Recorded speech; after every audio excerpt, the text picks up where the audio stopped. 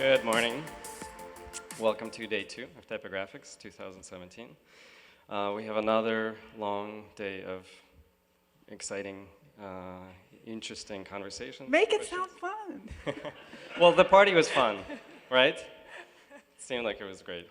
I liked it. It's going to be great. So we have very quick housekeeping things. The first thing, of course, is the lovely sponsors who made this possible with us. The platinum sponsors who we really want to thank are Adobe Typekit, Hefler & Co., and Monotype. The gold sponsors, Type Network and A2A Studio Solutions. The silver sponsors, Google, Commercial Type, and the Hoffman's Milken Center for Typography. And the wonderful folks who are at LED level sponsors and the Pixel level sponsors. So Wi-Fi is that number. I'm sure you're all set, but in case you want to, but it's also in the program. Everything you need to know is in the program, the full schedule and the Type Lab schedule as well. Today is the first day of the book fair. So do make your way across the street where the party was. Now it's been converted into this amazing book fair. Lots of really rare things. Lots of dealers who don't really have a brick and mortar. So this is an amazing opportunity to see these wonderful, wonderful things. There's some amazing gems. And today is only open to you guys. So tomorrow is open to the public, so get there early, get the things that you want to get. And the Type Lab, of course, is running as well. So the updated schedule is online, and the one version of the schedule is in the programs as well. So, but you can double check on the website to see if there's other things.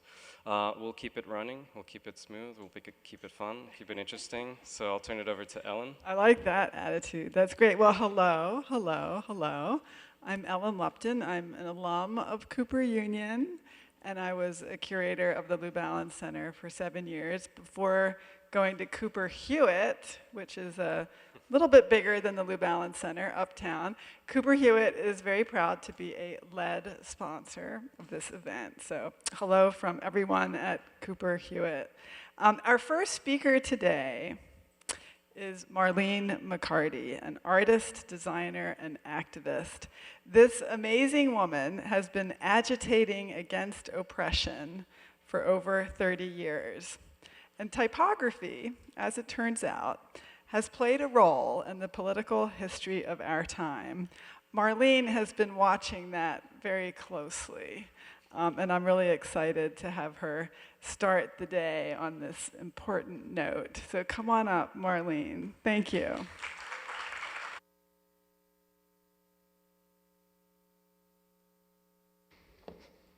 Hello, everybody. Good Saturday morning. All right. First of all, thank you so much for inviting me.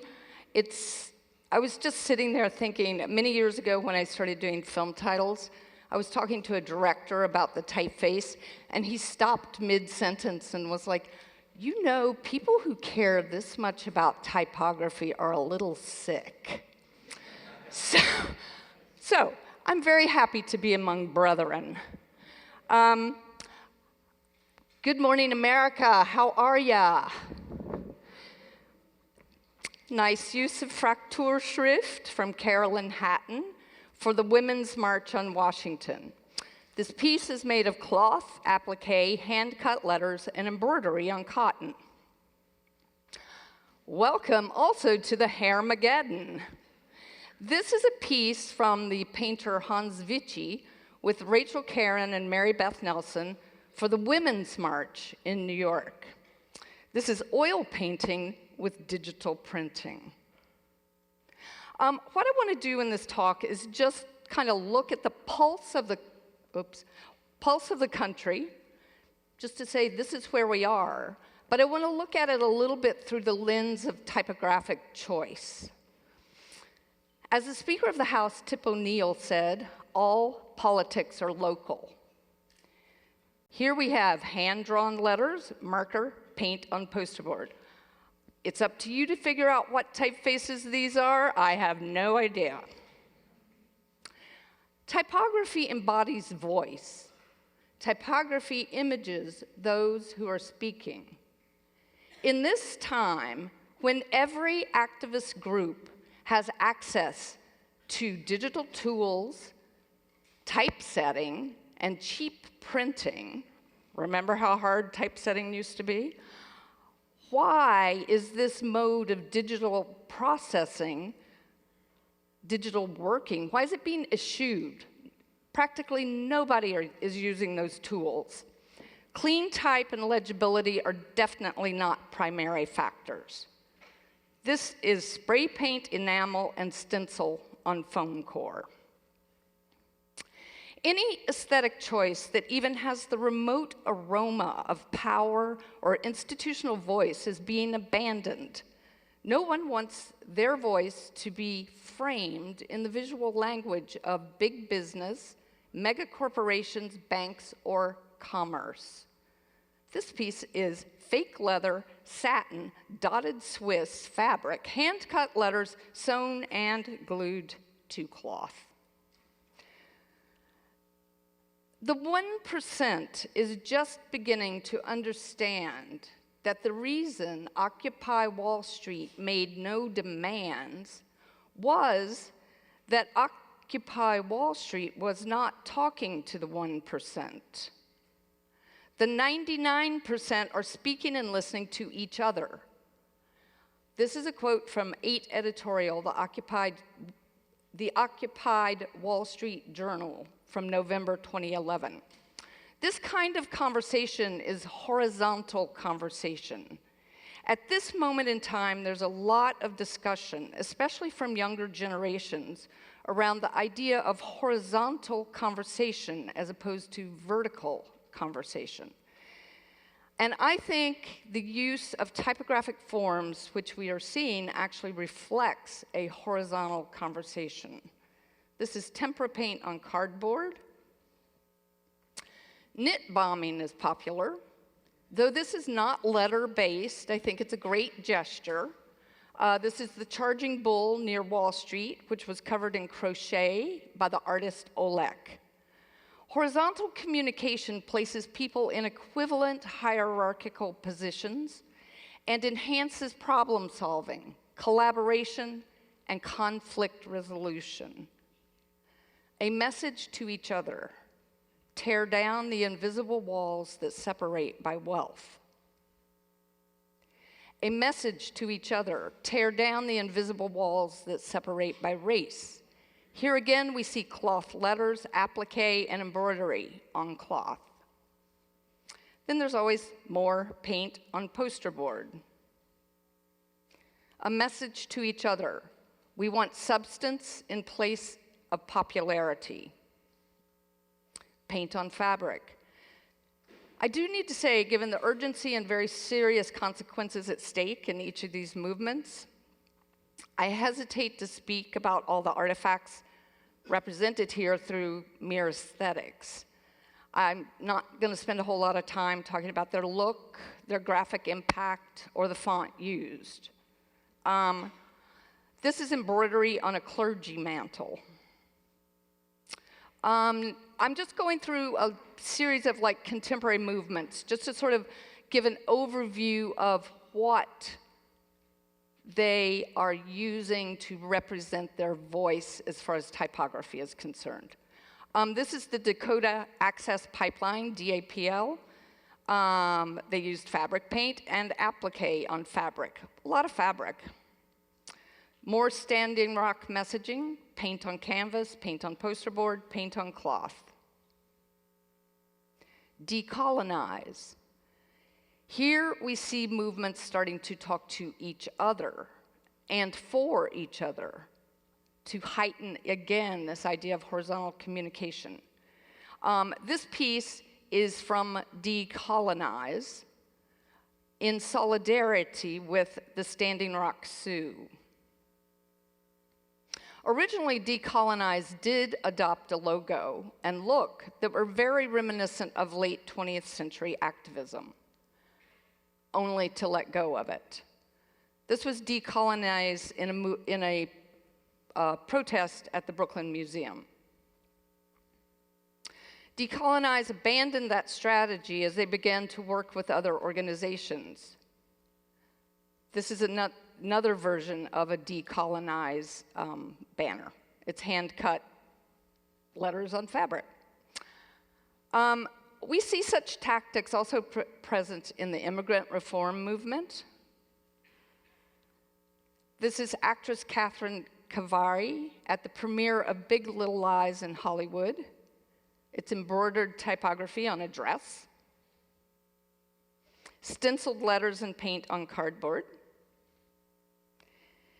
Immigration reform, of course, also bleeds into the No Wall movement. Hand-painted letters on Bristol board, hand-painted bricks and stenciled letters on canvas. And in an effort to give the other side some play, I wouldn't want to be biased or anything. This is the Build the Wall. These are earrings by Brave New Look, silver-plated charms with crystal borders. Climate change, we're in the climate change. Barbara, sorry, didn't get that poster in here. Someone suggested to me that people weren't using or aren't using typical typographic and printing methods because of it still takes time to get a banner produced, or it still takes money to get printouts. My response to that is, do you know how long that takes? To do a fucking needlepoint poster? Oh my God. So, given the time, labor, money equation present here, I don't think that's the reason. Here we have letters cut from found posters and sewed to cloth. All this work actually does remind us of the sort of idea of the politics of decorative arts. Handcrafts, traditionally identified with the feminine, are often associated with the language of the oppressed, the repressed, and the unrepresented. And these are just really cute handmade bees with talk bubble wings. This piece was made by Catalina Antonio Granados and her mother. It was produced as part of a protest exhibition at NYU by a student group called DEPT, D-E-P-T, which is the abbreviation for department. It was a group formed by women of color in the NYU BFA program. As this piece kind of brings us into academia, I want to also bring up the idea of the conversation of intersectionality, which seems to be a relatively omnipresent force and conversation in the university setting. This banner was done as part of the DEPT protest exhibition at NYU, but you'll notice the message is decolonize. So you see this cross-breeding between different movements and messages. This is intersectionality at work.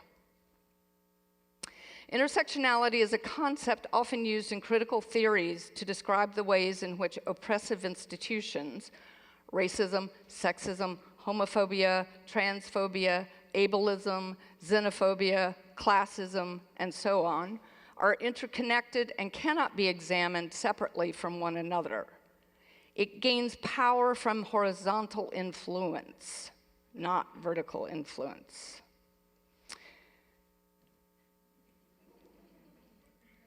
This is Alt-Fact Kelly, and I really like her sign.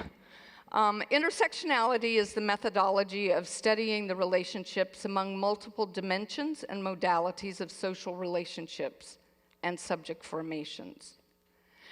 Thank goodness for the gays. They're always game to bring a little humor to the table. Make America gay again. Though a computer imprinter was used to make this piece, in this case, I do feel the typography itself harkens more to decoration and nostalgia, and less to hierarchical power centers. This is Eugene Lovendusky, 31 years old, works in not-for-profit development here in New York City, And I just say, kumbaya, brother. This is an image from the LGBTQ plus makeout at Trump Tower in February 2017. It's a kissing booth, and I think that's alt-fact Kelly again. And you know, it's paper, cardboard, stencils, and paint. I just want to make a quick comparison. I want to look at the same concept, the same idea in the late 20th century. This is a 1990 kiss-in and protest at the Chicago Transit Authority. The CTA had banned this poster from being posted on buses in Chicago. This is Kissing Doesn't Kill from Grand Fury, 1989. I just want to quickly revisit some activist trends of the late 20th century, just to kind of heighten the comparison, and it does have to do with typography. I've mentioned the favoring of horizontal conversation among contemporary activist groups.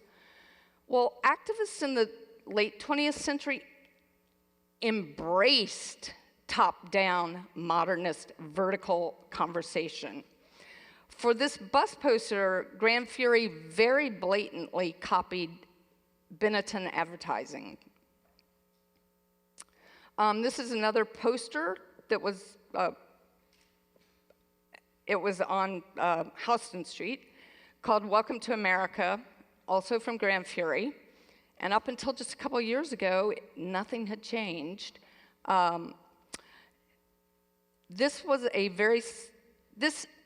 strategy of adopting this vertical modernist conversation was a strategy that was embraced by ACT UP, Grand Fury, National Women's Movement, WAC, and many, many other movements. The idea was make your work look super strong. The more activist work could imitate immensely influential advertising or appear to pose as systems of power, the more people would look at it, and the more people would take it earnestly. These movements, coming on the heels of 1960s and 70s radicalism, consciously moved their message and visuals away from the homier, handmade look seen in previous generations. This is the Vietnam War poster from Lorraine Schneider, which first appeared in 1966. In the 1980s and 90s, the activist viewpoint was such cutesiness would never be taken seriously. The demonstrations were organized to emphasize the aesthetic of one predominant message or theme. This is at a demonstration in front of the FDA. The theme centered around Grand Fury's message, "The government has blood on its hands." To demand change, you had to play within the rules of big power. The goal was to get big power, for example, the pharmaceutical companies or government, to take you seriously. Messages and images had to carry authority. In 1989, Barbara Kruger created Untitled, Your Body is a Battleground. It was later used in 1992 as a poster for the Women's March on Washington. Activists were coached at big group meetings on what to say to the press to be sure all participants were passing on the same message. Such behavior mimicked successful strategies of major advertising campaigns. Notice the predominance of logos and official branding. You really don't see that very much today. And, as I mentioned before, this is a time when it was really hard to get typography. Today it's super easy, and it's much harder to sew a banner. Demonstrations were visual packages, a modernist top-down strategy, a hierarchical strategy, a vertical conversation, which went something like this. We, the creative, know what's best for you, our client, and the audience. This poster was created by the Silence Equals Death project in 1987 and basically functioned as a logo for the AIDS crisis. Likewise, this poster was done to give WAC, Women's Action Coalition, visibility at the 1992 Women's March on Washington. In other words, the poster was done to brand whack. It also became the logo of the movement. Boom. Who knew? Who knew from that rich era of activism that the piece, which would translate into the aesthetics of 21st century activism, was the AIDS quilt? The quilt was very quietly, during its time, reviled by AIDS activists for taking the soft line, being too sentimental, too mushy, too celebratory of victimization. Today, from activists, there is a heightened interest in imagining new ways of being together, listening for the unspeakable. I didn't get that memo. On January 21st, my daughter and I boarded a Washington-bound bus at 6 a.m., posters in hand. My poster, clean, legible, modernism intact. That's the same Futura bold condensed used by Barbara Kruger and copied by Grand Fury. What was I thinking? I should have, crocheted the thing. Nobody gave a hoot about a legible message or nice typography. Anyway, again, the politics of the decorative arts comes to the fore. There's an enormous craft movement that considers their work craftivism. Their multifaceted motivations run the gamut from environmentalism to feminism to pipelines to immigration and more. I fondly call this piece When Words Fail. I can't help but think of Gregory Schulte, who calls such methodology gifts of resistance. Gifts which refuse commercial appropriation and yet remain autonomously critical. Today's makers and audience, in blatant rejection of modernist authority, are much more interested in a conversation favoring individual voices and the mantra, collaboration, information sharing, problem solving, and conflict resolution. It's not that branding isn't understood. A group called the Pussy Hat Project posted a pattern for this hat online. Anyone planning to march could download a crochet, knit, or sew pattern for the hat on the project's site.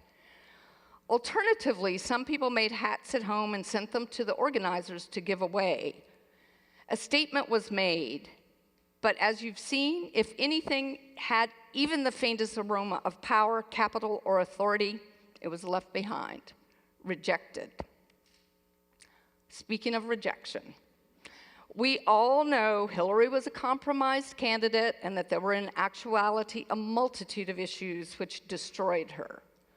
But I can't help wondering if this beautiful, perfect, modern, quote unquote modern, logo perhaps did not work in her favor.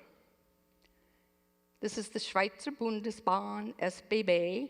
It reeked of corporate entities. Corporations are not people. It smelled of gas, the fossil fuel industry, looking backward, not forward. And of course, the smell of money. Big business, mega corporations, banks, bad mortgages, Bank of America. And let us not forget the wheels of commerce. Perhaps the logo was too pungent, evoking too many memories. The sentiment was good, but people are making clear choices. They do not want their representation to reflect anything permeated by the bouquet of distrustful powers that be. I do like, if I make my uterus a corporation, will you stop regulations? So in conclusion, I want to leave with two questions. How do we as designers and typographers listen for and image the unspeakable? How do we encourage communication among and not to but I'm going to give Sarah Wilson the last word.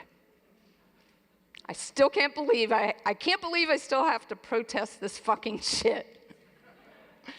And with that, I'm done. Thank you all.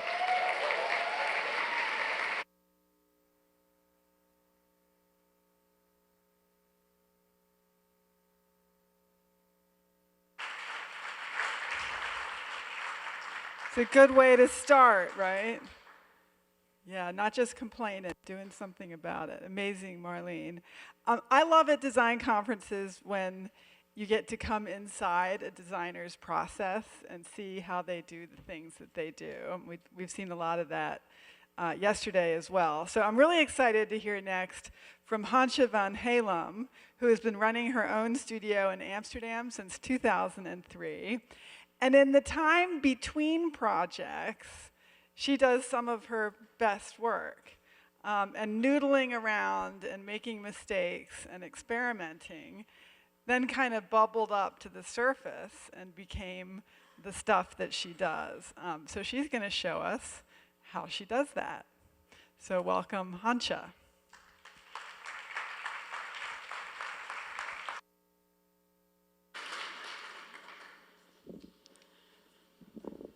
Thank you for your introduction, and thank you for inviting me here. It's a big honor to be flown over the ocean.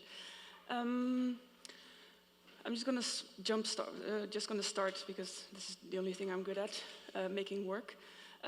This is my studio wall. I have a small studio in Amsterdam. I usually sit there by myself. For the past 6 months, I have an assistant for a couple of days a week.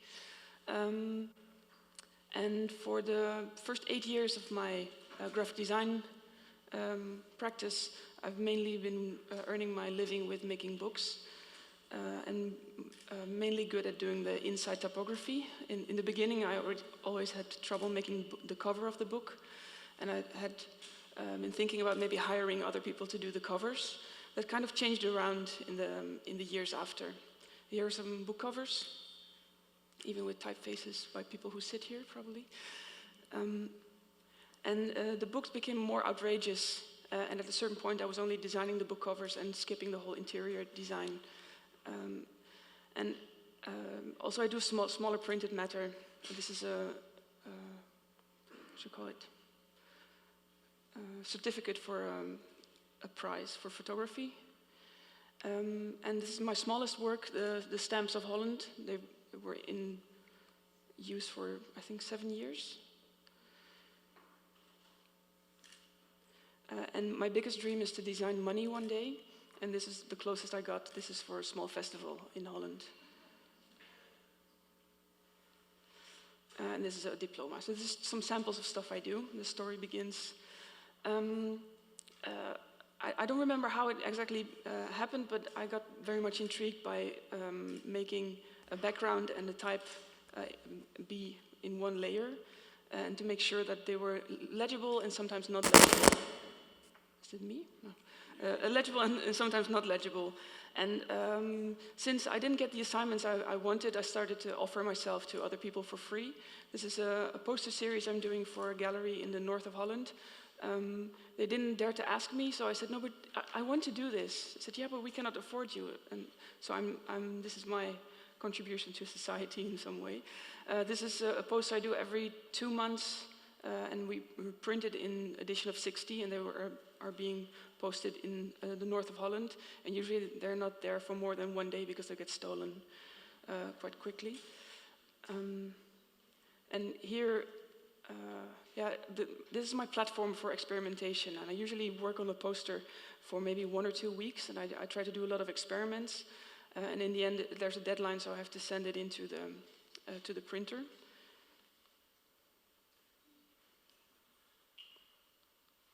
And my story kind of begins at my graduation, where before the computer was like this dictator machine that I could not make do what I had in my mind.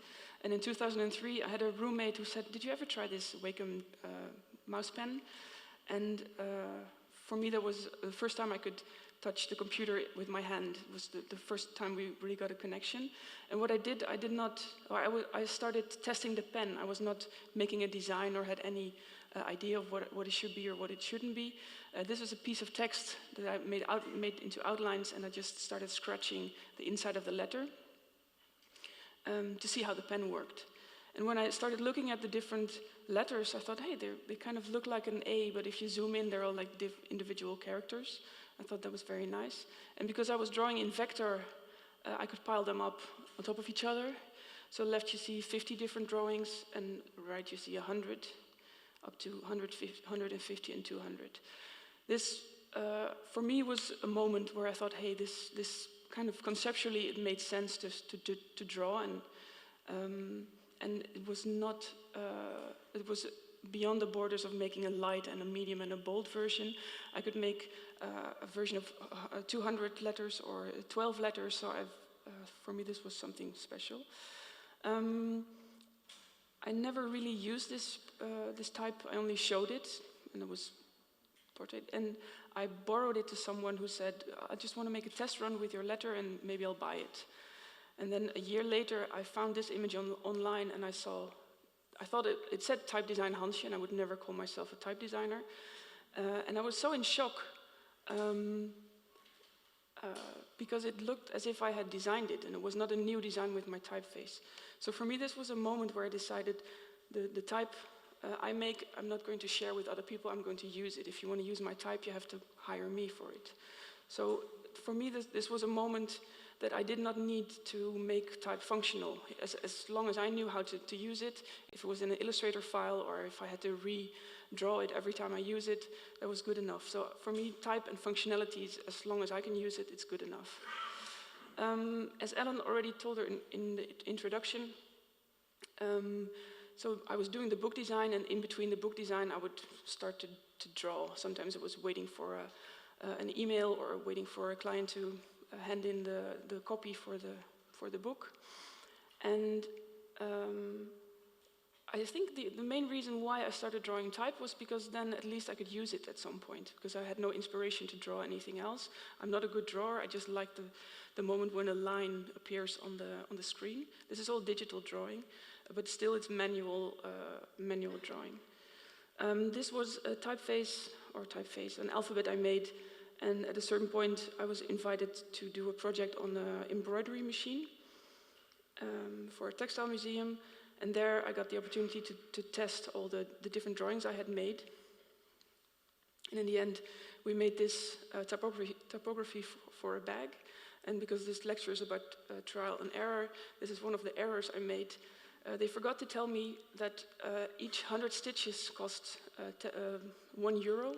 And they were going to sell this bag for 50 euros because it was the 50th anniversary of the museum, and this contained 70,000 stitches. So they stopped production after seven bags. So I have one bag. The designer of the bag has one. The museum has one. So I think there's 4 people who actually bought the bag. And we worked on this for 2 months or something, like up and down to the embroidery laboratory, and so that was kind of the boundaries. This is a project I started when I had no work, and I was invited to do a free poster for another gallery. And I thought, okay, I have no work, I'm going to make something that's really, really good. I remember thinking that, so I'm going to do my very best. And I had seen a book with bobbin lace letters, and I thought, oh, I'm going to do that as well. And instead of copying the book, I just closed the book and started drawing my own letters. This was the first time that I had the great idea to just use a fine liner. So for me, there was a whole new way of drawing that it was much more organic. Before it was just more computer drawings.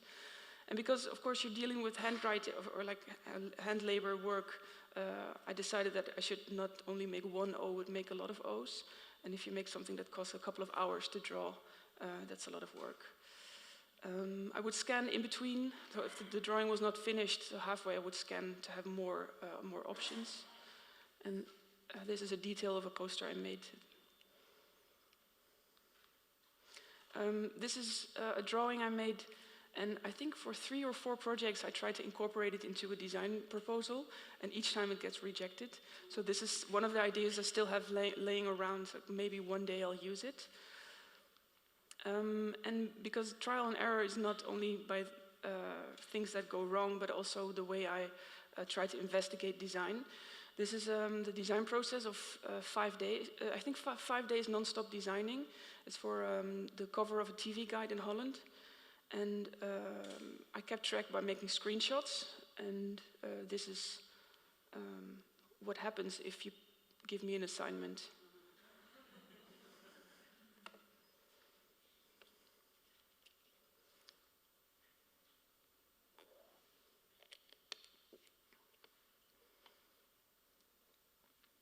So what I do mainly is I try to make Illustrator crash.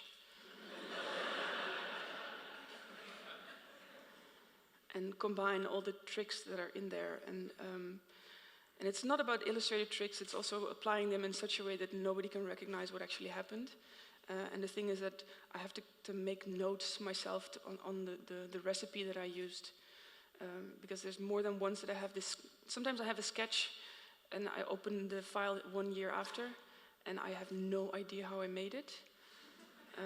And well, sometimes for a couple of months I try to recreate it, and it doesn't work. So it's being a magician sometimes.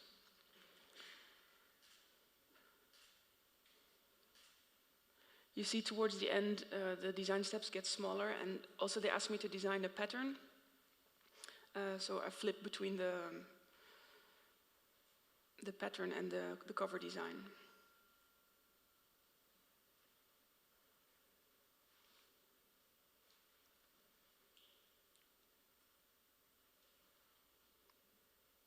That's Illustrator crashing.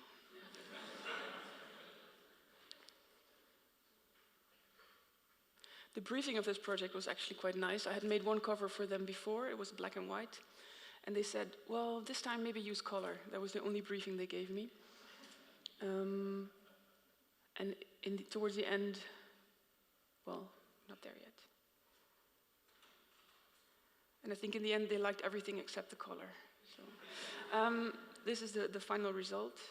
The frustration is that whatever I did here could have been a whole identity for something. And this is a TV guide that gets thrown away after a week. So that was kind of like a moment where it clicked in my head, like I could do something bigger with all this love and energy.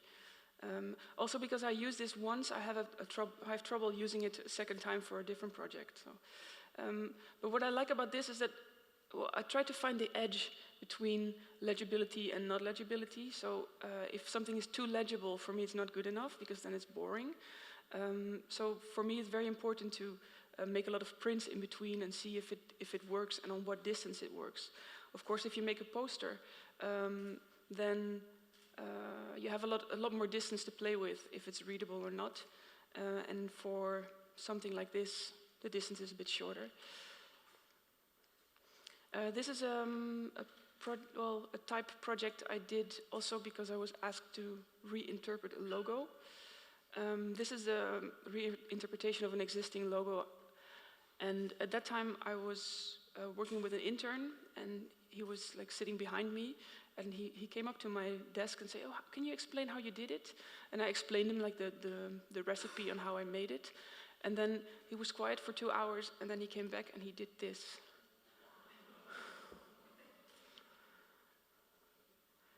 That was also my reaction, wow. I posted it online, and a lot of people, it drew some attention. And then my intern left, and I started getting a lot of assignments to make animations or animated logos. And I thought, oh, I'll learn. I'll just say yes. And I accepted I think more than like a couple of assignments. And I had to give them all back because this was made in Notebox. And I thought, oh, maybe I'll learn After Effects. And for one project, I think for 4 weeks non-stop, I was like trying to learn After Effects with a course, and it didn't work out. I could not reach the level of magician that I have in Illustrator. So I had to give all the assignments back, which was kind of painful.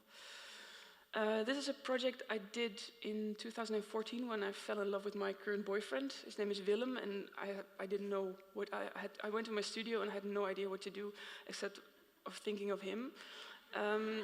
So I thought I'll make a gift for him, and he's still a bit pissed at me, I think, because the gift kind of grew, but it's more mine than it's his.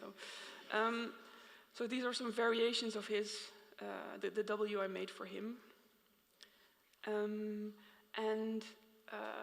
Yes, well, then an assignment came in, and I thought, oh, I'll just work on this letter a bit more. The thing was, I would never ever start with a W if it wasn't for his name. And the trick I did with making this letter, it gave this nice harmonious letter. But if I would apply the same, keep working on letters following the same structure, this was the alphabet that came out. I never expected it, so you could call it an error. But I really, really liked it. And applied it for like a book commission left and a TV guide. And then I think I took a holiday of 2 months, and these kind of emails came in. This was from Nike, saying, hey, we like your W, can you make this W into our logo? And I did, like this. And they said, no, we don't like this irregularity. So I had to make it like this. And then I decided to also make a more regular version, which to me, I kind of like it, but I still really like this one. And I think now, yeah. Also, after seeing the image of the W, Lowlands Festival, which is the largest music festival in the Netherlands, they came to my studio and they said, Hansje, we want you to do the identity for Lowlands. It's a commercial festival, 55,000 people visited. It's 3 days. But they're super independent, and the director is the only one who decides if it's good or not. So you're not in this pyramid of decision makers. And he was staring at the wall I showed in the first image, and he said, well, each year we can just throw an arrow, and that will be the identity for the festival. And that kind of appealed to me, because it didn't sound as if I was going to be stuck in an identity. And he also liked the W a lot. And what happened is I met Just at a book party somewhere, and he said, do you know that we could do a lot of stuff with your letters? So I invited him to work with me, and he did a lot of stuff with my letters. So he industrialized the method. Because I should explain that this is all hand. Well, not hand, but I do it in Illustrator, and then I do Pathfinder, and there's a lot of connections I have to make, so one letter costs a couple of hours to make, and now we have a script made in Drawbot that, yes, for Drawbot. And now we have a script that, thanks to the power of scripting, we can just make a lot of variations just by running it. And for me, that's such a powerful new way of thinking. For me, it's very frustrating that I cannot do it. Like I can run it and I can change the parameters, but I don't know the back office of it. But it's very powerful to have something that makes stuff work. We can, as you saw before, we can also animate it.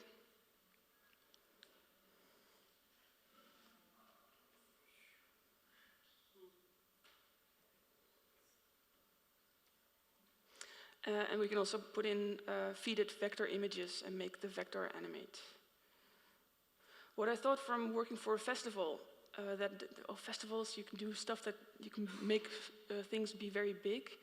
And it turns out that working for a festival you mainly design for Instagram and Facebook. And if you think of something which is like with a high definition, like my canvas is usually 320 pixels, and I thought festival big meters. So there's a lot of trouble I have with the identity, but I still love it. So, and because the client is not strict, but they just let me do the trial and error. It's great because if I find out that something is wrong, I'll just make it different next time. And as long as it kind of connects to each other, it's good enough for them. So I really feel that we do have the freedom to work on it. At a certain point, I ask just like, hey, can we do some tiling? And so these are animated tiles. So we can also make patterns. I didn't talk about patterns, but that's a big part of my daily life, to make patterns. And in the end, we managed to make, or not in the end, quite in the beginning, but we managed to make a standalone font, which is also just straight out of Drawbot. And that is the thing that we use most in the end. So that's kind of a disappointment, but very happy that we found our own tools. Since I only have 5 minutes left, these are this is sketches for a fence I was commissioned to do. This is the final type treatment I made for the fence, and it kind of refers to balusters.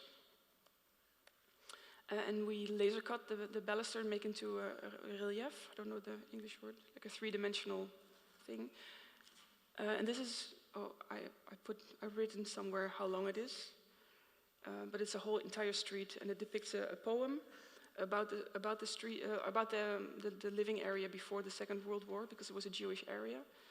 And what I like about this is, from up close, it's ornaments, and from afar, you can read it. So I like the fact that the text is not in your face all the time, but you can discover it.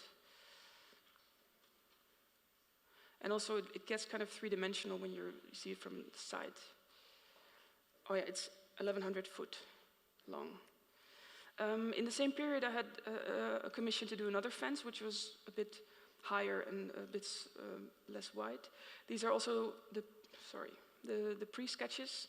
And for me, the sketches are the most valuable, because that's the thing I can continue with at some other point. And in the, after researching and making trials and error for 1 year, I think, we found out that doing perforation design was the best. And this is the final design. It's at the airport in Amsterdam, Schiphol. And that's the place here. This is the place where people sit and see trucks and cargo go through a scanning machine. And I thought it was nice to make like type that is not so legible, that you can discover that there's actually something legible in it. But in the end, the client says he's not very satisfied with it. But I like it.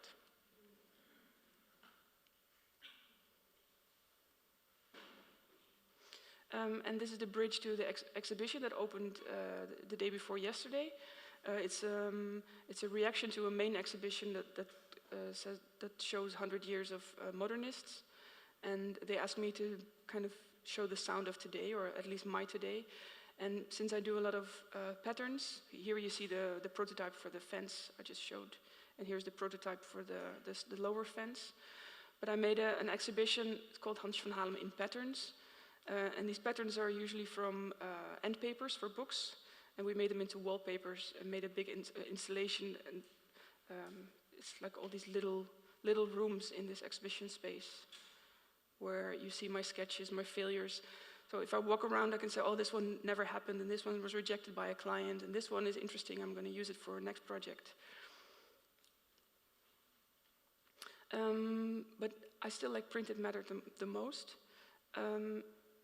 And left you see the wallpaper, and right you see the printed pages for the publication that we made in cooperation with the publisher. He kept track of all the end paper, how do you call it, print plates. He kept all the print plates, and he just started printing my book before I even knew that I was going to make a book. And in the end, we made a publication of 60 pages, printed in 28 Pantone colors. And here are some spreads. It's offset, digital print, reso print, and foil print. And it also has a lot of type sketches. And in a way, because here I just share unused material, which is kind of scary, but also by putting them into a publication, I kind of claim them and show them, like, these are mine, I'm going to use them someday. So there's a date on it, so it's also my way of claiming stuff.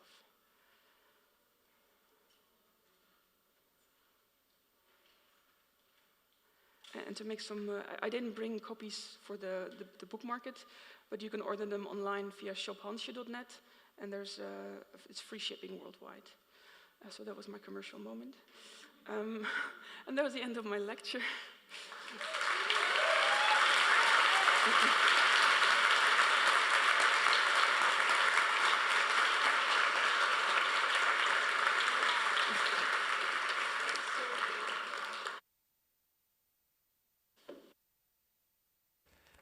I've never had a book with 40 Pantone colors in it. Is that the number? Oh my God, I want to eat that. So I'm going to introduce our next speaker in just a second, but I also want to tell you we have something very special planned for you today, which is a bathroom break. There's going to be a short break after Shiva does his talk, and then we'll get on with more great speeches, okay? So I'm very proud to introduce our next speaker, Shiva Nalaperumal. Shiva was my MFA student at MICA in Baltimore, where he astonished everyone around him with his abilities as a maker. This guy just never stops. Amazing. He was recently named by Forbes India one of the 30 most influential people under 30. And India has over 300 million people under 30. So you're about to hear from one of them. Welcome, Shiva.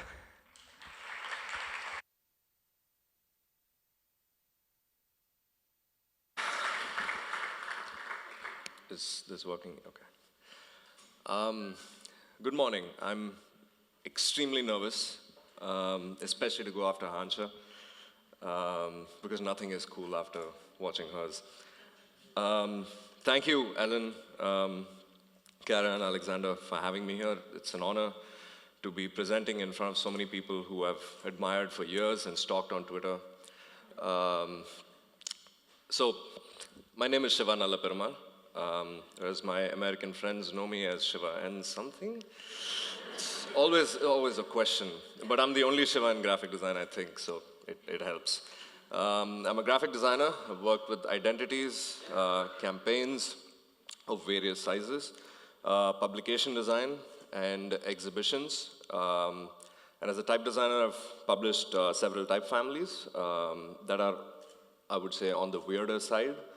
That are a little self-indulgent, and I'd like to think of myself as a type designer for adventurous graphic designers.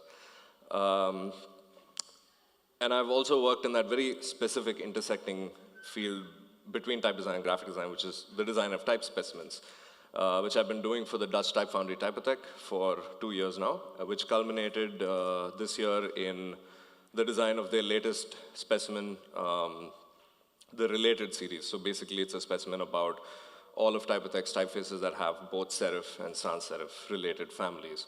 And personally, it was also an experiment in referencing type specimen layouts from history, kind of calling out to the historical referencing in type design itself. But that is for a different presentation. I'm here to talk about a specific project that began when I was a grad student at MICA, where I met Tal Lemming, the founder of Type Supply. So we had the graduate typeface design class with him, which was my first introduction to type design.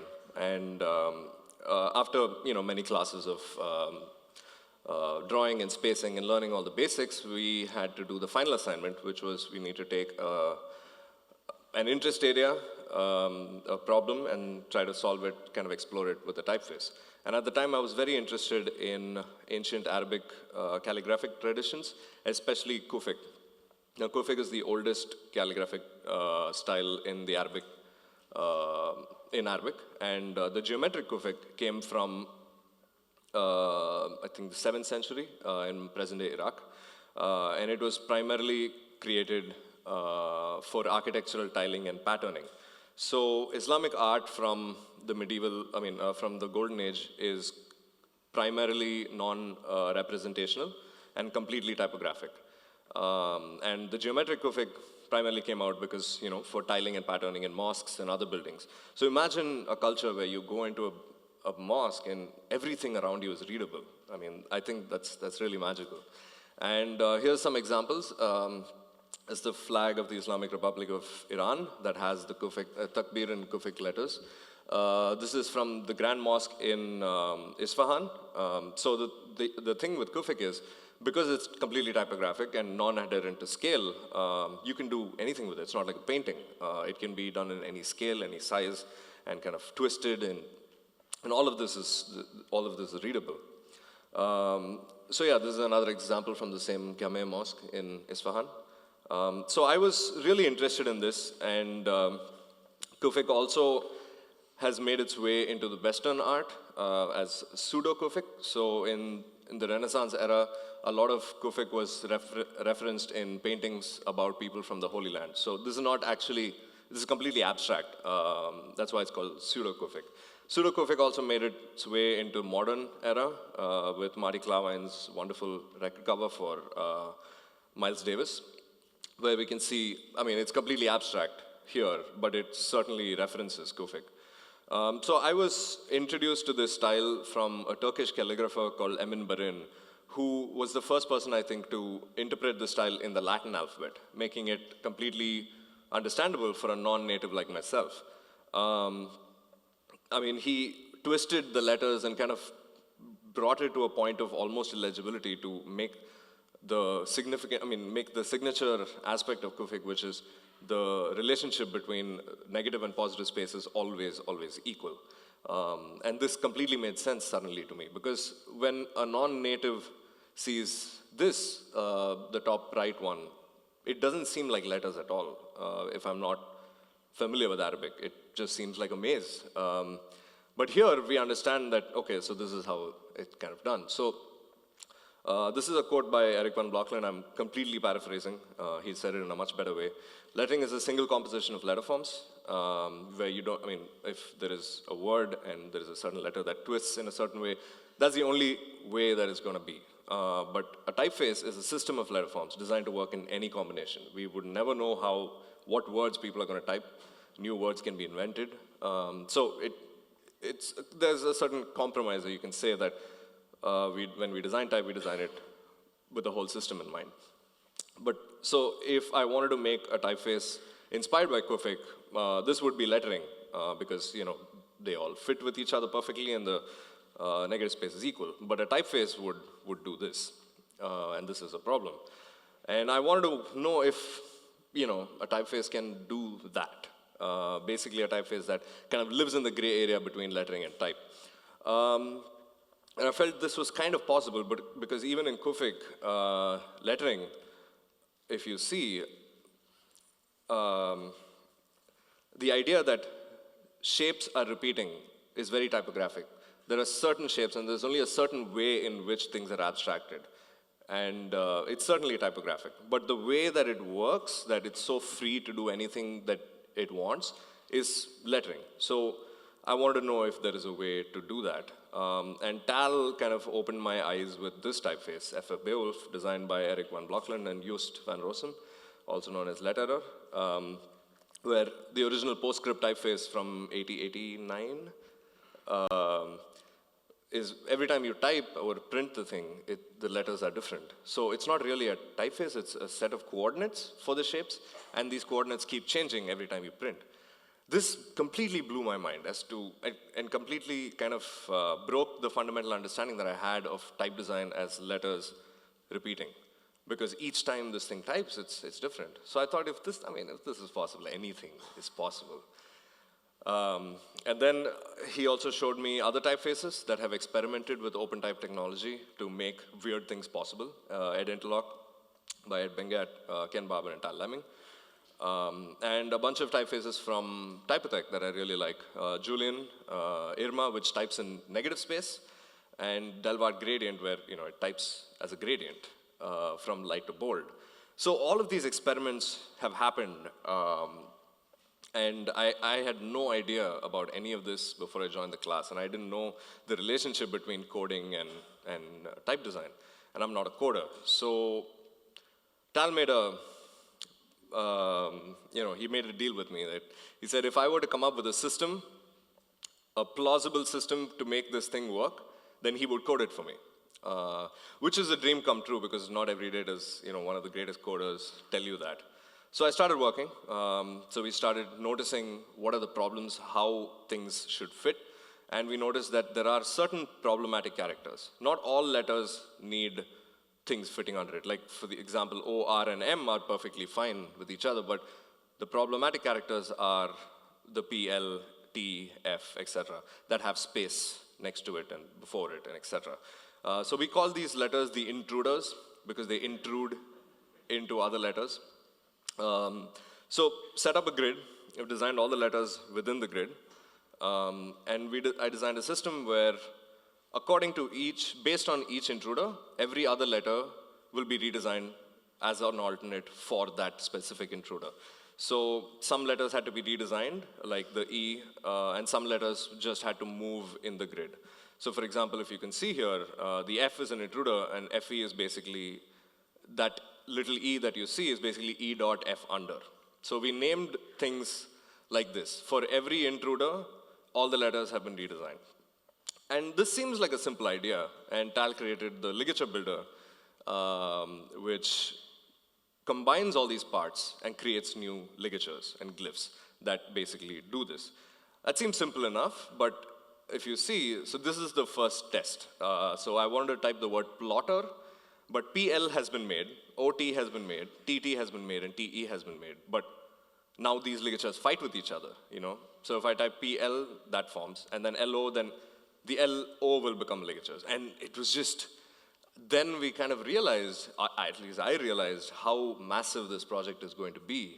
So then we started creating more ligatures till the whole thing was formed. So a lot of times we found that there are so many words and patterns and combinations that are outside of the parameters of the code.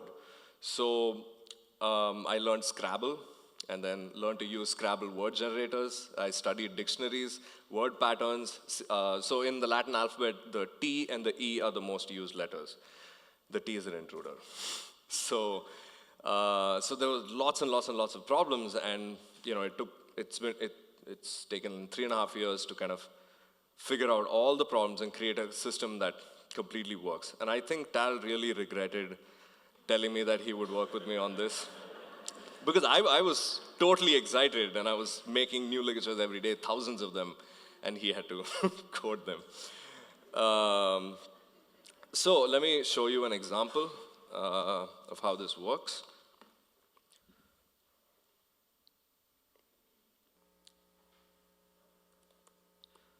So every letter understands, and it kind of fits itself.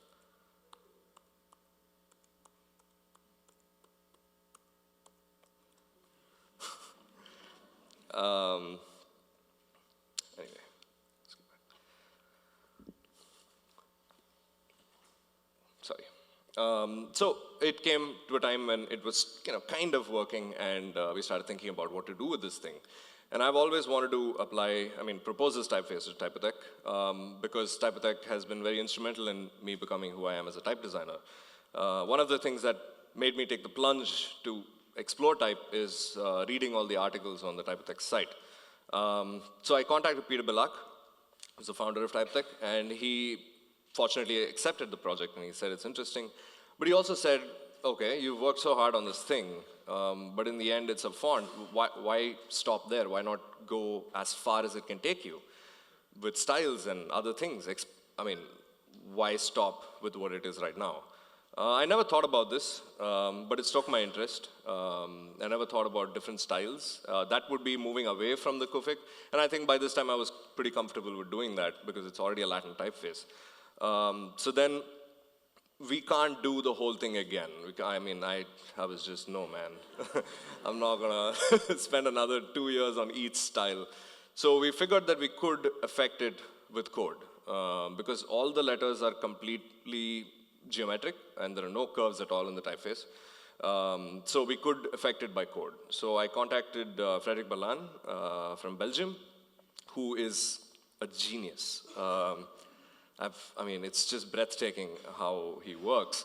And so I sent a proposal and asked him if he can create scripts that could kind of affect the shapes of the letters. And so he created So the shifter and shadow maker he already had, and he created this custom script for us called Chiseled, where with sliders, I can choose the sun, where the sun is going to be, and the shadow will fall over there. And it was amazing. And so, I mean, I emailed him, and he said,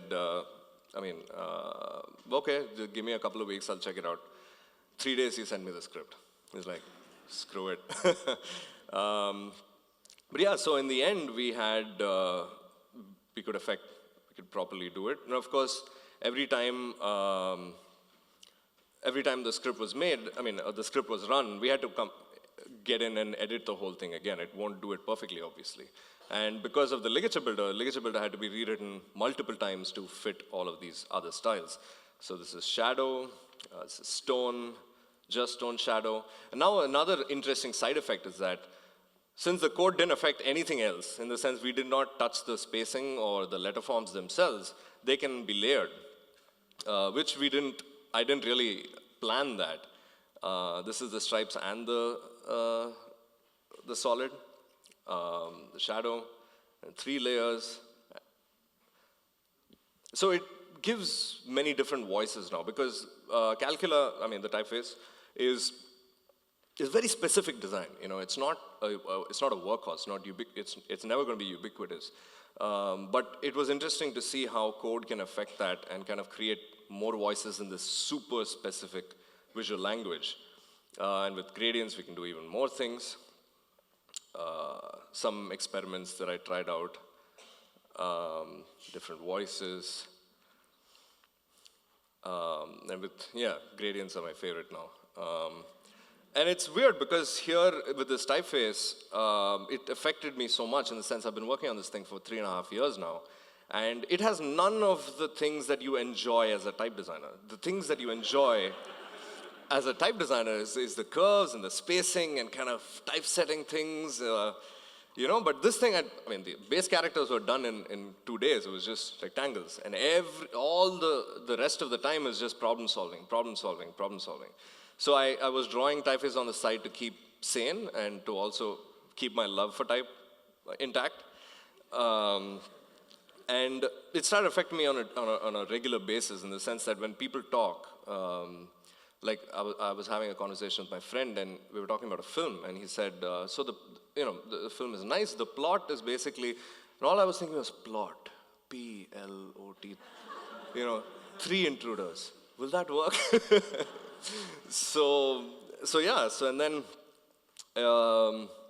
And then it finally happened, and the typeface is called Calcula, and it was published 20 minutes ago. Thank you.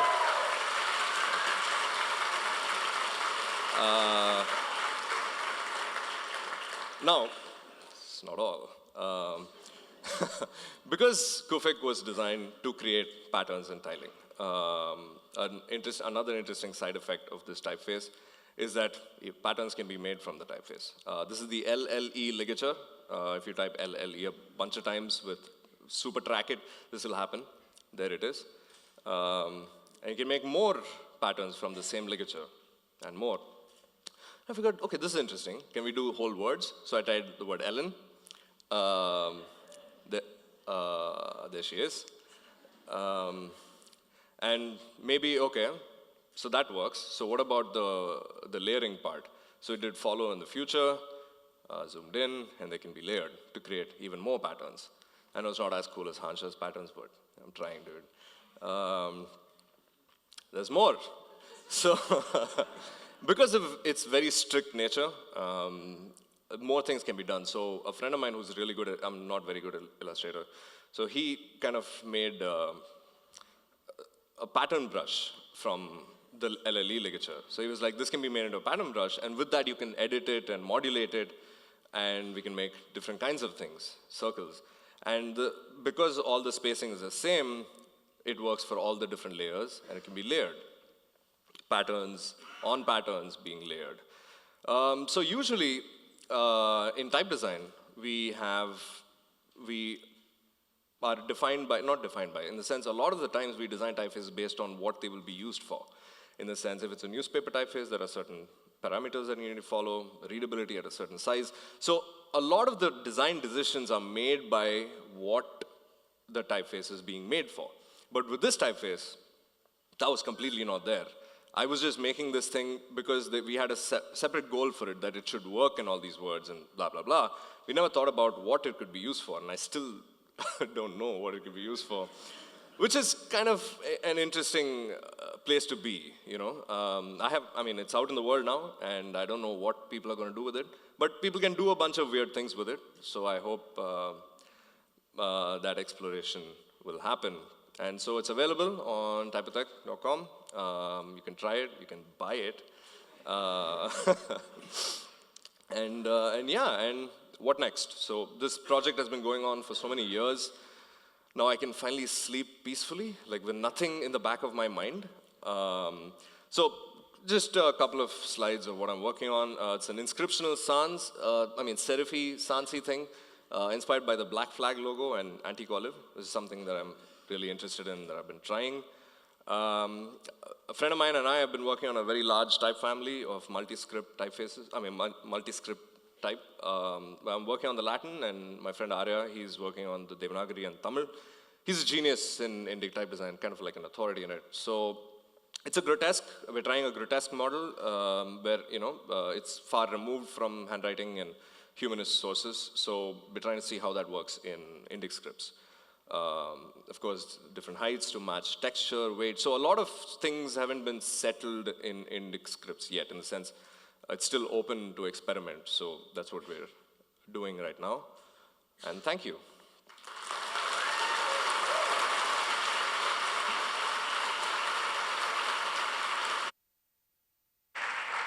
Okay, amazing. I like the idea of Shiva sleeping peacefully. I don't think he actually sleeps ever. So we are right on time to have our much promised break. So you have 15 minutes, and we will start in 15 minutes with or without you.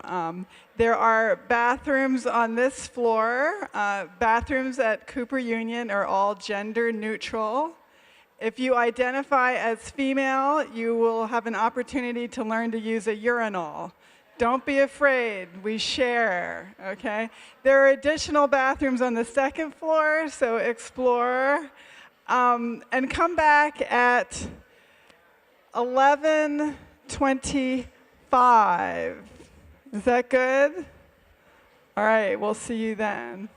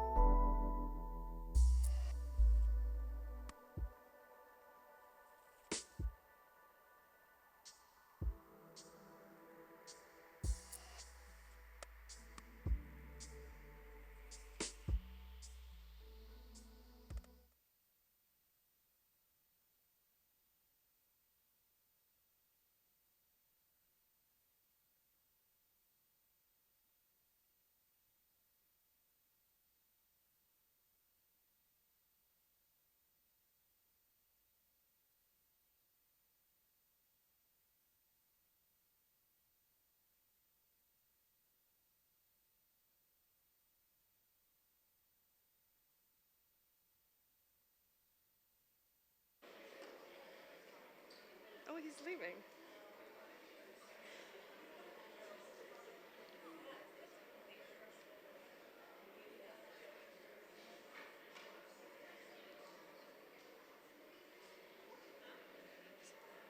Hi, I've been told I'm the spotlight. The spotlight is on me, so I'm just going to start talking. What? Huh? Don't do it yet. Don't do it. Okay. I thought that was the cue.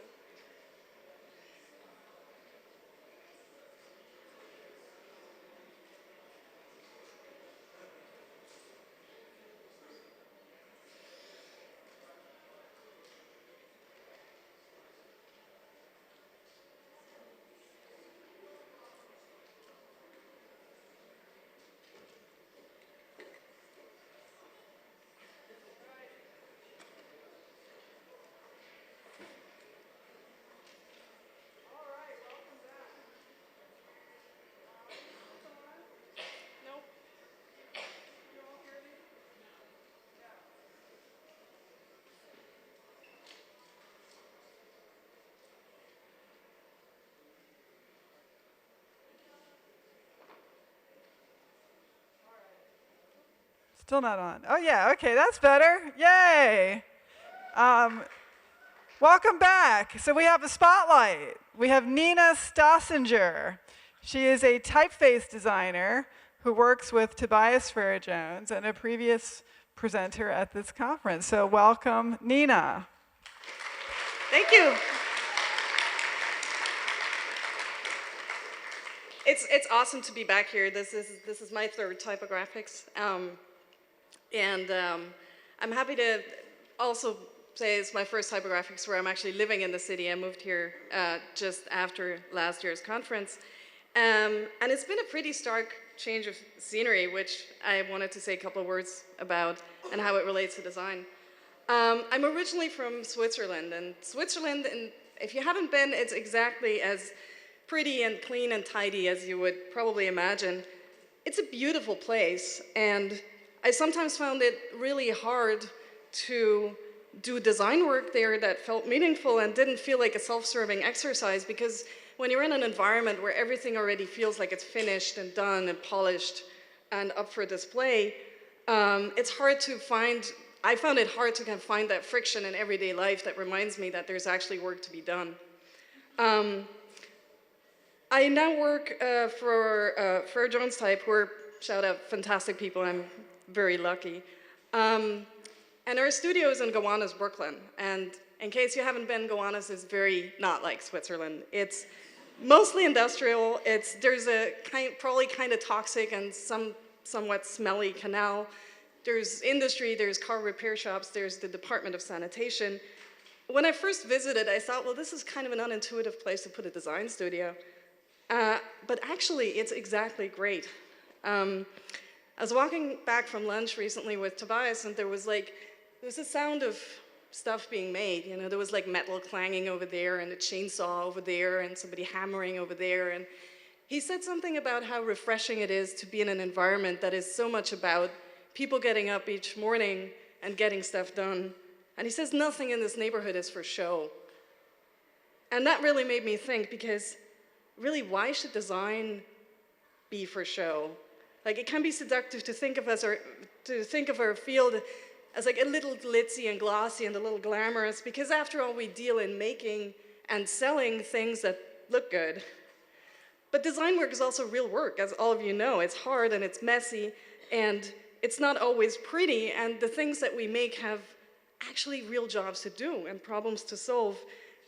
And I've personally found that being too focused on this kind of glossy veneer of, you know, making it look nice can really stand in the way of deeper thinking and work that's ultimately best, I think, when it's honest, humble, and very serious about itself, not necessarily about us.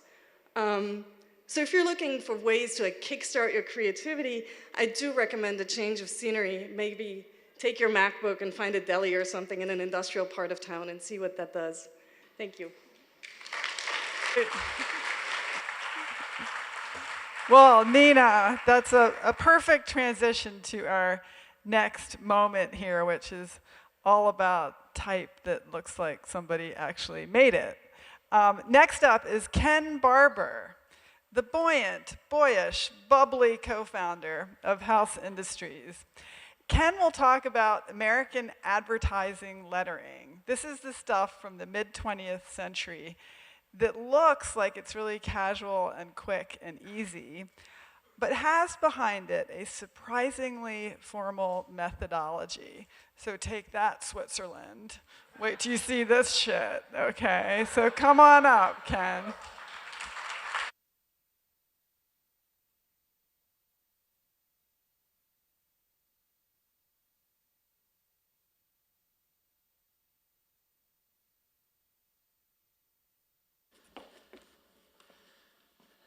Timer didn't start yet, did it? Okay. Thanks everyone for coming. Thanks to Kara and Sasha and everyone else who helped organize this wonderful festival. Today I'm really excited to talk to you about an interest that's been one of mine for a number of decades now. And that is advertising and editorial lettering, specifically from mid-20th century American magazines and the folks that made that happen. For me, magazine ads were one of my earliest introductions to hand lettering and really design overall. I was fascinated by the seemingly endless variety of letter forms that I found in the pages of these crumbling old magazines like Ladies' Home Journal and the like, Family Circle. It seemed as though these letters could express ideas without the aid even of illustrations or photography. Some of the letters were much more conservative. Other ones were more playful. They always seemed to be entertaining, and many of them were also just very familiar to me somehow. And I became captivated by the hand lettering of this era between the 1930s and 50s or 60s or so. Today I want to share with you a history of advertising and editorial lettering from mid-20th century American magazines. It's kind of my history, and I want to share that with you today. I want to share with you some of my heroes that I came to know, and just share with you some of my favorite pieces. Now, this presentation is the result of a lot of personal research, lots of interviews that I've done with letters that I'm going to share with you today, and I've also got a lot of help from the families of the letters that I'm going to introduce you to. So I really want to thank them as well. Now, the magazine ads from this time, they not only help to ask very important questions, like this one. think about it. I mean, how long has it been since you've tasted real cheese, okay? But the ads really, they just introduced me to a lot of cool letter forms. So when I did a little bit more digging, and I went back prior to the 1930s and 40s, this ad is from 1910. And I've noticed that the ads demanded a lot more from the readers. They were much more text heavy. They often had simply set headlines. Often you would get a stylized signature like this, a little bit of lettering. As we move forward into the 20s and 30s, we find that handwriting was, although these examples might look like they were dashed off rather quickly, it couldn't be any further from the truth. Actually, these were painstakingly drawn. But the hand lettering was used, and this particular variety is called freestyle. They were used to add some warmth and personality to the advertisements of that era. Now, the freestyle letter was often combined with graphic devices. So the one in the upper right-hand corner that you see there was affectionately referred to as a fried egg. You actually, if you thumb through any of these old magazines, you'll see this was quite popular in the 1930s, 40s, and even into the 50s.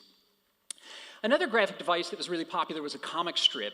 In the industry, they were referred to as continuities. And so they really mimic what you would expect from a comic strip. You would have a mention of the product, but it was often and usually very small, like you see in the lower right-hand corner here. We'll find out as the decades progress that the inverse is true. Actually, the graphic device of the comic strip becomes reduced, kind of deconstructed and reinterpreted. Now, there were guidelines for the use of comics and continuities. This is from J. Walter Thompson newsletter from the 1940s. This comes from the Duke University archives. So you'll notice there are a couple hints here. Don't try to be cute or funny. Don't offend good taste. Don't have talking animals. I will probably show you ads that violate every one of these rules, like this one. So if you're wondering if I've chosen like the most shocking or provocative ads just to get that very response, you would be absolutely right. But you can see here that the comic strip is being deconstructed. Now, instead of a series of panels, there's one panel, and the word balloon in the text becomes elevated to the headline.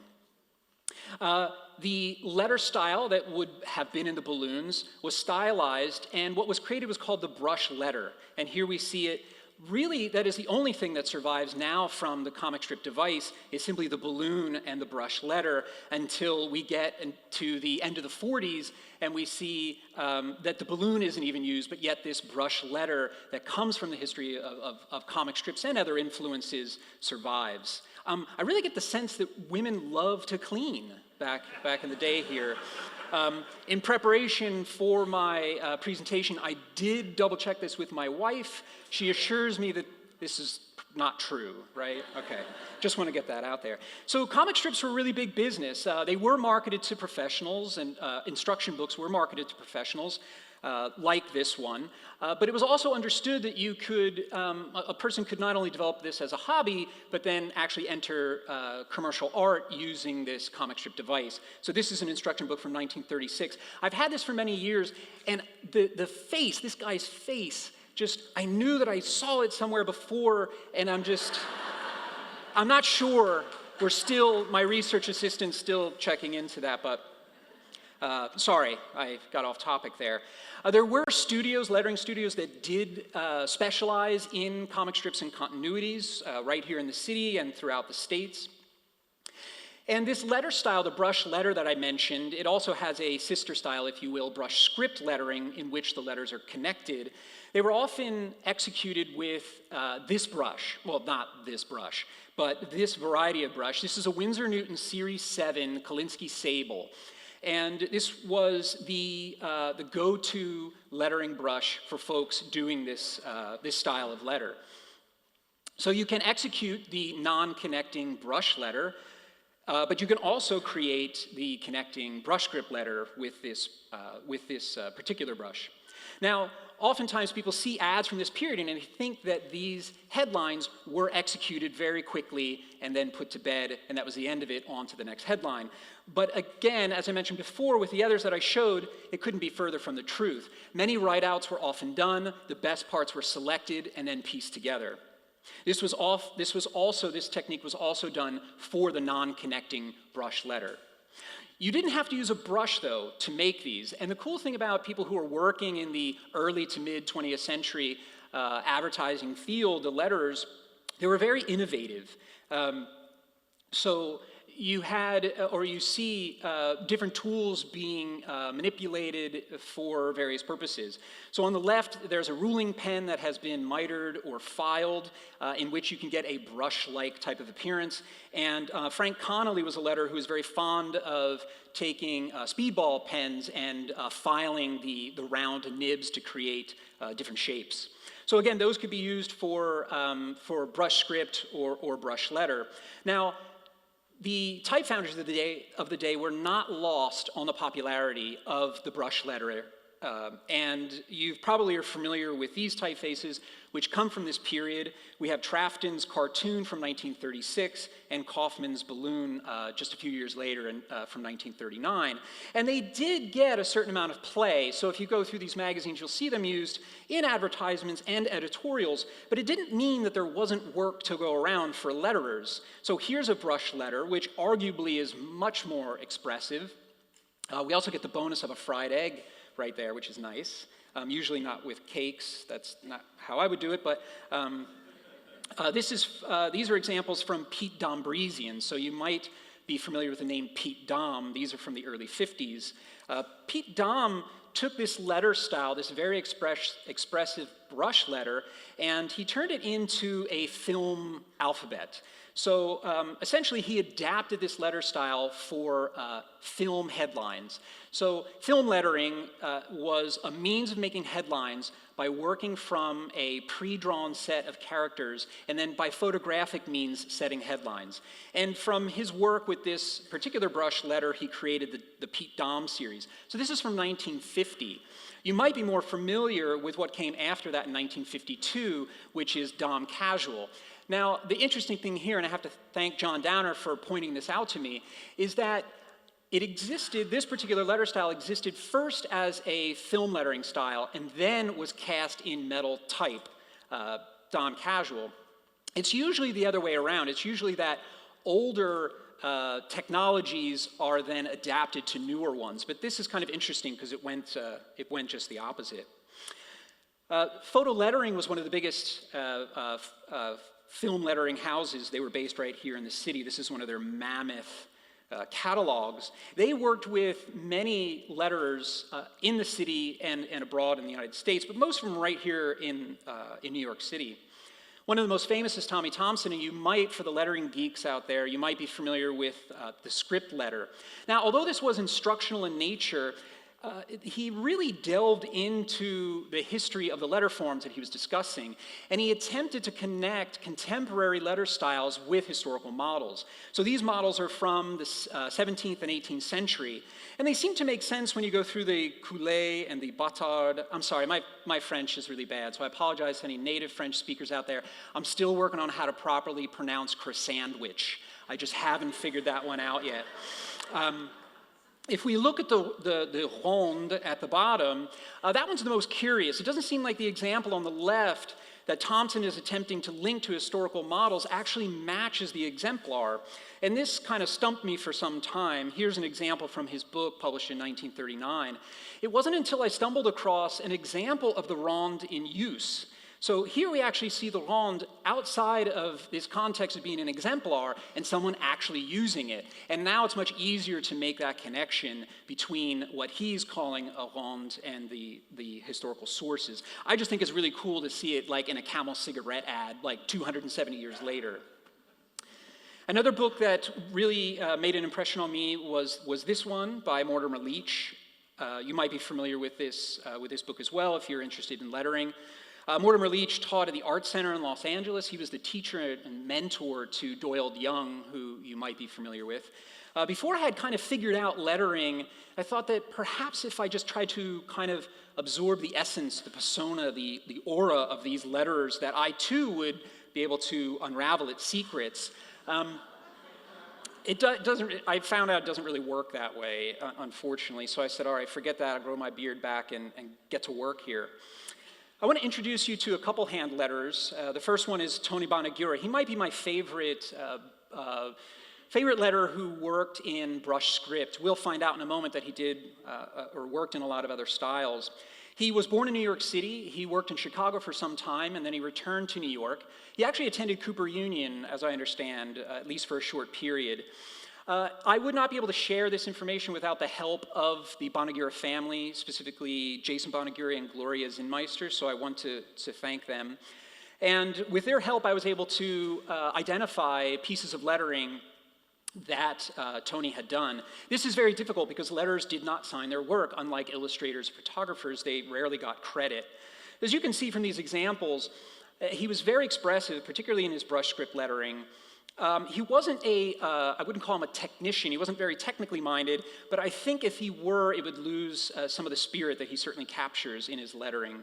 This is a unique example here, a spread for which he did the lettering and actually the comp that went along with it. So finding these things nowadays is a little tough, so I'm very happy to be able to share this with you today. He didn't only do brush lettering, he did lots of other varieties of letter styles, like this semi-formal script and a more formal one, which much to the chagrin of penmanship folks was often referred to as Spencerian lettering. If you ever want to get into sort of like a heated debate with people online, just bring up Spencerian in reference to lettering and then just watch all the Spencer aficionados crawl out of the woodwork to let you know that that's not cool.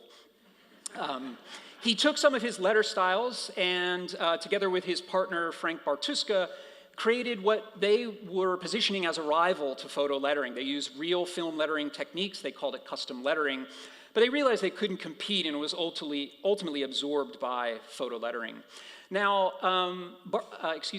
Bonagura ended his, or I should say ended, but his career began to wane, at least in terms of advertising lettering in the 1940s and 50s, and he turned to painting, and that he was very skilled when it came to still lifes and very realistic painting, but he also did a lot of abstract work. And I like to think of this as a fried egg, kind of like coming back with his later fine art. Another artist of the period is Herb Feuerhake. So I talked to Ed Benguet about Herb, and you know when Ed calls someone old school, that they're old school, right? So Herb was born in 1911, he passed away in 1982, and I want to thank Amelia from the Carey collection at RIT for a lot of this information. Herb was probably most well known for the energetic brush script that appeared in Mercury ads from the late 40s and early 50s, and you can understand why this is so appealing, and he was just so skilled. He actually complained of imitators, and he even attempted to protect his work. I believe he met with either the Type Directors Club or the Art Directors Club, but nothing really came of that.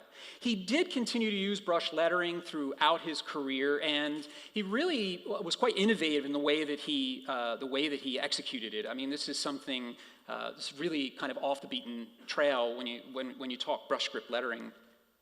However, he was very adept, and he was very skilled in other styles as well, as evinced by this promotional sample. He was no stranger to flourishes. So he was, he was very well-rounded. And then later in his career, when some other styles became popularized, he wasn't shy about diving into those too. And this is a nice little rare example of a sketch of his work from the Carey Collection archive. So the last letter I want to introduce you to is Ruth Guzik. I'm, again, very grateful to Ruth's family, particularly her son Jason, who was really helpful with providing imagery that I could share with you today. So here's the thing about Ruth. She was born in 1932. She passed away just a few years ago in 2011. I never met her in person, but I had the pleasure of interviewing her by phone several times.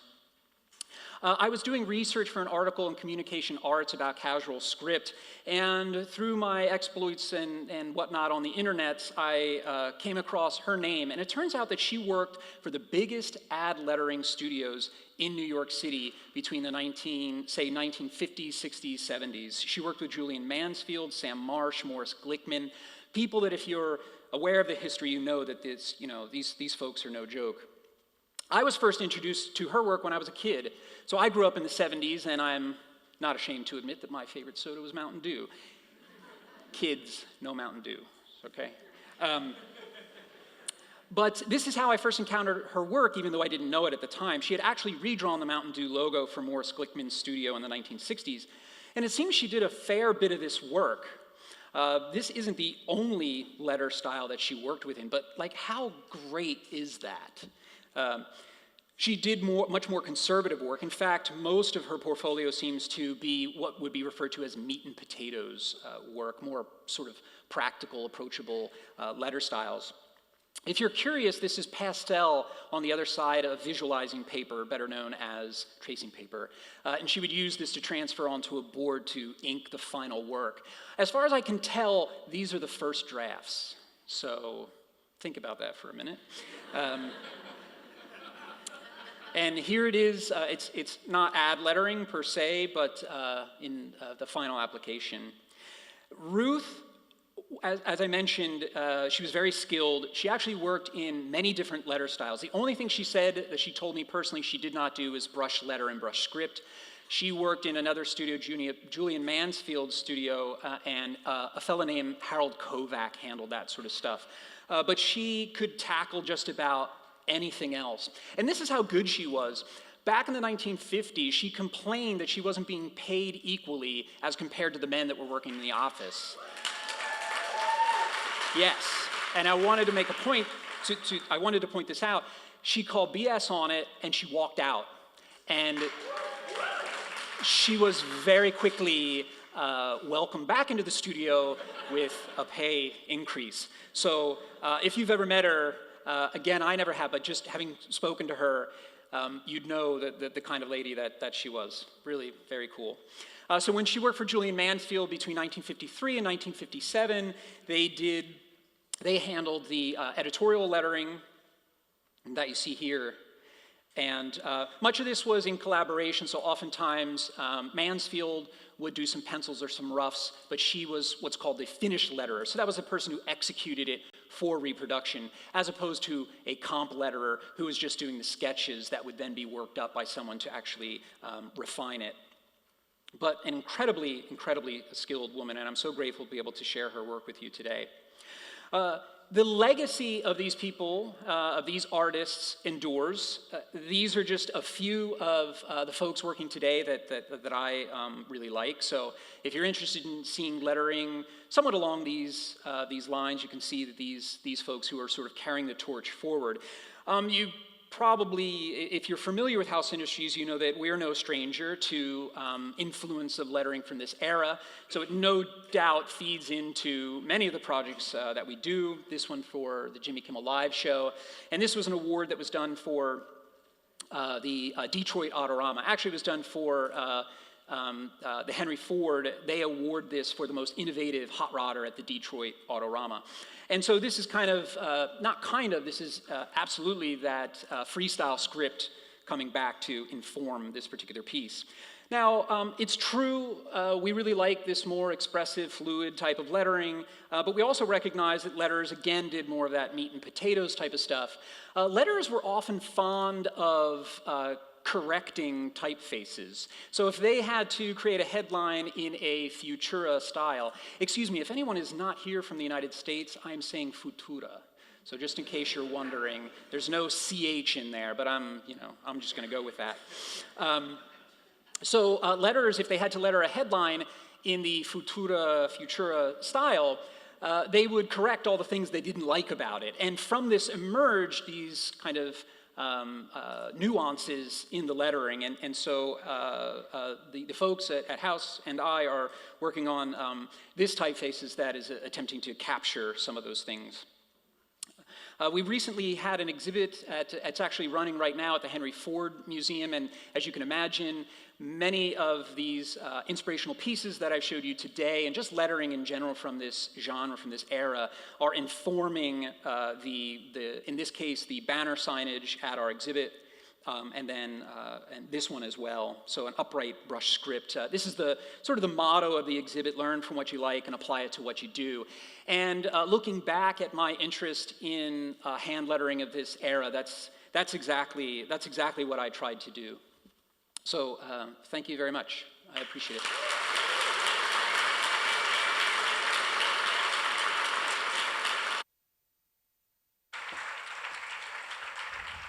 So great, so great. Fried egg, I never knew that. I want one. We have another spotlight for you. We have Stephen Coles. He is an editor and typographer and all-around type nerd. He is author of Anatomy of Type, which will show you parts of the letters you didn't know even existed. So go ahead. I made them up. Hello. Oh, this really is a spotlight.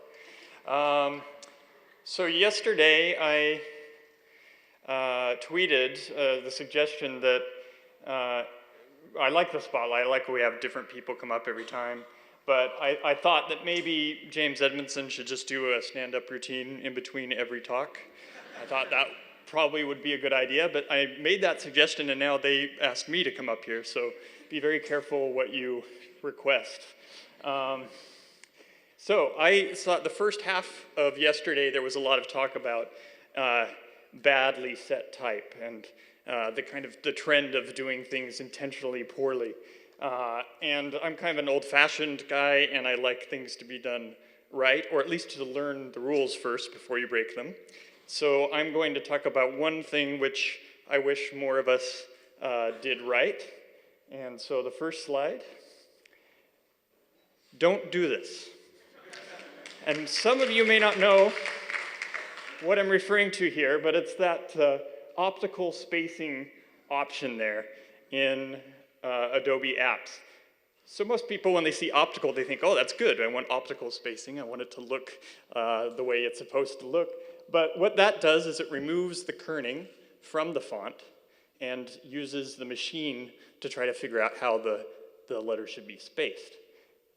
And that's not what you want unless you're working with a really poorly kerned font and you want to start with something that it's a good approximation of good spacing, and then you do the rest of the kerning yourself. So don't use that, because basically it removes all of the decisions of the type designer and then replaces them with a machine. And so who do you trust more? As DGR told me yesterday, do you trust me, the type designer, or do you trust the machine? Some cold calculating thing that may not actually space well. So please use metrics when you're using good type, and you also use good type, right? The next slide kind of explains what would happen if you did it with a script, which happens quite often.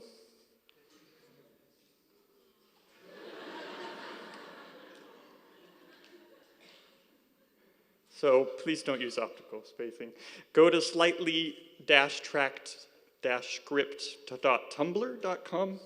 That's Frank Griesammer's website where he shows off many, many examples of poorly spaced scripts, often due to optical spacing. That's my little tip for you today. Bye-bye. I gotta go sell books. Come over and buy books.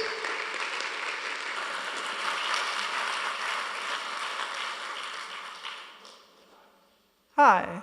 So Stephen Coles wanted stand-up comedy, and he gave us rules about how to use type. I love that. It's new. I love it. And I've met many type designers who I wouldn't trust, not with my kids anyway.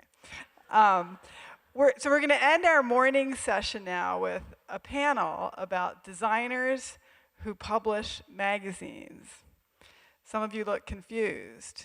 You're thinking, what's a magazine? It turns out our panelists are trying to figure that out too, and they have many different approaches to this. Kara Haupt publishes zines about creative women. Alana Schlenker creates Gratuitous Type, which is a publication that comes out whenever she feels like it.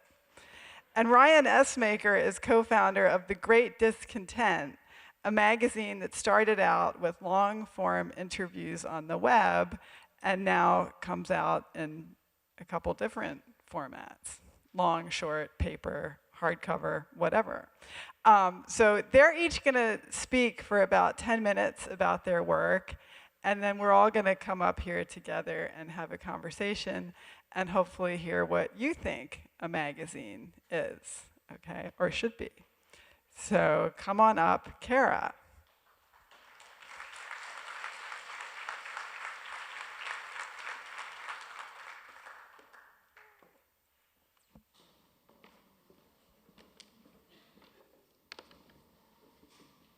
Hi, my name is Kara Haupt.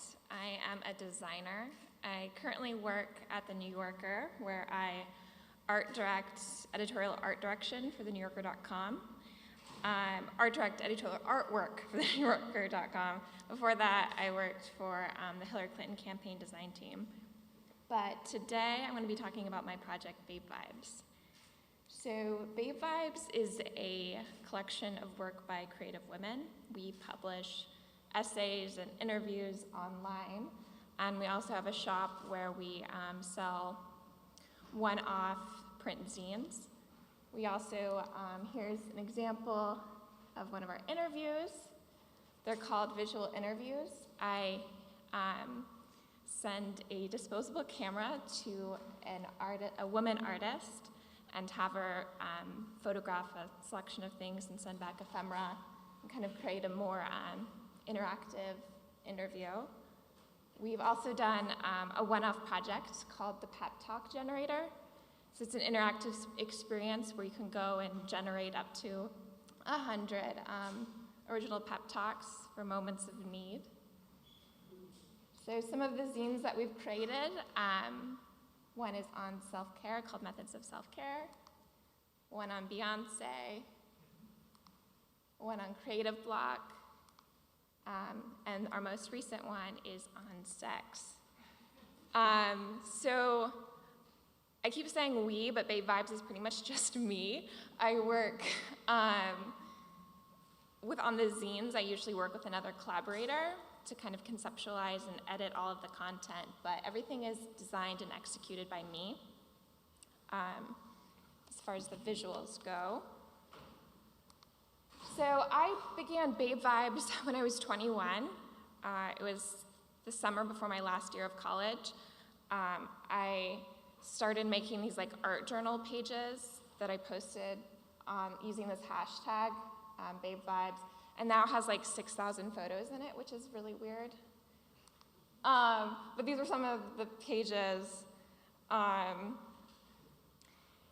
So if you were to go to babevibes.com right now, you would see that one of the fonts isn't working, which is really embarrassing for a typography conference.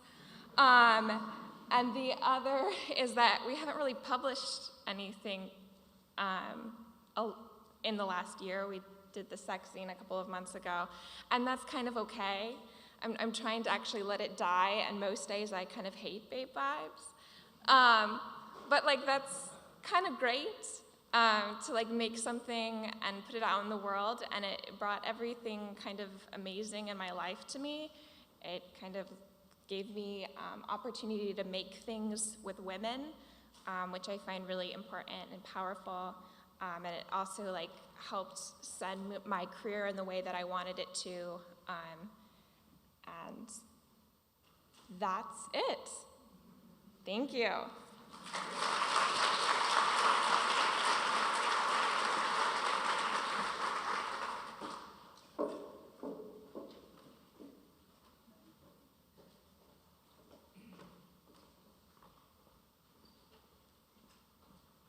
Is this the right? Okay. Hey everyone. My name is Alana Schlenker. First, I want to say thank you to everyone for having me here.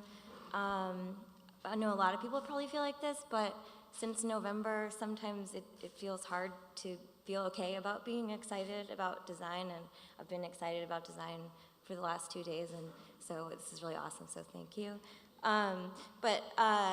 yeah, like I said, my name is Lana Schlenker. I wrote it down so I wouldn't forget. Since 2010, 2011, I've been publishing a magazine called Gratuitous Type, which features projects and interviews from graphic designers, type designers, but also artists, product designers, and publishers. That's why I'm here today, obviously, but very briefly, I just want to give you a little bit of background on me. I run my own studio. I work under my own name. I do pretty varied work from branding to books to interactive projects, which I'm just kind of going to zip through because we don't have a ton of time.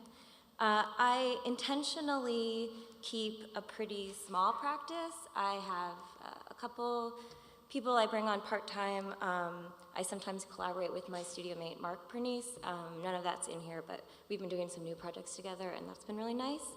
But I stay small in part because it gives me the freedom to take the time off that I need to engage in personal work. So that includes Gratuitous Type, but it also includes projects like this one. This is Lesson 100, which is a traveling pop-up shop created to promote gender wage parity by making it a little more tangible. I've done one in Pittsburgh and one in New Orleans so far. Everything in the shop is designed and produced by women, and the way it works is that there are 2 prices on each item, one for men and one for anyone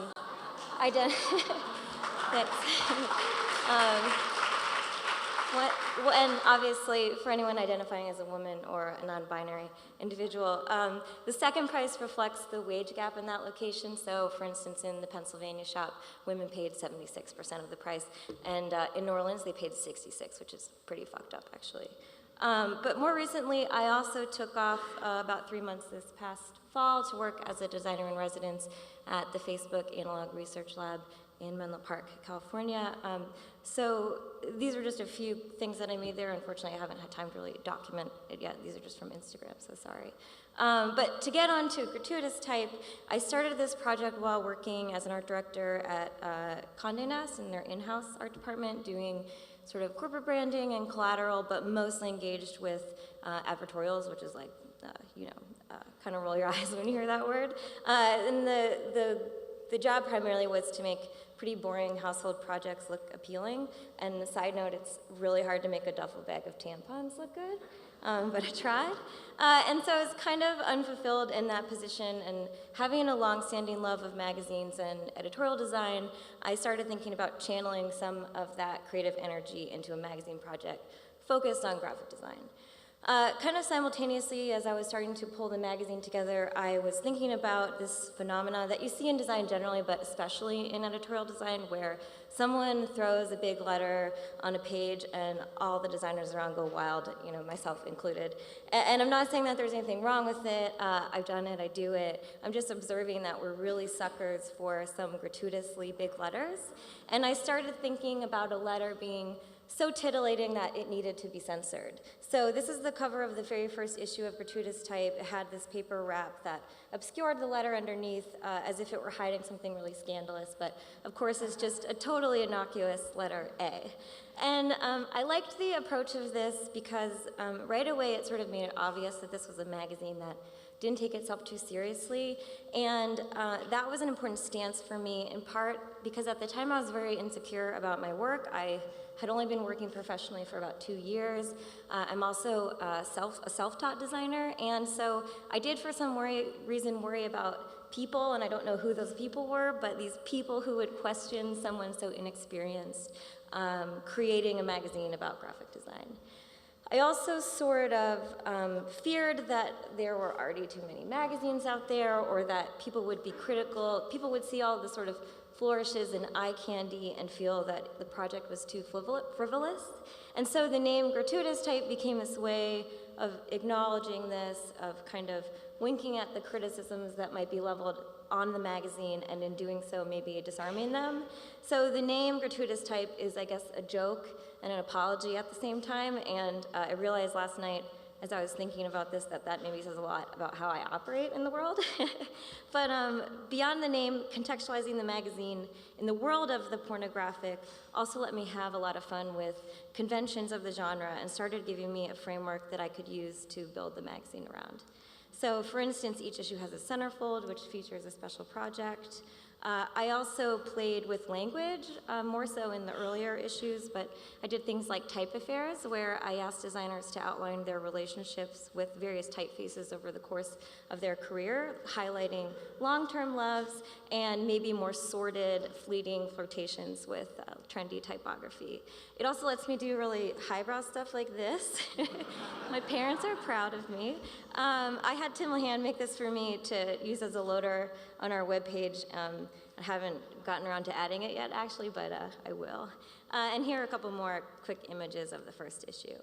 And then just some other things to quickly note about how this came together. My guiding editorial goal was really just as simple as wanting to highlight work by designers I admired, representing a diverse range of material and people and things that excited me, to do so in a way that was accessible and lighthearted and also presented in a format that is beautiful and inspiring. I wrote everything myself, and up until the most recent issue I've published, I've continued to do that, but we'll talk about that in a sec. I also funded, promoted, distributed the magazine on my own. Now I work with Antenna Books in the UK and Europe for some distribution. I have a part-time employee, Lane Filio, who helps me in my studio and also with mailing and distribution, but largely it's a one-woman operation. This is the second issue of Gratuitous Type. I think now is a good place to note that I've never really had a plan for this project. It's grown organically since its conception. When I first published the first issue, being riddled with self-doubt, as you can tell, I wasn't sure that I'd follow through with a second issue, but it did seem to resonate with enough people that I felt it was a worthwhile effort to keep following. I also thought, I saw the first issue and I was proud of it, but I thought I could do better. And that's something I've always loved about making magazines. Their serial nature really leaves the door open for you to always do better next time. So in deciding to do the next issue, I also determined that moving forward, each one would look different. All the full issues are the same size, they're saddle stitch, but beyond that, everything changes, including production details. And this is really purely a selfish choice. I see this project as a space for me to play, and allowing myself to redesign each issue gives me the freedom to do that. In this issue, I also started commissioning more photography, including shooting most of the work that's featured. And as far as Gratuitous Type itself goes, I'm not of the camp that the work should be left alone to speak for itself. I think you can find so much design inspiration online in its pure form that in this printed format, I really want to contribute something unique, even if it's a small thing, like showing the work I feature in a new way. Here's another centerfold. Actually, Mark, my studio mate who I mentioned earlier, did this for me.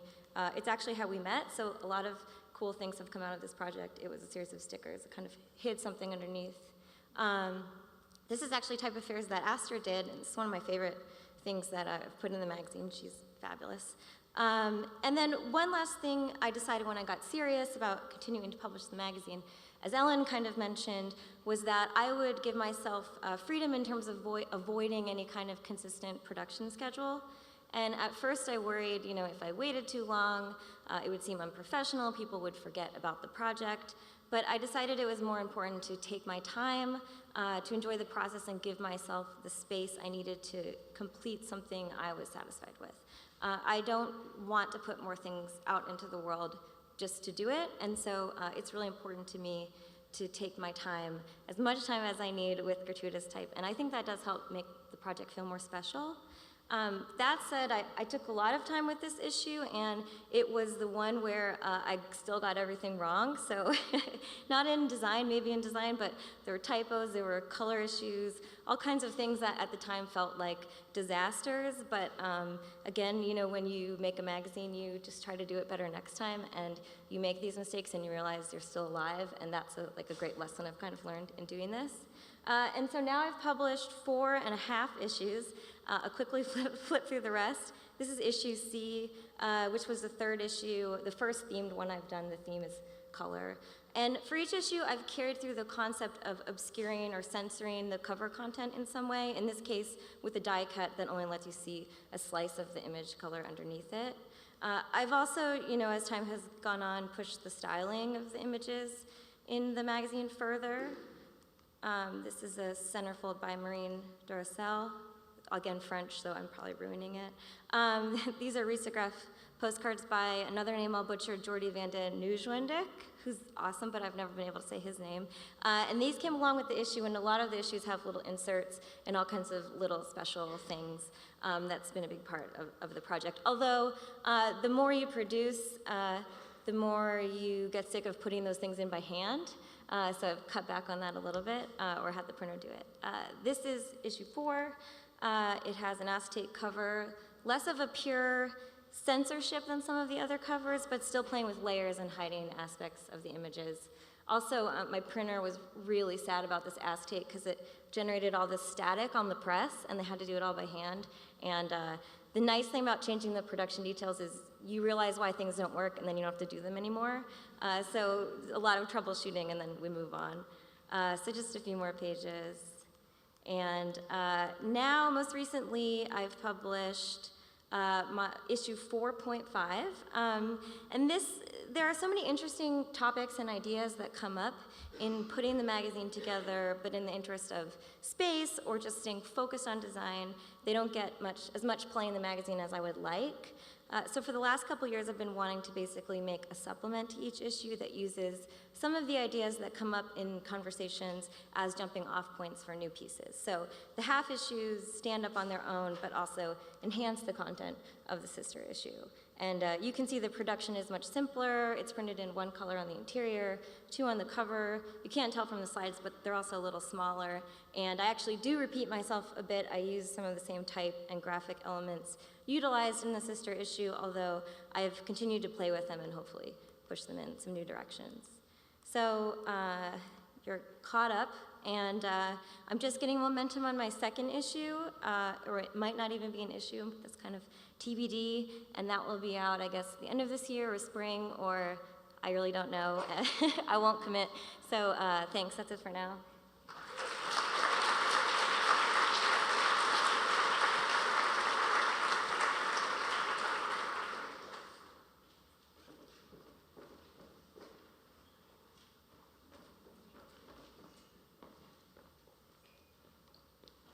Hello, hello.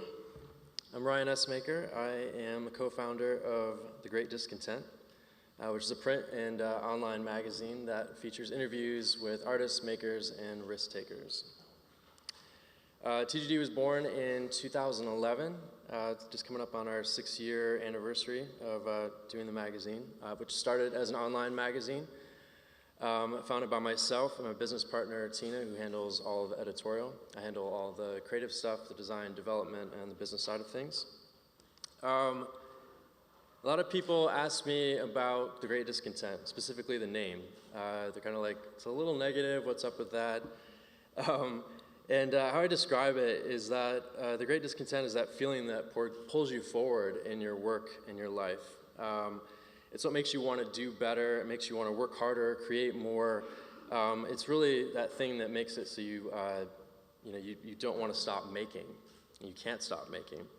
So, and it's that drive that's always fueled the project, and it's kind of combined with the desire to talk about and communicate that with other like-minded artists. So, with all of us being and learning how to be content in our discontent, which is like a really important thing for it, because I think it's super easy to kind of like be bummed out about your project sometimes, or like you finish it and you're really excited about it, the next day or the next week you kind of come back to it and you're like, oh man, like I could have done that so much better, or there's things that I wish I would have changed. But it's just kind of being okay with the fact that that desire, that's the thing that always makes us better and pushes us forward. So again, yeah, TGD started out as an online-only magazine. These are some of the first layouts that we did. As far as I know, it was one of the first long-form editorial sites that was both responsive and art-directed. So this was kind of like on the cusp of responsive design really starting to take off. So I had a lot of fun with it online, with the layouts. And one of the other interesting things that we did was that every week we put out a new article, and the homepage would change. So it was just whatever that newest article was. So in a lot of ways, it was just kind of like simplifying the project because I didn't want to design a homepage, and it wound up being like a really cool thing that people liked, and I really liked that the homepage felt different each week. So these are some more of the early layouts, always very type-driven. We did this every single week for nearly 3 years. So every week we put out a really long form interview with, it could be an artist, it could be a designer, musician, photographer, just anyone that we're inspired by. And it was kind of a crazy publishing schedule, and we produced a lot more content than I think people could even like read on a regular basis. But it really helped to push the project forward, and caught attention of a lot of people. So this is kind of the current state. So we do have a homepage now and a more robust visual archive. Still having a lot of fun with the layouts and with type. And featuring a very diverse group of creative professionals. So my background is in web design and development, and also print. And people would often ask us, when are you guys going to do a print version? And it's something that had always been drawn to and wanted to do, but logistically didn't really make a lot of sense. Like, print's expensive, and just a lot of things like having to think a lot more about publishing schedule, like a print publishing schedule as well as digital. But in 2014, I decided to literally kind of take the leap. So I was working full-time at the time as a creative director for a studio in Manhattan, and decided to quit that and start a Kickstarter campaign with a pretty lofty goal of $100,000 to kind of create this first issue. And the Kickstarter started off really great. The first couple of days, we had all this attention, and the money was coming in, and it was like, oh man, this is gonna be great. And then it just totally plateaued. And for like the course of the 30 days, it just kind of like stayed very, very flat. And it was a crazy roller coaster of emotions because we had invested so much like emotional energy and just time into doing this Kickstarter, and we're really excited about doing print.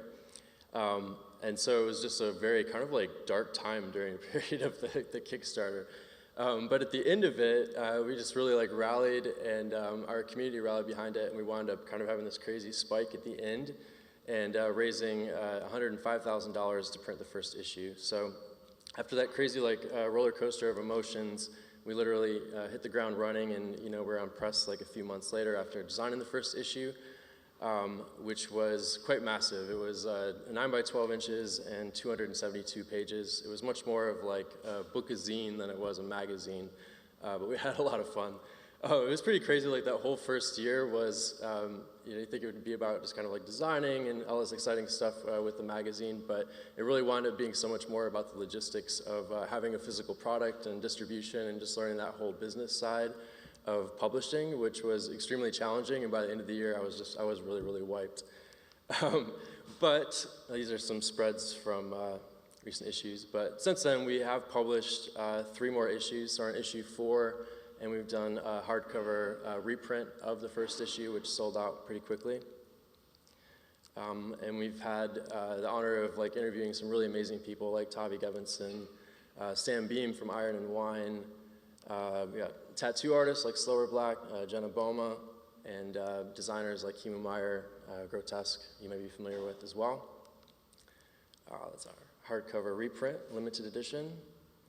And one thing I'm really excited about this summer is, instead of doing just like our normal large 9 by 12, much more polished version, we're gonna start and test out a more travel-friendly version. So we have like a travel edition with about 4 interviews in it, as opposed to like upwards of like 12 in our normal issues. Put out more of these per year with a lower price point, and so we're having some fun designing that. I think those will be out hopefully next month in July.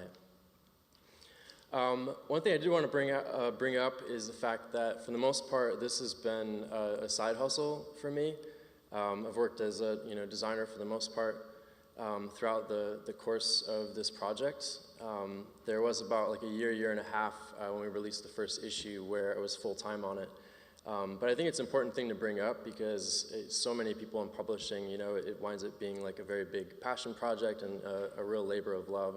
So I just want to point out that despite the fact that we're doing all this stuff, we've interviewed over 250 people.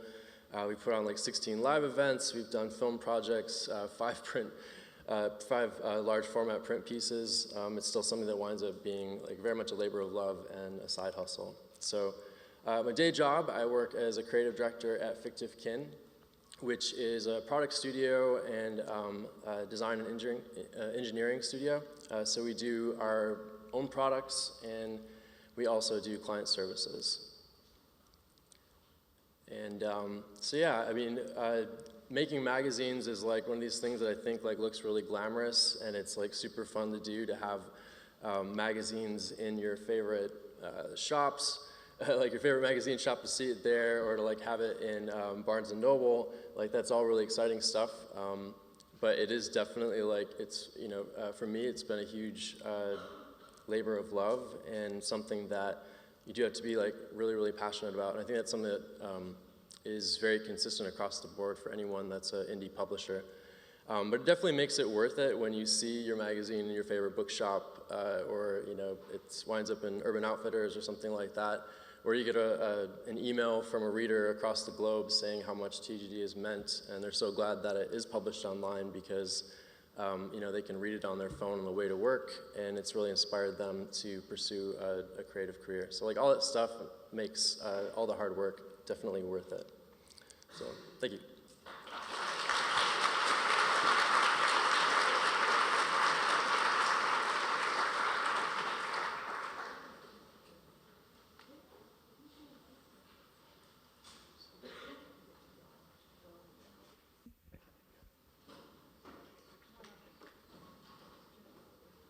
Make sure our friend here makes it live.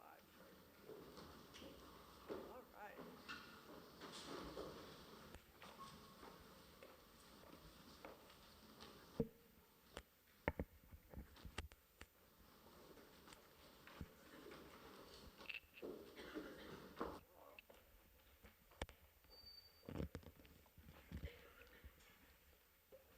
Great. That was amazing, and amazing to see such a range of things, from something that Kara referred to as a one-off zine. I want to understand that better. To you know, big plushy wads of print sitting there at Barnes and Noble, right? So it's quite a range, and I'm interested in that, and I'm interested in the kind of spectrum of economic concerns here, and seeing what, you know, Alana talking about creating different prices for people based on their income, like the way income taxes were supposed to be, but somehow didn't work out that way. So let me just start with a question maybe that each of you could answer, which is like, what is your economic model? Is this a loss leader? Is it something that you give away to people? Just like, how does that work? I think you've each discussed it a little bit, but to make that, you know, put that on the table. Since we're commercial artists, right, we're allowed to ask these questions because you're making a product. Okay, do you want to start? Oh, wow, that's loud. I've definitely lost money on Babe Vibes, and it was always been like a side project to full-time work or to freelancing. I usually try to break even with the zines, and we sell them. I've sold them online and some events and a couple of shops too. Most of them I like pay all the contributors and the photographers, so that is like a priority. So my goal usually is just to break even, or sometimes to lose money on it too. So I don't think it's a good model to follow. But Babe Vibes had a Kickstarter in January of 2016, and that kind of fueled kind of like that initial investment in like paying contributors. But yeah. Cool. Yeah, so Gratuitous Type, the first issue, I just set money aside and funded it. And similarly, didn't have a plan. It was more just, let's see what happens. And as I saw what happens, I realized, I thought about retail pricing, but not that wholesale. You're only making 50% of the cover price, or if you're working with a distributor, you're making 30 or 40%. So those are some things that I learned the hard way. But I don't think I'd do gratuitous type if I was totally in the hole all the time. I do also pay people, and I get kind of ranty. Where I think that's so important to do, because you're promoting yourself in some way, and I think it's important that the other people you bring in are being compensated in some way. The way the model kind of works for me is that I have this studio, and while the magazine itself is maybe a kind of a break-even thing at this point, it brings in client work. Break-even is good. We hope this conference breaks. If I don't look too hard, it's breaking even. But there's some, I don't know. But it brings in client work that they find the magazine. I've had that happen, and that's the ideal, is to someone come along and say, we like this, can you do this for us? And so in that way, it's worthwhile, and it feels profitable on some level. The Great Discontents kind of had a combination of income sources. So because we started out online, we had developed relationships with sponsors. So like MailChimp and Adobe and stuff like that, they had sponsored articles online. So we had essentially digital sponsorship for a long time. So that was a big part of bringing in some income. And then the magazine itself is like a lot more tricky. So it depends on the issue, whether or not you're making money on it or breaking even or losing money on it. So it all depends on how well it does. Some of the stuff is like a loss leader, like even thinking about like a Barnes & Noble, or we have a distributor in Australia and Southeast Asia, and like you don't really, it's nice to have the magazine in Australia and Southeast Asia, but you don't really make a lot of money off of it. So the sell-through rate's like probably, on average, I think it's like 30% for most magazines, or 30 or 40%. So depending how many you send, like it's like, becomes a brand piece at that point in time, and just to kind of get it in the right hands. So yeah, just like print is a little bit trickier, but. Yeah, okay. Well, that brings me to a second kind of question that's related. So one of the reasons that people like me write books, or that people like you make magazines, is not to sell the thing per se, but to actually have readers, right? To have an audience, and essentially that's what you're ultimately about, is how do you get people to pay attention and engage with your content. That's really the point. So could each of you just give some advice, like how to get readers? How do you reach people? How do you get into their little brains and take their time and commitment?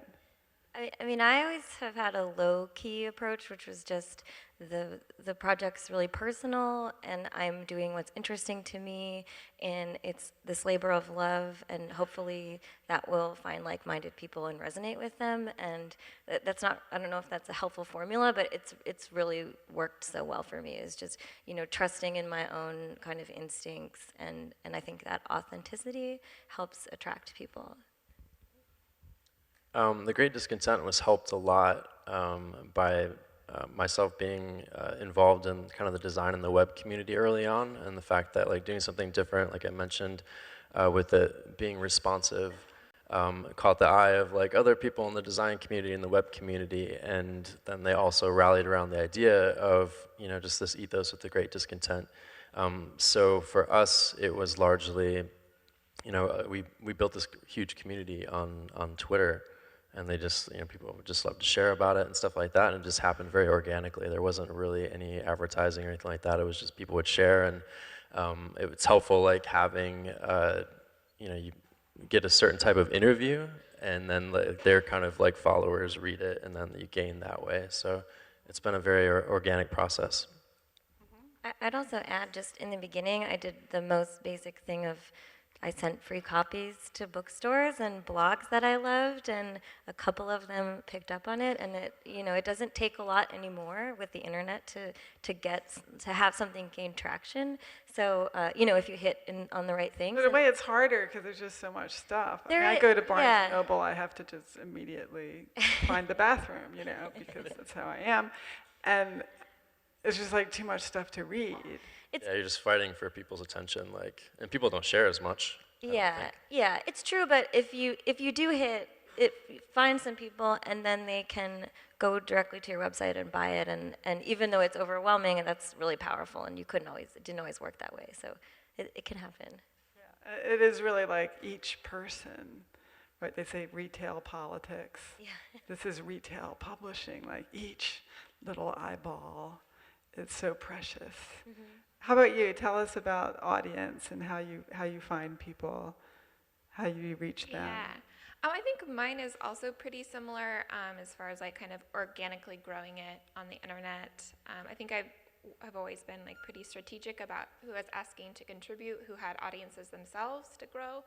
And I think also Babe Vibes being just by women, I think there was a thirst for that, and people and young women really identified with that as far as an editorial choice, and I think that really excited people. Cool. So I wonder if we have some questions from the audience. Anybody read magazines? Anybody else publish a magazine? No. Come ask us stuff. We have all this talent and experience up here. Thank you. Hi. Hello. I'm really happy to see that magazines are a labor of love, but that people are interested in it, and young people. A question, this is not a specific question about magazines, but more about, do you have any projects, either self-initiated or art school, when you went to art school, that you thought were really great and that really resonated with you? Other projects or our own things? Yeah, self-initiated or art school projects. Yeah. I actually published a magazine in school, the first kind of thing I put out there, and it was pretty horrible, but what was really great about it was I wanted to do this thing, and I did it, and then I still carried with me that I kind of set my mind to something, and it happened, and that definitely empowered me to then do gratuitous type, to then do this Less Than 100 shop, and I think once you start following through with personal projects, you realize the power that you have, and so in that way, it was a very important project for me. Great. Anybody else want to talk about a project from school? I love that question. Is that where you started to be independent? Yeah. I feel like now we talk about the side hustle versus the day job, and in school it was always like, oh, the shit I have to do for homework, and then my special thing. I think Babe Vibes was my project during school because I started it for my last year of college, and so I think that kind of consumed all of my time. And I did my thesis in undergrad about interactive digital publications. So I think that Babe Vibes really inspired that and kind of is where my interest and career has gone since then. But I think Babe Vibes has consumed it. Great, I have another question here. Thank you. Hey, I can see two of you. I have a quick question about how you go about curating content. I know a few of you said that you're on kind of a rolling deadline where nothing's structured. And then you had every 3 weeks or so, or every week? Yeah, every week. Every week. So in terms of content, because I could feel like on a rolling basis schedule, that might get dangerous and you could just collect more and more content and then you're sifting through it, you're going, and how do you go through refining it and kind of just containing the mess that is, well, I could just keep learning more. We can go deeper into a different topic. So to clarify, how do you organize your content regardless of your timeline? You want to take that? Somebody? I think, I mean, with the Great Discontent, it's very much interview focused, so I'm not quite sure I can talk to curating. But yeah. You gotta decide who to interview, and then you have Yeah, to and that's edit always, the I mean, interviews and the it's always just photography. been people that we're very interested in and inspired by, and then also working with, you know, the same photographers regularly. That's been really important. But yeah, not as much in the way of curating, but I wouldn't, to talk about the schedule, like I definitely wouldn't recommend doing it as intensely as we did starting out. Like every week it was crazy, but it did, like if you're dedicated to that and that kind of schedule, it could definitely help propel the project forward a lot faster. So you just have to be a little bit crazy to tackle that. I think curating is also something I kind of approach as a design problem. So there's, of course, you know, an infinite number of people seemingly whose work is amazing, who I'm excited about, who I want to feature. But, you know, I have limited space and a certain amount of pages, and there's a flow and a hierarchy that I'm trying to create. So if I absolutely want this person and there's someone else I also want, but they're doing something similar or it's going to look similar, it's like I start to actually take work from people's sites and throw it out, like through the layouts and kind of see, does this feel good? And so it's as much about like, you know, the push and pull of what I'm featuring. And so that helps to, and also just like thinking about where are they from and are there too many men or too many women or, you know, all these different things. And so those start to help you whittle away if that's important to you. So that's kind of how I do it too. Great, I have another question here. Hi, my question's for Alana.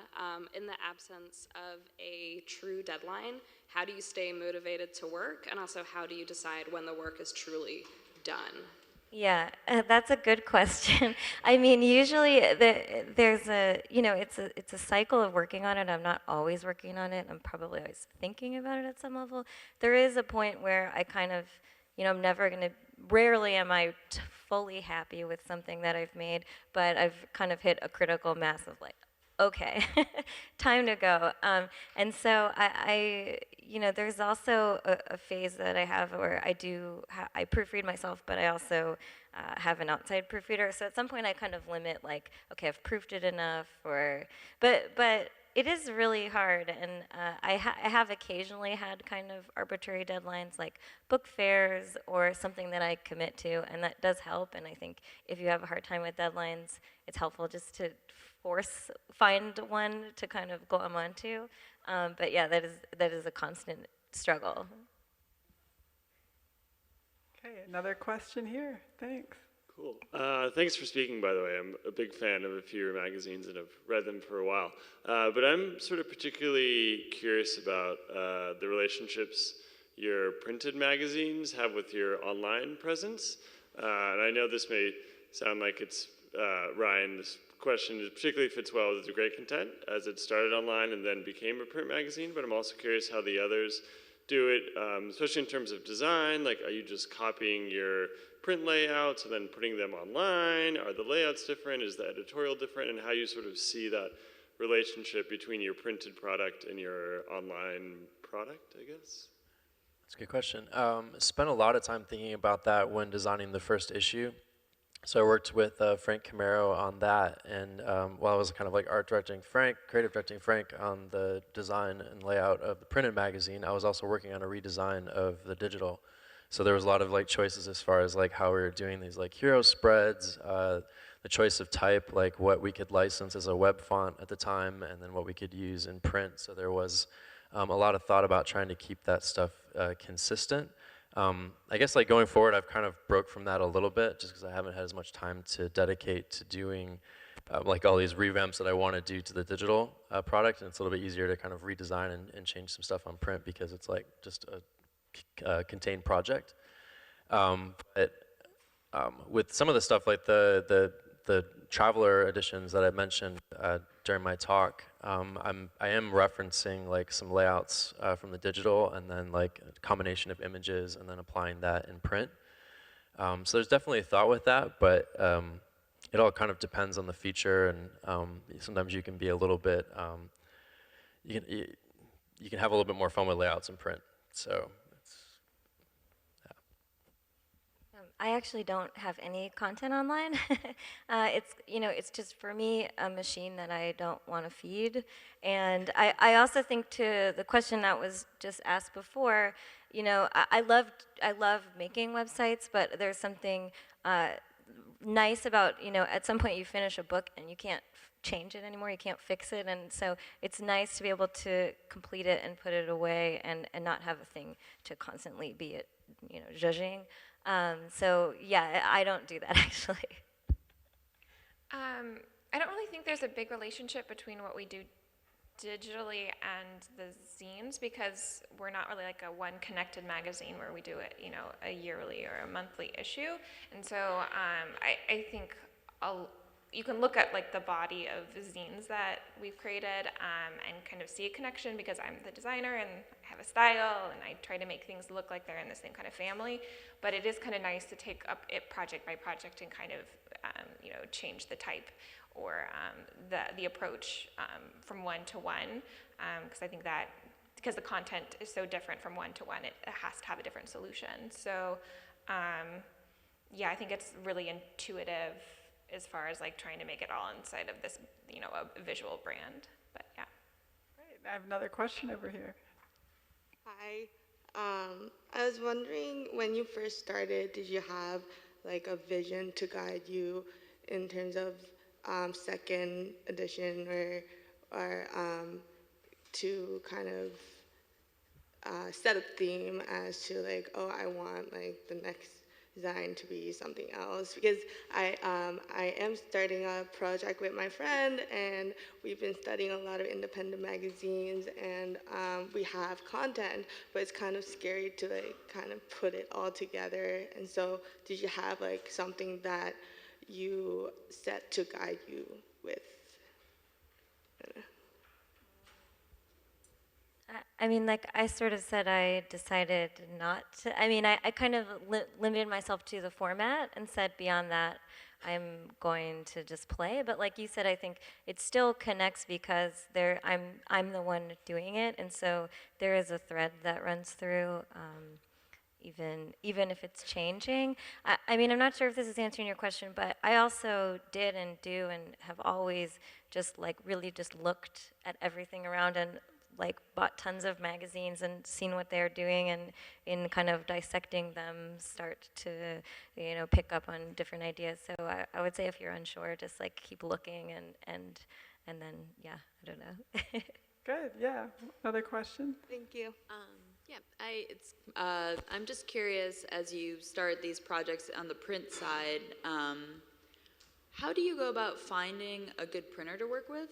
And it seems like you all do really unique things with your publications. Like you've done a hardcover version, you've done the sort of like overlay things on the cover to block pieces of the cover, like different kinds of inks and stuff like that. Like how do you go about finding somebody that you trust, want to work with, and that doesn't like break the bank for you because it is a side project? I'm just curious.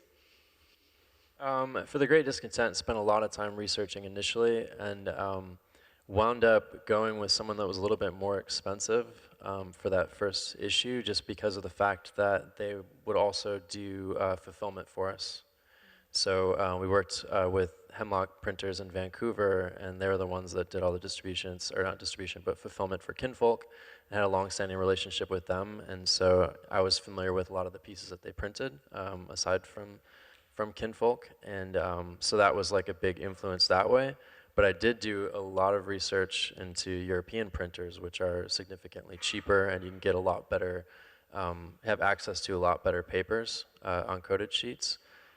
So I have been like researching that. Like the hardcover was actually printed in Berlin. Yeah, because it just I couldn't afford to print a hardcover in North America. So it happened to be in Berlin. I was able to get the price down to what was affordable. I worked originally with Prolific Group, formerly Westcan, and I worked with them because I interned at a magazine called Esopus magazine, which is a really amazing magazine.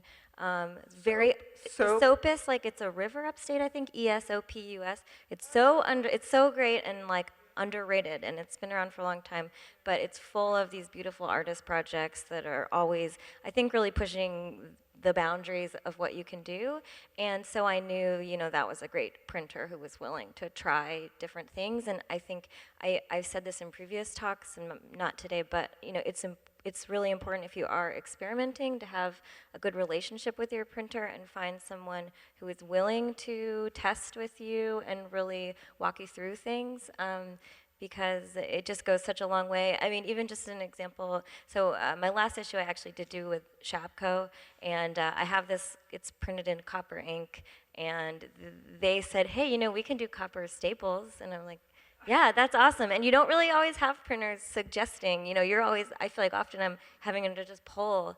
And so when you find someone that is willing to do that for you, that's really important. And I think, just look at who other people are using and get recommendations, and that's a good starting point. Yeah, I went to like McNally Jackson and every other magazine bookstore I could think of, and like just looked at the masthead to see who printed what magazine, and then reached out for quotes. And it was just it was a very long process, but learned so much just by talking to a bunch of different printers and finding out what their house sheets are and all that. So, you want to comment on production?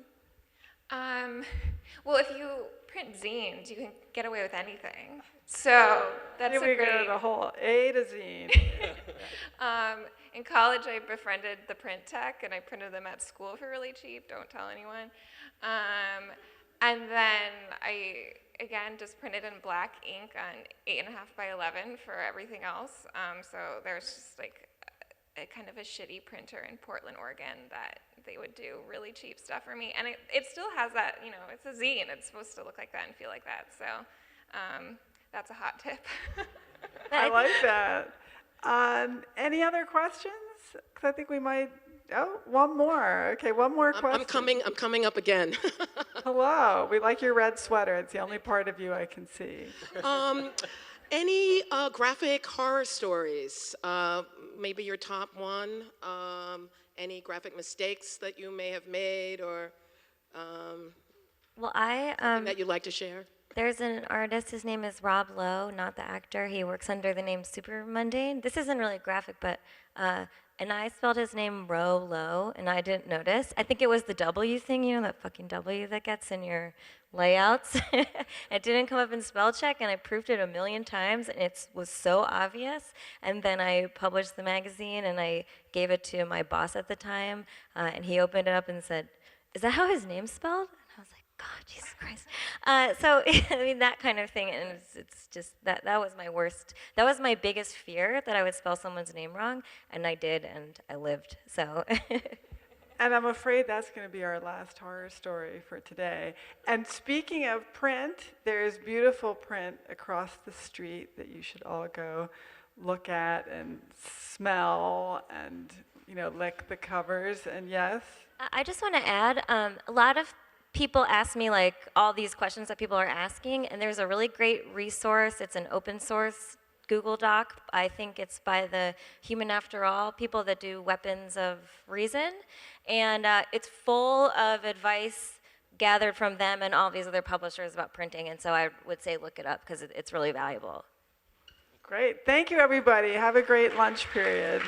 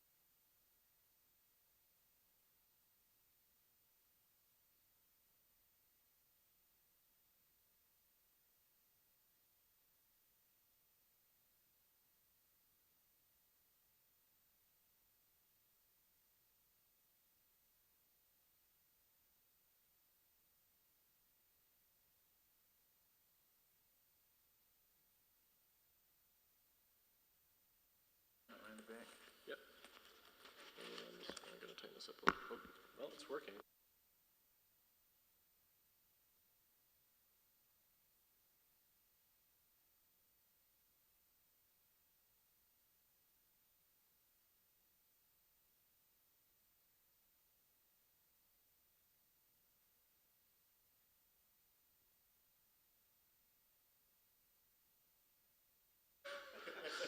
Just to annoy everybody. Oh, wow, that's quite loud. Hello. You can hear me breathing. Yeah, is that okay? Microphone check 1, 2.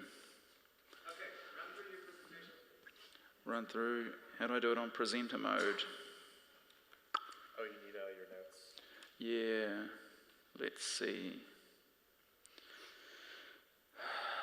Play. Can you help him out? Yeah. Help is on the way. Oh my god. How do I do it so it shows the presenter notes as well? Oh, just like this. So we're going to go Rehearse. to our settings here. Oh, good. Everything should be all set, so let's give it a try. No. Nothing? Oh, you know why? Because we have to set up our... Do you need system press? Yep. It's good that we're doing this now and not when everybody's sitting there waiting. It's like, oh god, and then Gmail pops up and fonts haven't loaded and fuck.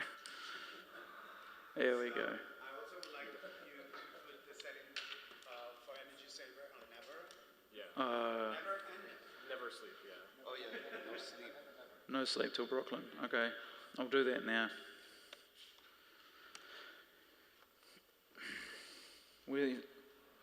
So it went over there. Fuck. All right. Energy. Where is it? look at this monitor in case. That's always what people are seeing. That's what people are going to see. So. Okie dokie. Where's energy? Energy off. Assistant Prevent. Just slide to never. Turn display off. Never. Prevent computer from sleeping. Yep. Oh yeah. Battery.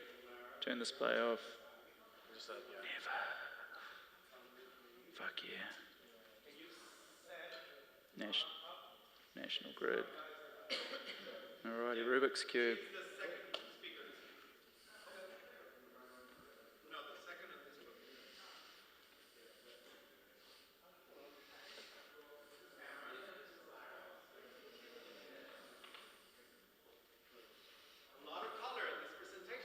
That's actually supposed to be a mid-grey, but it's come out as white.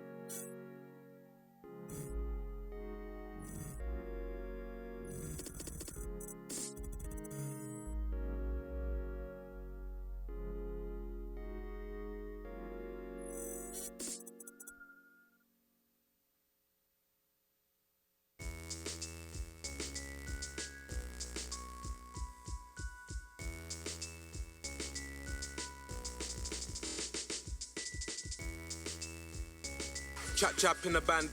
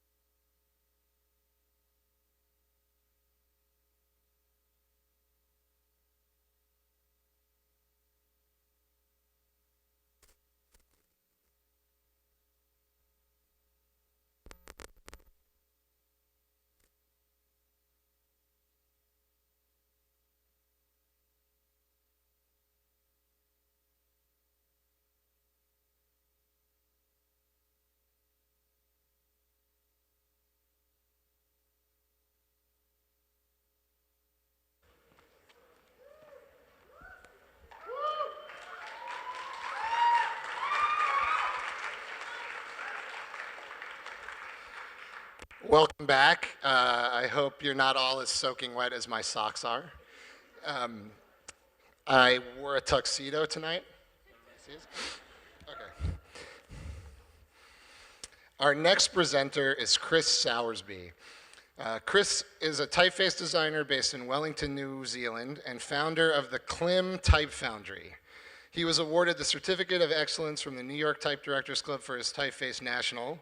He is a former ADC Young Gun, a member of AJI, and received the John Britton Black Pin, the highest award given by the Designers Institute of New Zealand. Chris will talk about normality in typeface design. Please welcome Chris Sowersby.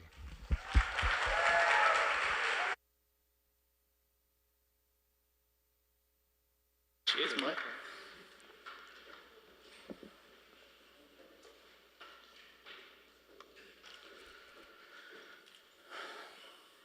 G'day. I'm going to talk to you today about two typefaces I released earlier this year, Untitled Sans and Untitled Serif. This is Untitled Sans. Now I want you to remember that feeling that you have right now as you're looking at it and you can't distinguish any kind of qualities or style or feeling or anything. I want you to hold on to that feeling until the end. So this was designed over a period of several years and started with conversations I had with my good designer friend Duncan about what would constitute the ideal sans serif for his work. And I started by chopping bits off National, another one of my typefaces.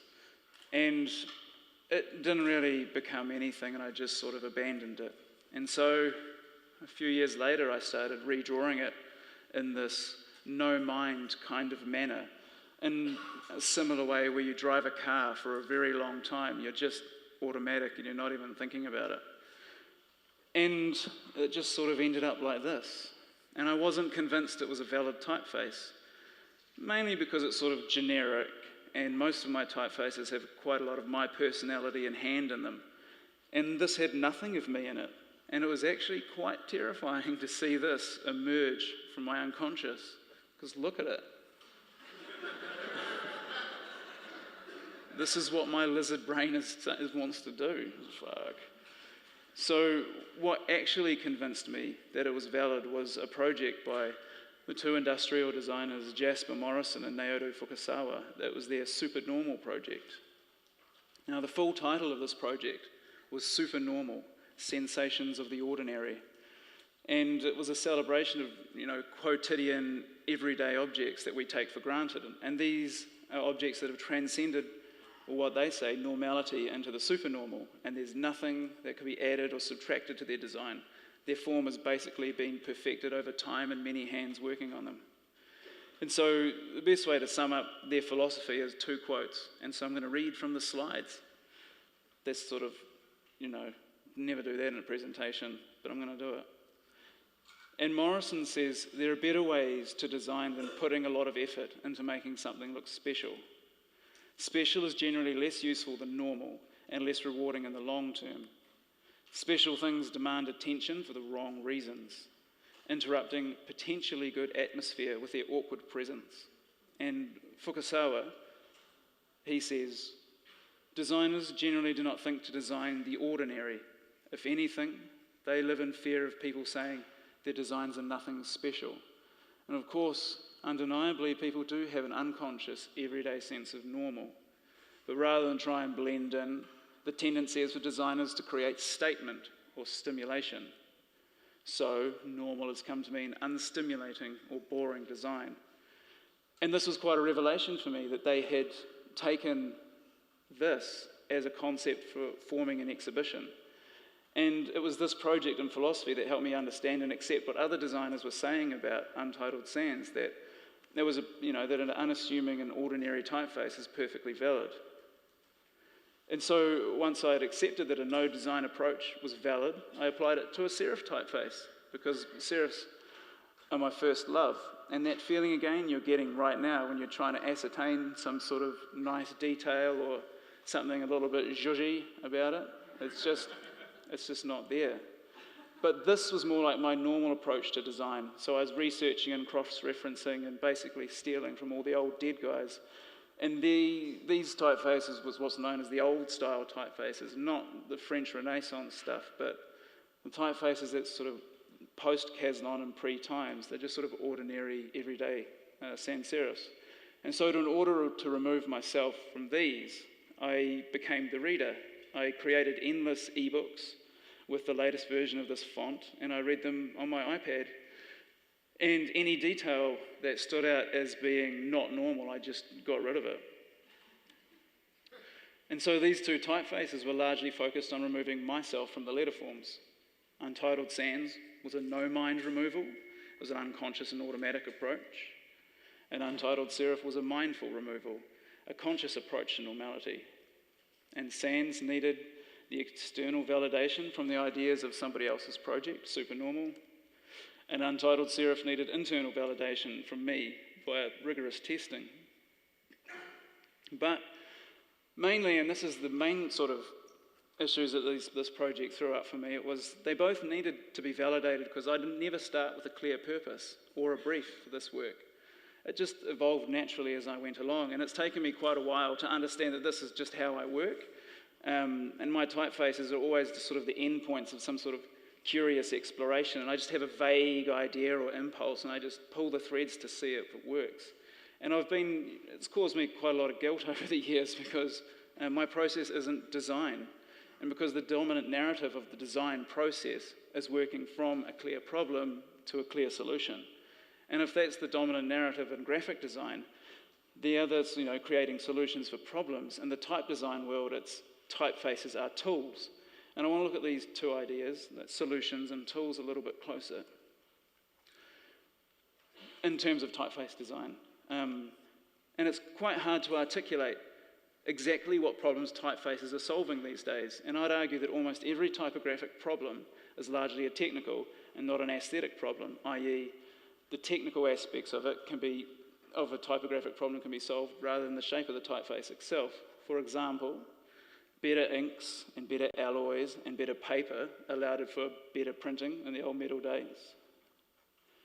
Every letterform adjustment to counteract the medium can be solved by improving the medium.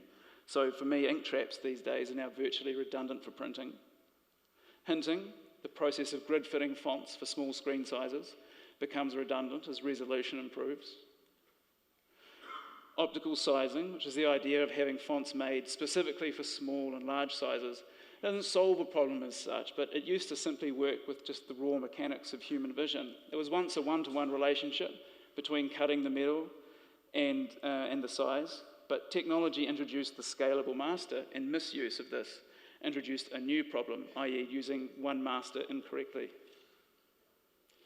And font file size has reared its ugly head again now, especially web fonts.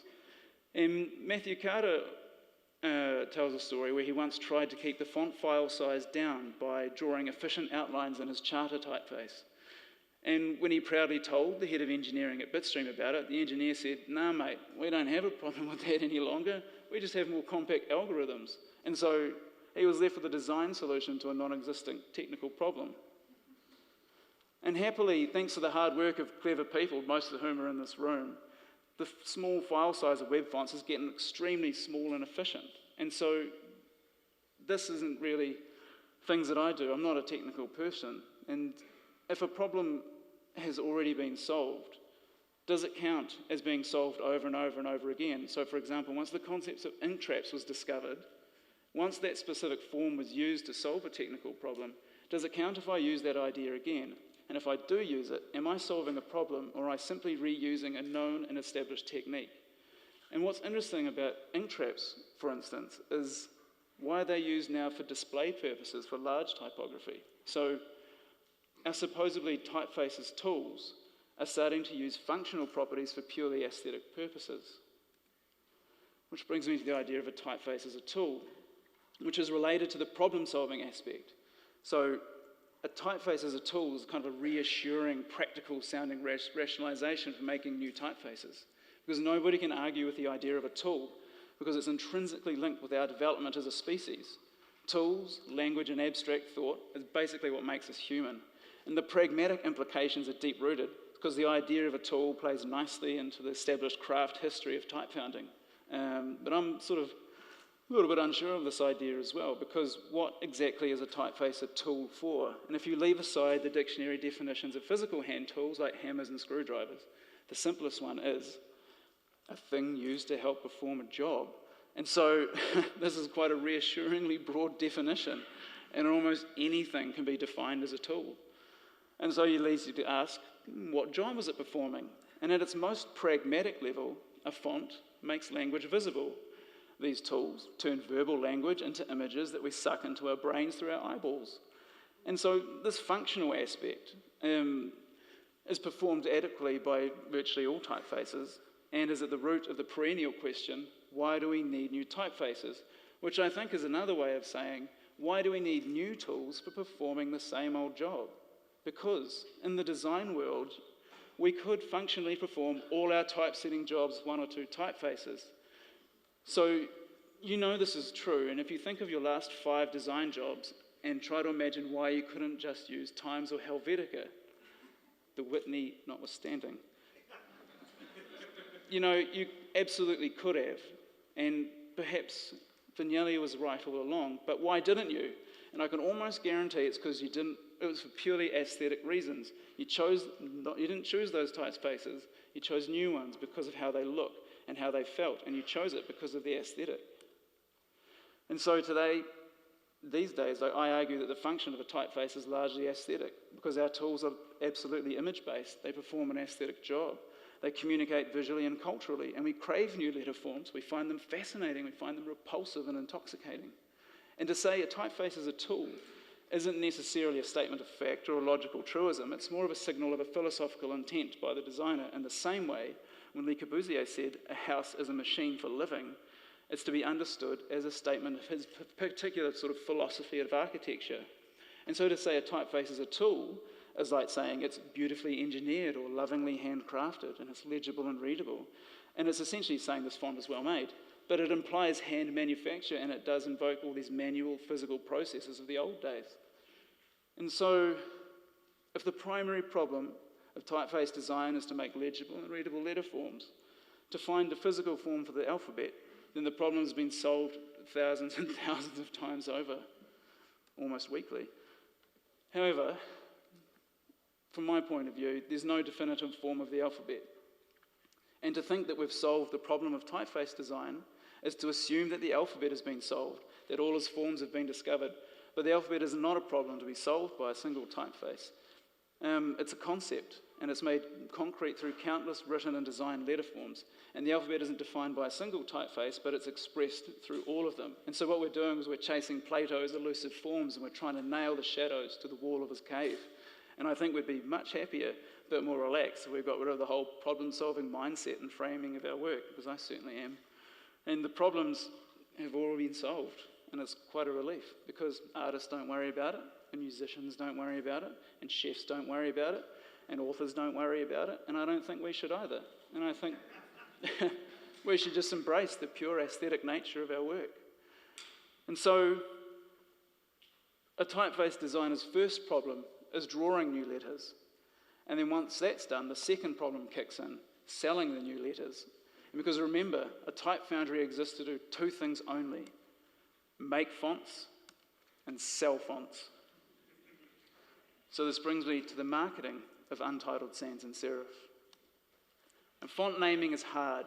Every type designer will moan about it, at least once a week on Twitter. But the first thing you need to sell a typeface is the name. And naming a typeface is a relatively new phenomenon. Once they were simply designated by size, and then genre, and then finally they were named abstractly and conceptually.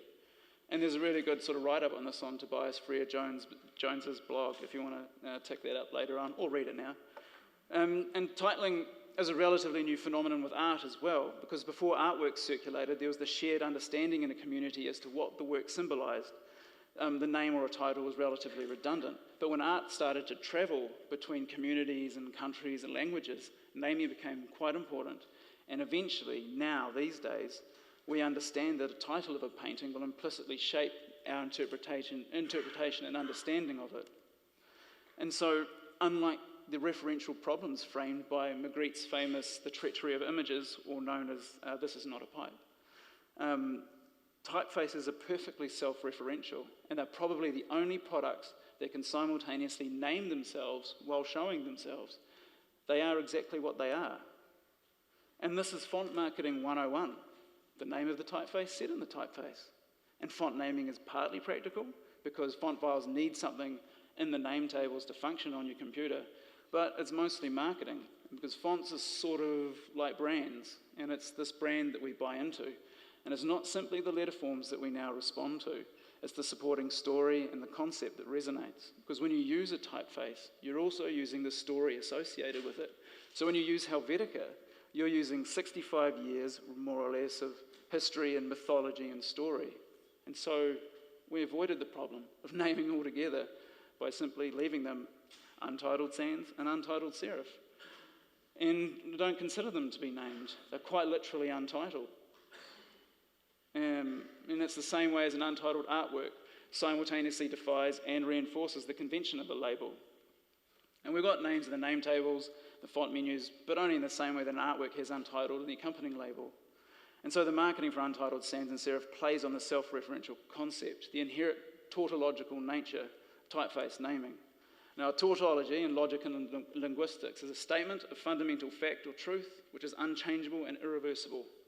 And you can see this idea executed kind of brilliantly in the work of Joseph Kosuth, an American artist, 5 words in blue neon.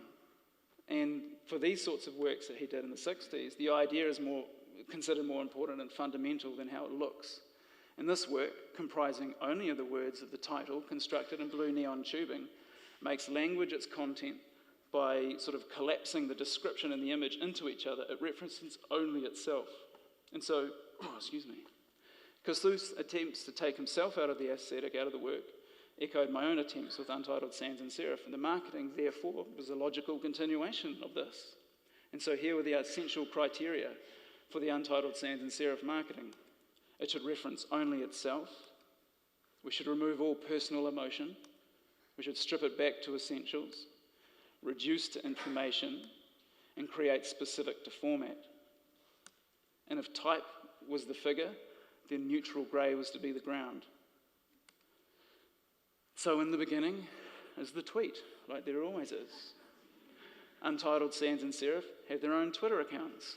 They have all the essentials there. They have a link, a URL to their own websites. They only follow each other, and they only tweeted once. And they tweeted to their Instagram account. And so, here's the untitled sans Insta and the untitled serif Insta. But the natural format of Instagram is the cell phone with its front-facing camera. And the natural content of Instagram are selfies. There's an inherent sort of vain undertones to this medium. And so the untitled sans and serif Instagram accounts are just full of selfies. It's an entire type specimen selfie. They follow only each other. They have a hashtag, untitled sans or untitled serif, and they're chocker full of it. And they have only posted everything once, and that's it, no more. And we did the same with the serif. So every single style and weight for every single letter is in that account. In the printed world, we just ran very quotidian-looking ads, which referenced the website. And here is the website for Untitled Sans, a little bit of a scroll. And here's the website for Untitled Serif, soon.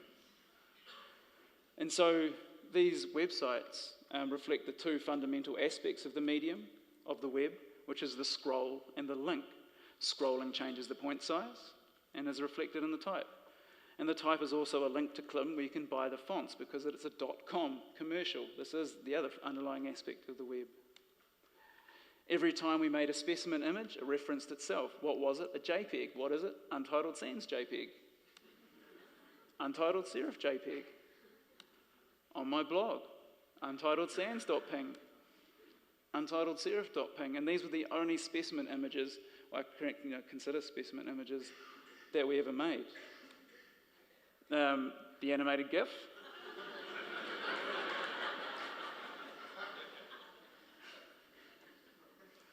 It was not all dry, is it? That's quite funny. I thought it was. And in the physical world, we work with the A formats in New Zealand, like Europe as well. And so these two badges, the titles, which are in your goodie bags there, individually handcrafted. Enamel pins, quite good actually. They're mounted on the A5 card. The A4 is the specimen. And the A3, A2, A1, and A0 are sort of limited screen edition, silk screened prints that we sent free to people who purchased the entire family. And so we basically covered the entire A range specific to format. And so I didn't actually know how to end this talk. That was as far as I got.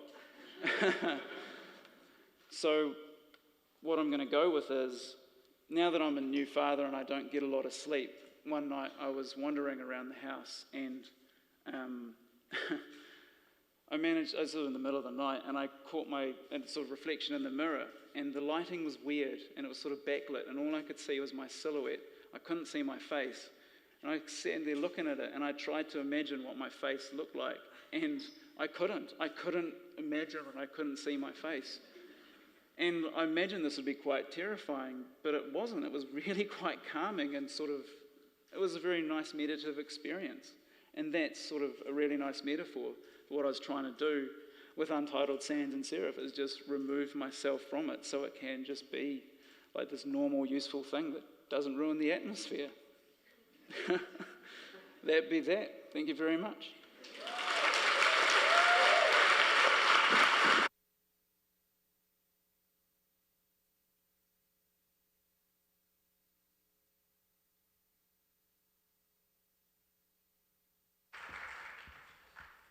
Thanks, Chris. I think if my lizard brain made a typeface, it would just redraw hobo. So, pretty amazing. Our next presenter is John Key. John is an art director, designer, and writer. He is a contributing art director to the 10th magazine. John is also a co-founder of Codify Art, a collective whose mission is to create, produce, and showcase work that foregrounds the voices of people of color, highlighting women and queer people of color. John will talk about design as a means to amplify and empower communities with a focus on queer and trans communities of color. Please welcome John Key.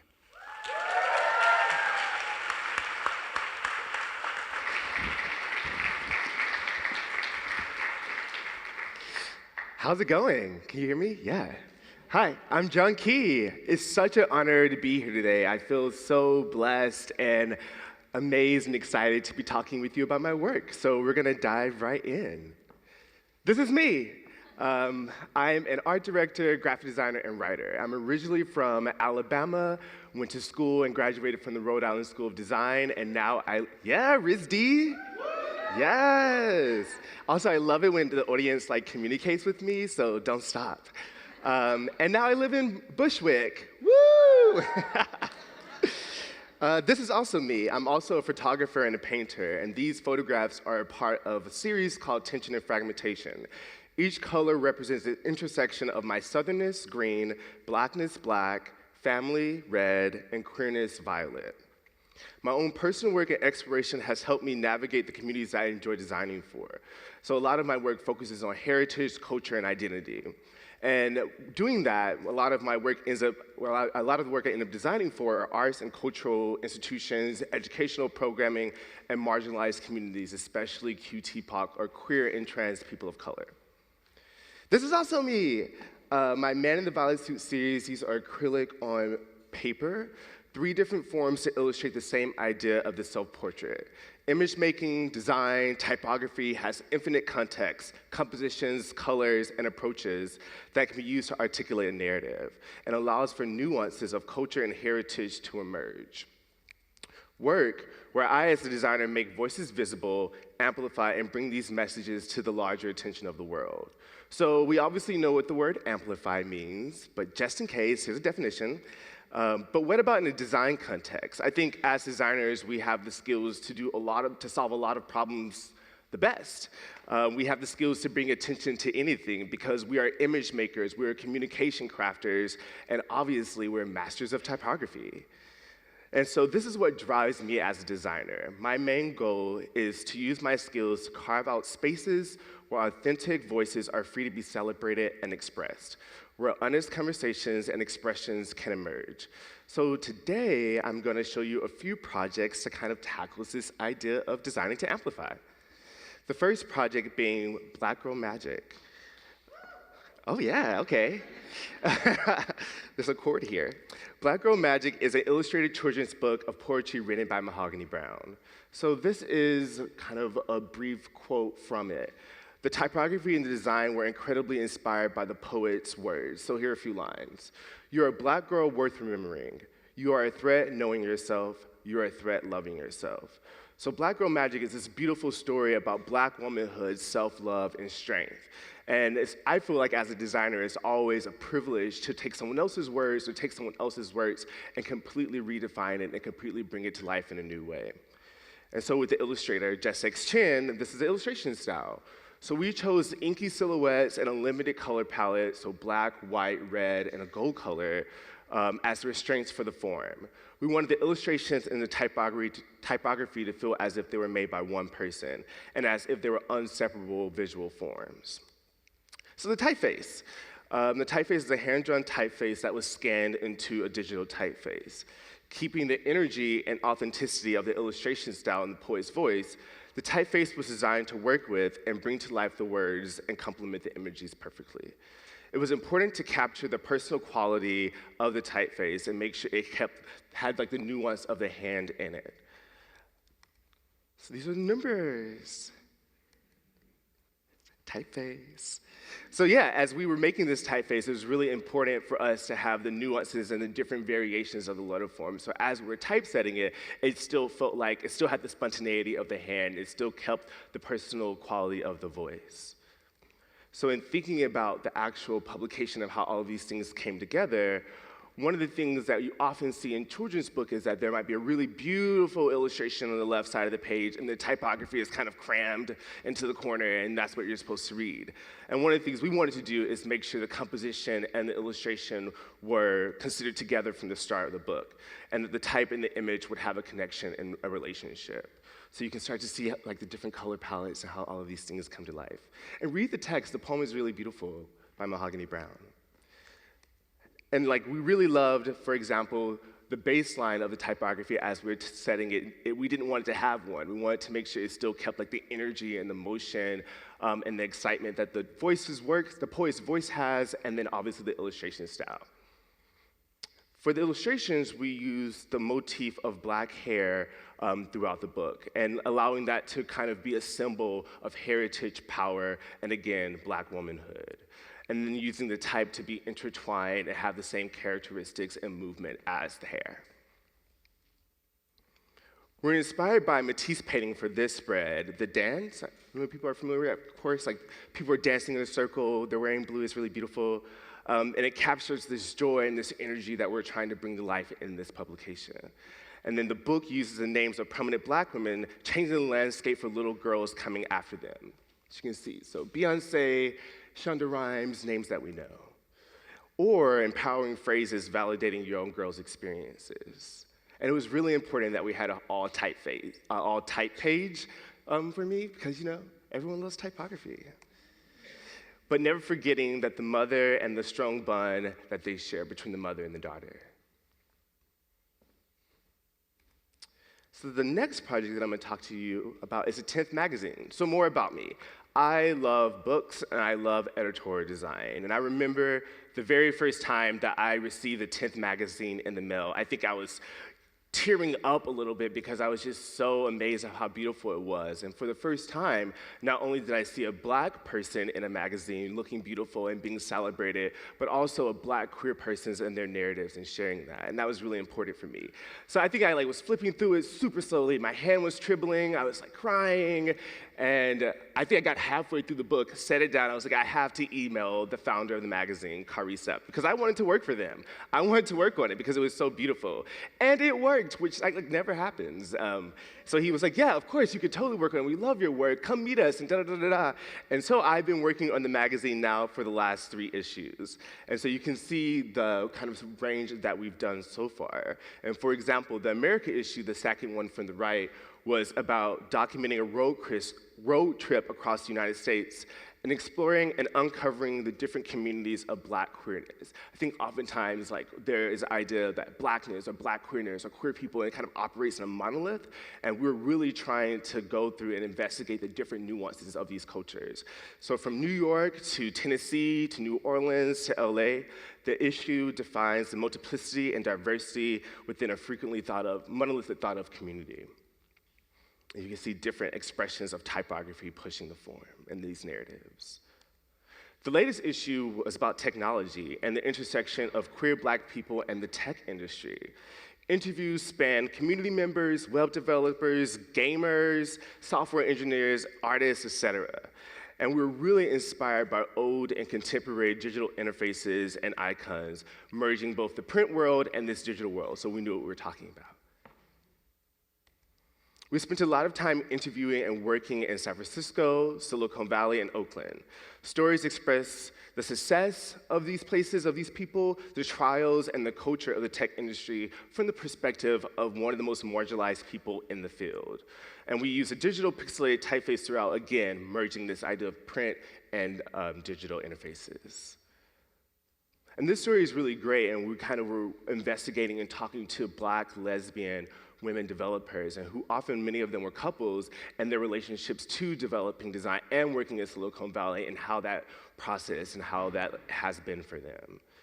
Malcolm Gamer X, for example, which I think is a really cute title for a name, obviously speaks to the civil rights movements that are happening within the gaming industry. And this was something that I had no idea that even existed. People are discriminated against when you have a role player game. Do people do games? I don't do games.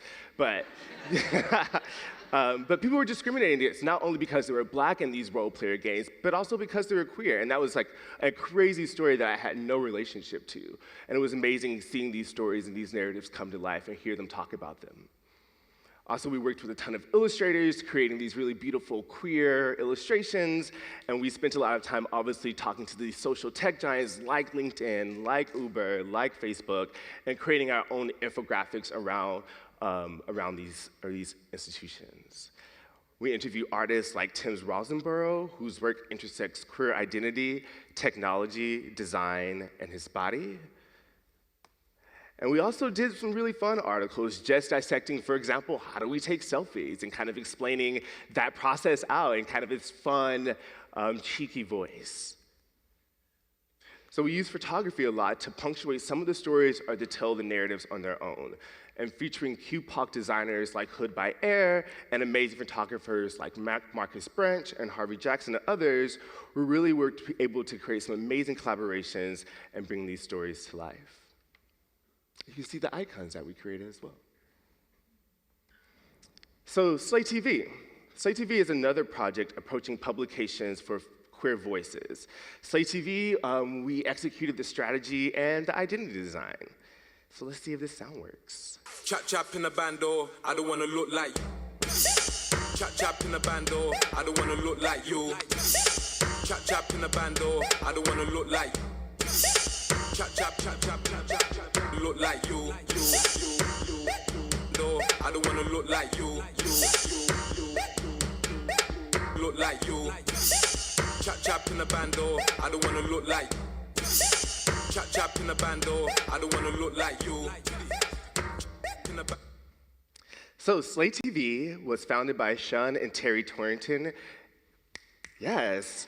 And is a queer digital content platform focusing on elevating video narratives of the LGBTQI community. The logo type was created to illustrate the voice of the community literally saying the word slay, and also to portray the many voices, personality, diverse landscapes of queer people of color. And we paired the logo type with Platform Bow by Commercial Type. Whoop, whoop. Fun and unexpected proportions complements the character and the geometric quality of our logo type perfectly. And so in thinking about Slay TV and it creating a space for queer voices to be as authentic, as flamboyant, as extra, and as queer as possible, and the shows really do highlight the kind of diversity within our community. And we wanted the logo type to bring to life people, like I said, people like actually saying the word slay, but the energy, the joy, the shade even, that the word exudes. And there's so many different contexts and situations and forms in which the logo type can come to life. And speaking more specifically about the logo type, we wanted to make sure that the letters and the letter forms also spoke to this diversity and this multiplicity. So in thinking at the letter forms and thinking how the S is super condensed, the Y is super funky, and the A is a little bit more standard, and like allowing all of these different voices and typographic features to come together and to create one phrase. So as the brand grows, there's a need to create new typographic forms. Oh, gotta go back. New typographic forms for shows and new solutions for their documentaries. Party Boy, for example, follows the Black and Latino queer people at the intersection of meth and the party club culture.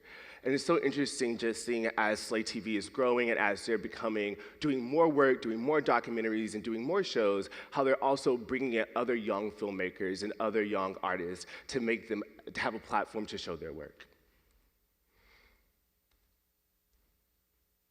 So, Codify Art. Community building and engagement is extremely important to advocating and seeing change in our community. I'm one of the co-founders of Codify Art, which is a Brooklyn-based artist collective of queer and trans people of color artists and designers. So here's the logo. Codify believes that the existing vocabulary of the arts is inadequate for engagement with the stories of marginalized people. In response, we create and claim space to collectively build an alternative inclusionary language, or to codify. Yes. So this is the team, this is us, and some of them are in the audience. My twin, Jared Key, Sharina Gordon in the front on the left, Kat J.K. Lee in the back, and then me on the far left. And the design emphasized that working together makes a stronger, clearer image. And that's one of the things that we want to do as Codify. So reading this, these two individual postcards that when come together reads, Codify Art, creates theater, performs painting, makes music, and loves dance. And it really does get at the kind of all the breadth of things that we do as an artist collective. From gallery shows to open mic nights to networking events, we do a ton. And so I'm gonna show a few examples of things that we've done. This is a still from the Spring Break Art Fair, which was an art festival that happened in Times Square. And also is where I sold my first 2 paintings, which was kind of cool. This is also us. We just finished up a session at the Whitney Museum where we talked about Jacob Lawrence and Elizabeth Catler's work in their permanent collection, Where We Are, their new show. We led a writing exercise and discussion, dissecting, talking about how their work relates to contemporary times now and how we can learn from their work. But the project that I mainly want to talk about is the Survival Library. So the Survival Library is an online archive of queer and trans people of color voices. It was a collaboration and partnership with Pioneer Works School of Apocalypse, where they have semester-long classes where groups and organizations and individuals can come in and lead these classes about basically anything. And so through the Survival Library, we use various different mediums to archive the voices of QT-POC artists and writers as a testament and validation of our hopes, our fears, our desires, and means of self-care and self-preservation. And I think typography and visual cues are the most basic means in which we can interact and communicate with each other. And these projects prove that the range of narratives that exist and the reality that learning and empathy can come from listening. Also, this was the first time that many people use typography or design to forge these narratives. So it's great taking non-designers or people that don't really have a relationship to visual forms and kind of guiding them through this process. So the first project that I want to talk about is my twin, Jared Key. And he paints with his hair. So this is an example. which is like such a weird thing, right? I think people were like, what is this? Like, I've never seen anything like this before. But our grandmother used to have a saying that your hair is your strength, based off of the story in the Bible. And so she was like, never cut your hair. There's so much power and heritage and strength that comes from that. And also, our grandmother couldn't read. So Jared took these visual forms of performance and painting and merged them together to create his own codified language, explaining the actions in our grandmother's words. And so you can see how he transcribes these gestures and put it into this book format to kind of create this narrative. This was also their first zine. This was their first book, so this is kind of crazy. And like, again, using design cues and using design education to help inspire and allow these artists and writers to express themselves. The next project is by Tanya Eugen, $Feeling, is an interactive digital experience working through her own personal experiences with depression. Themes include navigating work and social expectations as an upper middle class queer woman of color, mental health in and through prison, and the importance of community building and the importance of friends and relationships for survival. The next project that I'm going to talk about is Searching for a Home That Holds All of Me by Sharina Gordon. And I really love this book. She merges handwriting, or what she called illustrative text, and poetic typesetting to illustrate this complex experiences of dealing with depression and anxiety as a queer Black woman. And this was also her first zine, her first thing of designing, and looking at her, asking me questions about typesetting and asking me questions how you can bring this to life, and like even printing this book. And it was kind of amazing. I think it's such a successful object that she created. And the last project that I'm going to share from this section is a project that I did called We. And We uses found historical photography from the civil rights movements and my own photography and work into new collage forms. This is a narrative about the past and the presence of the civil rights movement and how the images still remain the same, yet offers some hope and resilience. And so it's nice when I was pulling these images and creating my own images as a response that they were so typographic. And when I was pulling these images from the database, you can see like the poster signs that were there and the different words that were used. But also we still wanted to create my own language and my own voice as well. So I ended with We Are Bulletproof. Giving non-designers the tools to express themselves through design, I think, is extremely inspiring. And I was wondering if the same principle could be applied to kids. So we're invited to give a workshop at the Children's Museum of Art where we asked 3 to 6-year-olds to create a typeface, if that was even possible. And so I don't know if you know about the museum, but it's a great space and there's so many interactive ways for the kids to run around and explore their creativity. So we obviously, as designers, thought this would be a great place to kind of do our typeface experiment. So we chose 2 artists as inspirational forms for the student to respond to, the first being Matisse.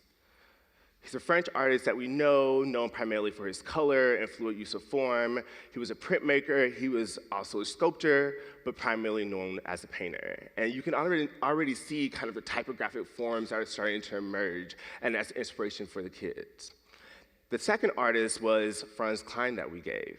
And I think the same thing can be said for that. Franz Kline was obviously an American painter, born in Pennsylvania, who was associated with the abstract expressionist movement from the 1940s and 1950s. And you can definitely see again like how typography and type design kind of appears throughout this. It looks like an H. So this was the prompt. We asked the students, 3 to 6 years old, to pick one letter, one number, or a punctuation sign from this page, to pick one of the artists, Matisse or Kline, and then to paint the letter or cut it out. Most kids obviously end up choosing the first letter of their name, or they got really excited and they just kind of stayed there and did all the letters. So yeah, this is an example of the room, and you can start to see like our inspirational boards and like the typographic forms that started to emerge. And look at this picture, look at this little girl. She's like cutting out this letter. She's so into it because everyone loves typography. And, and I think it was really important for us that this was to become a real typeface. So as the students were making the typeface and painting it or cutting it out, then we'll immediately scan it into the computer there and then actually make a typeface in which the students can start typing in their names and seeing it in real time. So it kind of worked. So this was the working fuss that we made. So this is the Matisse one. And I think that language is so important in defining what a visual system can look like. And so as we were working, as they created these typefaces, we asked them, what do you think about Matisse's work? What is your response to it? And this is one of the quotes. The Matisse cutouts look like seaweeds. Perfect.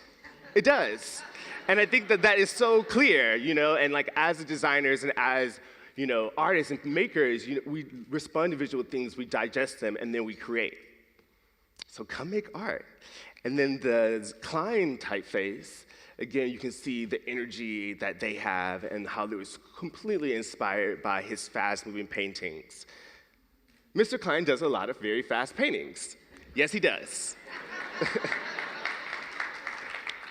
Yeah, it's really amazing to see the product of this workshop, because I think it's an extremely convincing typeface, and it's forms that I don't think I could have ever made. Like, look at this A. This A is amazing, and I don't think that I could have made that. And again, allowing, using design and giving that as a tool to students or people who aren't designers, I think makes really surprising and inspiring results. So at the end, we gave the typeface to the museum to distribute to parents to use for the kids and also for them to use as future collateral. And yeah, this is it. So I really love the work that I do, and I think it's great, again, to use design with non-designers as tools of expression and as designers to make space for more people to have these types of conversations. Thank you.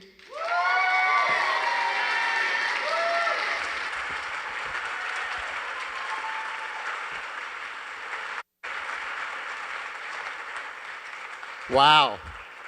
Thank you. Wow. Fantastic work.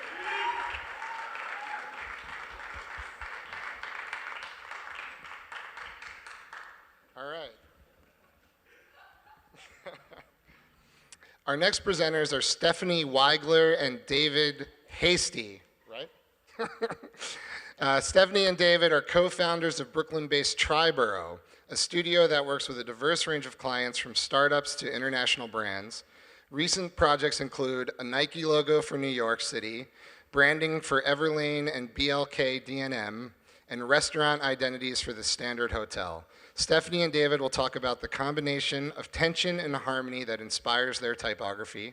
Please welcome Stephanie and David.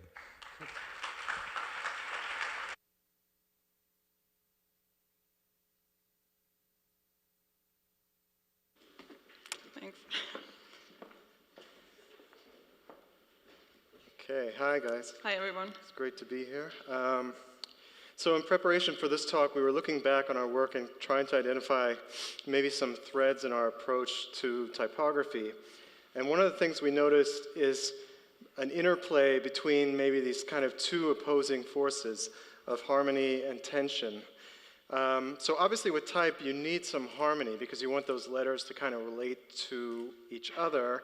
You want words to relate to words. You want some meaning to come through somewhere. But so when everything is in harmony, the design becomes understandable. But when some parts of that design is in tension, a design, I think, really gets noticed. So it's not surprising that tension engages people. Example, every movie that you've ever seen all has tension. They're built on it. There are characters that have a certain chemistry. They fight, they stop talking to each other, they're angry at each other, whatever, they get back together. And these are pretty much the ingredients to anything in order to make it watchable. So how can we bake harmony and tension into design as well? So we'll talk a little bit about maybe our process for that. So like everyone else, we begin each project with a blank page.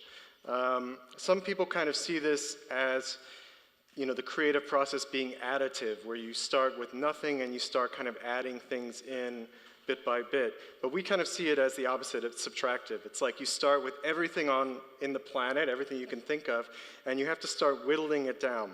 So you have kind of these endless possibilities, which is just like a little bit more positive way of thinking about things. So really the first thing you can do is just kind of make a decision. It doesn't really matter what it is because it starts putting you on a path. And sometimes, you make that first decision and you think, okay, I have a square. Do I want to put some other squares in there? Do I want to make something out of it? What is it? But a lot of times what we try to force ourselves to do is like add something in that's completely unrelated. And just visually, that sort of tension that's created by that is something that's kind of becomes to get interesting.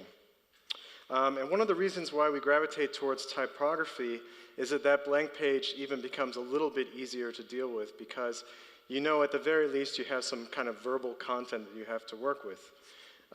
So this gives you a jumping off point. So one thing to do is you can obviously always just type something in, whatever it is, set it in Helvetica, and right away you're communicating. But as a studio, you know, communication, we feel like it's a little bit overrated. You know, depending on the message, it's often really boring as an audience, as a sort of viewer, to just be communicated to. You know, we're searching for kind of meaning in our lives, we're searching for all sorts of things we don't necessarily need to always be communicated at. So obviously communication can be good, it's better than total confusion. So this is my actual signature.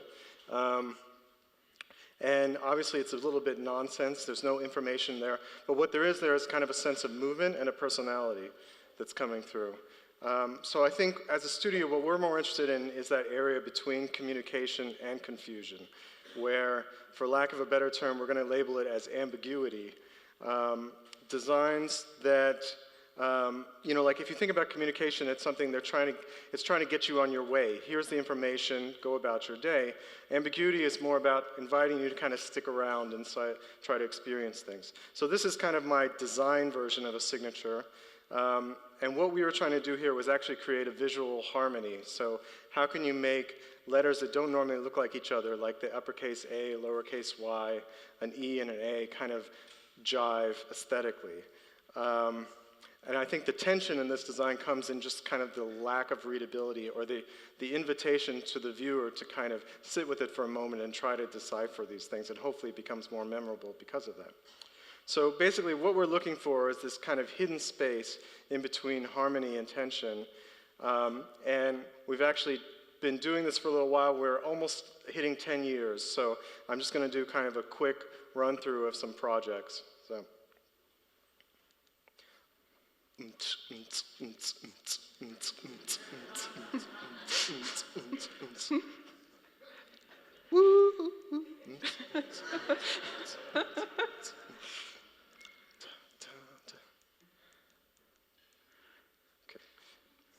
We're not very good at animation, so that's like our reel there. So we're going to talk today about a few key projects, and we're going to take you through the process for each one and kind of how harmony and tension goes into all that. So we were approached by this brand Everlane at the time that they were kind of getting ready to launch, and they needed an identity. If you're not familiar with Everlane, it's an online fashion company. You can buy a lot of really nice quality basics to wear, and their big thing is transparency. So you really know that you're getting workers who are taken care of, and it's a good quality product and everything like that. So they've started to do really well because people really believe in that aspect of their business. So our job with the identity was to really kind of give form to something that was new to the world and didn't have any kind of you know, history in terms of design. So we had to sort of come up with, you know, what did we do for that? So we were thinking, we'd actually been thinking for a very long time about this kind of typography that we've been seeing places. You see it a lot in kind of older buildings. It's very geometrically based. So you see it here on kind of an old pre-war building. You then kind of see hints of it on other things in terms of like signage. So there's this kind of like, I don't know, 19th century roots to it. And what's really weird is you start seeing it on things like eye charts, where the geometry is obviously not really conducive for like recognizability, but you're using it as an eye chart anyway. Kind of strange. The other weird thing is that although it's kind of, you see it on a lot of older things, it also is sort of the go-to aesthetic for like science fiction. So if you're looking at Kubrick's Space Odyssey, you know, it's like the look of the future is this kind of Euro style, which kind of fits into that geometry as well. So it was a sort of weird thing where it's like, okay, you have this font that's definitely has some past associations with us, but then also this sense of the future. So we thought, why not apply it to a company which deals with sort of timeless design, but also is very innovative in terms of the way they do their business. So it's this kind of strange combination of both. And the construction of these letter forms. Now we do typefaces for like a lot of our clients, and it's a little embarrassing to show because we actually are quite good at things like ink traps and stuff like that. But like this seemed to just call for like pure geometry, so it actually is just geometry. But what's kind of interesting about that is that you start to get the quirkiness from only from adherence to that. So like when you start looking at the full alphabet, it gets a little bit bizarre. It has a boldness to it, and maybe hopefully not something you would necessarily associate with just with a fashion brand. So the other thing we then do is we paired this font, which became their proprietary font, with Century Schoolbook to give it a kind of tension between these two voices that they can communicate in different ways. So again, you kind of see the tension. And so what we did was we presented all this stuff and kind of gave them this notion, this design, and we gave them all the guidelines, and we were then able to hand it off to the company. So what I'm going to show you now are actually things that they've designed in-house, but very much along the guidelines of both the typeface things that we gave them, but as well like dealing with language and things like that. So you start to see how the system goes together. And we always emphasize the idea of making the typeface very large because we felt like, well, we did the typeface. Let's try to get that as large as possible. They've been very innovative in terms of doing like pop-up shops and various campaigns and printed materials as well as ads on the street.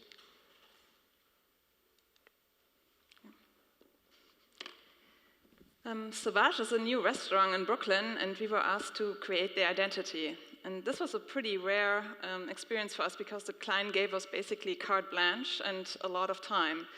So we kind of had to set up a few restrictions so that we could keep focus on what we thought would be important for this project. Yeah, this is the interior space, and we wanted to create another layer, so to say, some tension between our work and the established interior design. And as you can see, some of the details are inspired by Art Nouveau. You know, you see all those like round corners, brass finishes, and dark wood, and everything felt a bit vintage and old-fashioned. So instead of referencing the obvious Art Nouveau movement, we wanted to create an identity that would be more experimental and wouldn't be linked to something specific, but rather would feel fresh and modern. So we started with the name. The meaning Sauvage is basically wild, untamed. And this kind of inspired us to think of those primal, very primal first expressions of imagery, super basic things like those cave drawings, cave handprints actually. And we decided to do some prints based on wood printing and other more hand-done older techniques. So we collected different wood shapes and wood blocks to just play around and see what happens. And the result were a lot of different compositions, but they all felt a bit too print-focused and looked like something very familiar. Then we continued in this way. We cut out different textured materials and created those collages, but it still didn't feel like convincing to us and a bit too random and one-dimensional. So that led us to think more about the whole idea of this abstract shapes. Maybe what was missing was to think of forms as tools of communication. This made us think of ancient petroglyphs, abstract symbology that maybe means nothing to us today, but even on some primal level, the softness and harshness of the forms gives you a certain feeling when you see it. We then decided that we wanted to use paper as a medium. It was just the most efficient way to create a wide range of different shapes, and it also fit into our restrictions to use a very primal, or let's say simple way of making images. So after much of trial and error, we established this kind of basic paper petroglyphs that we could use later on. Coming to the typography, one part of it was handwritten, and we decided to de-emphasize the logo, making it the same size as the other handwritten text.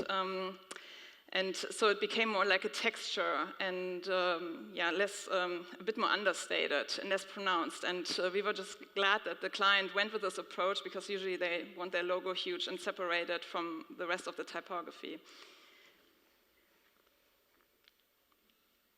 And to complement this handwritten text, we chose to use Grilly Type's Walsheim, because we felt some geometry was needed to contrast all this handwork.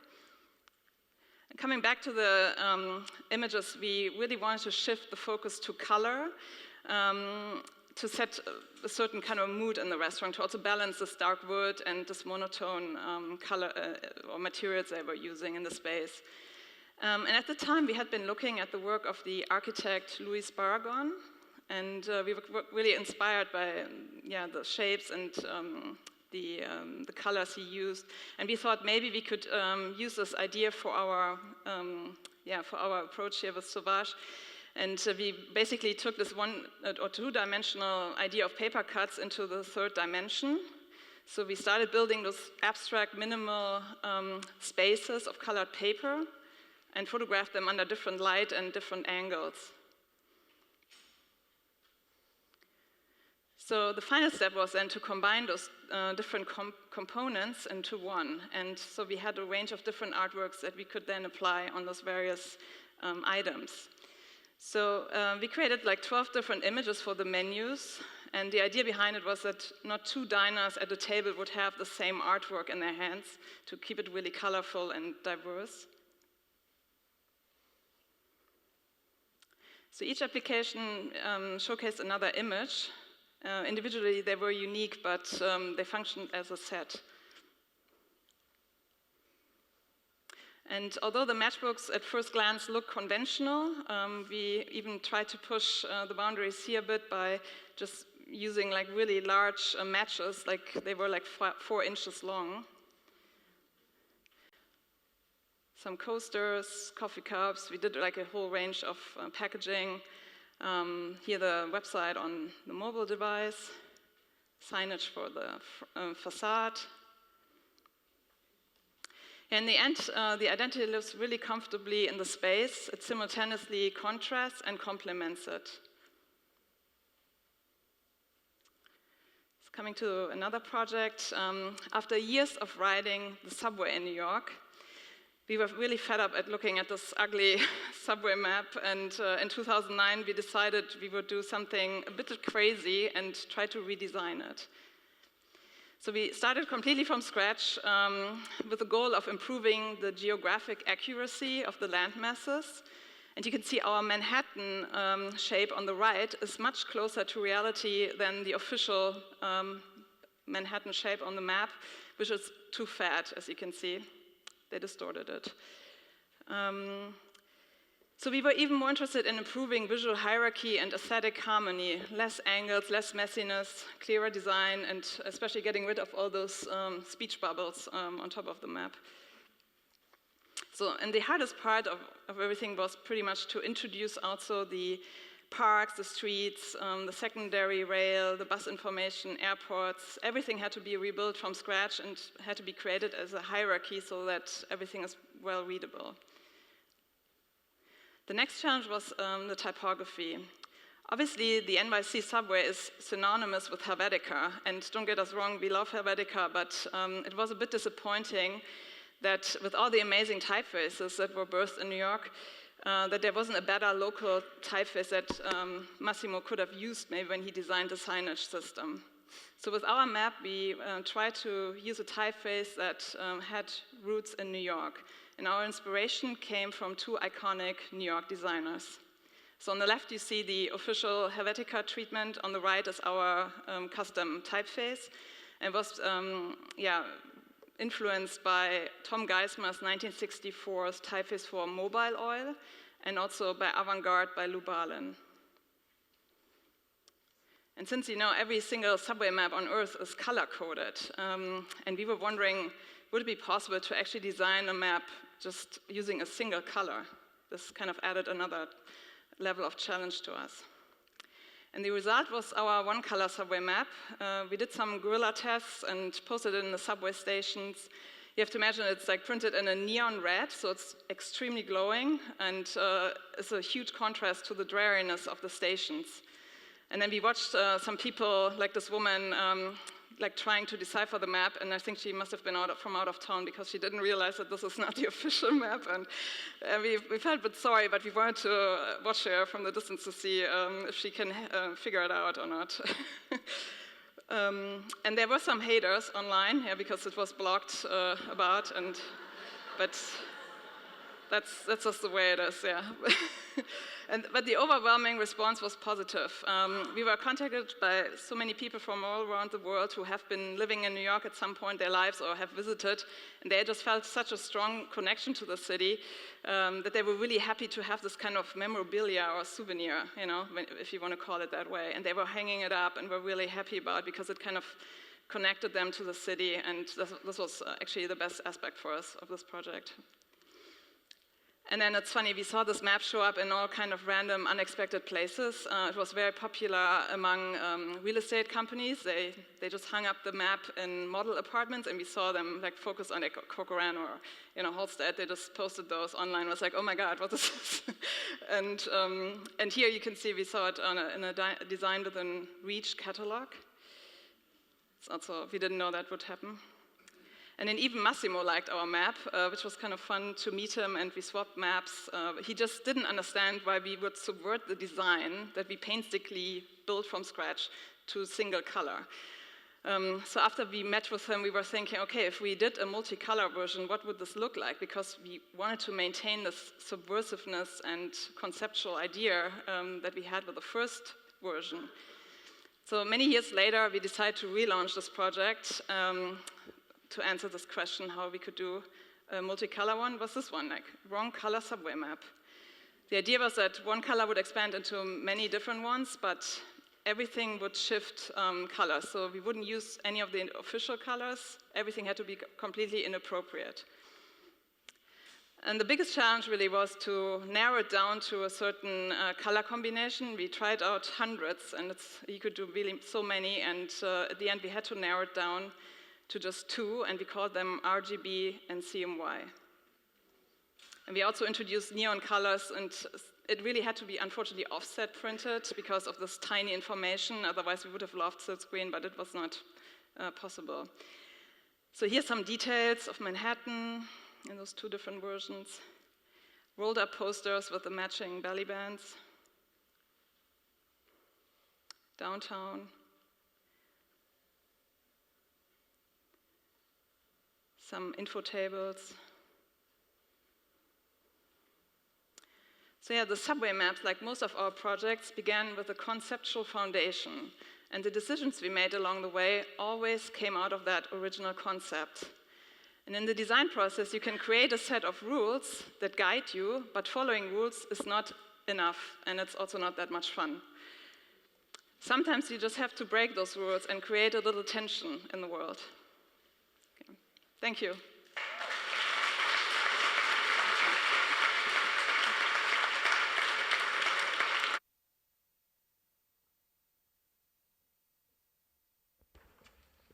Thank you.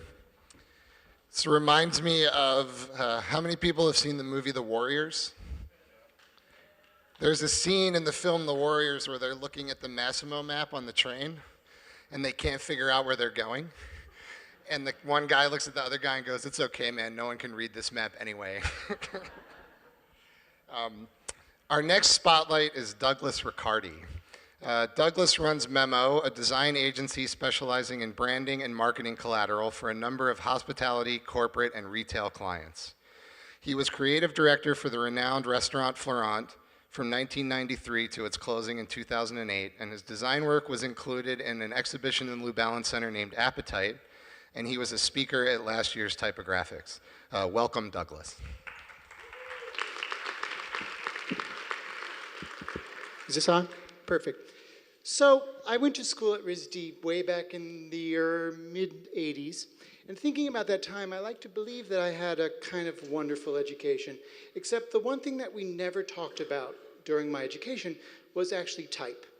we used it a lot. I mean, we used to we move around letters on a page for an entire semester of a book cover, but it was kind of like one of those things that we absolutely took for granted, kind of like you turn on the stove and you know, gas came out or water came out of the spigot, but we never really talked about where it came from.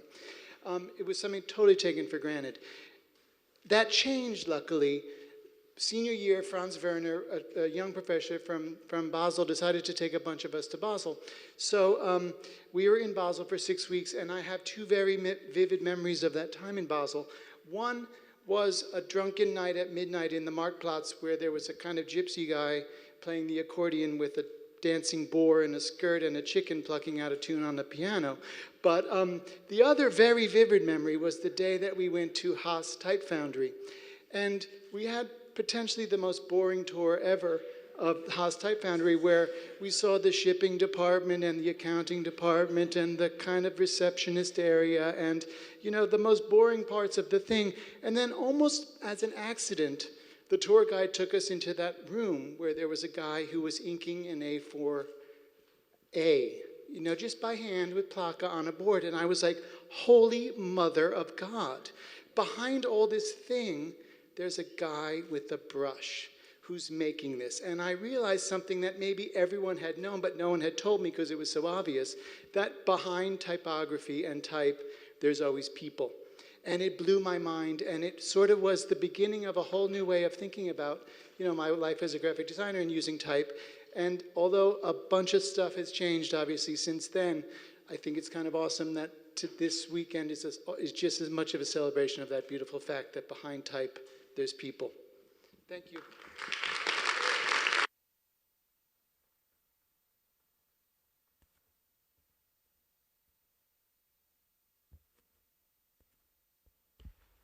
Thank you.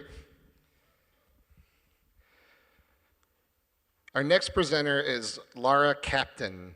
Laura is an independent type designer and typographer based in Amsterdam. She has a dream to create contemporary typefaces that respect the essential characteristics of the Arabic script. Laura will speak about co-founding with Christian Sarkis the Arabic type design in Beirut, the program in the Department of Architecture and Design at the American University of Beirut. Please welcome Laura Captain.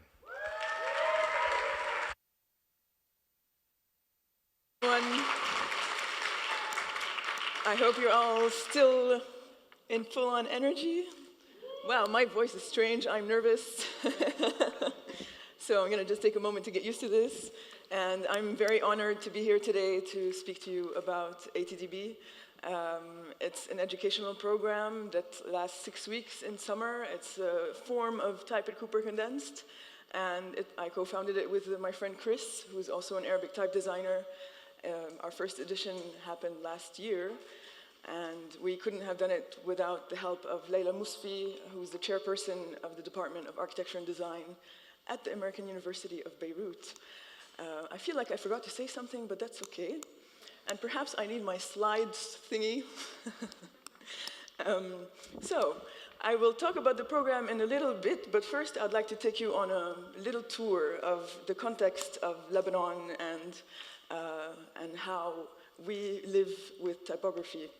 So first, Lebanon is a little piece of land on the Mediterranean that has seen many waves of civilizations for millennia before the Common Era until today pass on its earth. And with that, every civilization, is it something happened with my sound? Every civilization brings in a different writing system. And we are lucky in Lebanon and its region to have seen the birthplace of the alphabet, so the Phoenician writing system that led to Greek and then Latin, also Aramaic that led to Hebrew, but also Nabatean. And if you sort of twist the Nabatean letter, you're going to get an early Arabic letter that will later more maturely become the full-fledged Arabic letter. What's in red is actually the same letter, and you can sort of see a similarity in shape that happens in the Semitic scripts. Also, what's important about the Arabic script is that the word was chosen as the primary art form in the lands of Arabic. It is what the whole contribution from prehistory to Michelangelo to Mondrian is for you Western people, the word is for us. So all that energy and attention in art really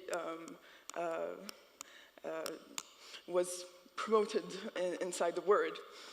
But also the word has content, and the word went also everywhere, in a bowl, on textile, on paper, in swords, on jewelry, and in this case, the bowl, one of which you can see in the Met if you walk into the Islamic collection.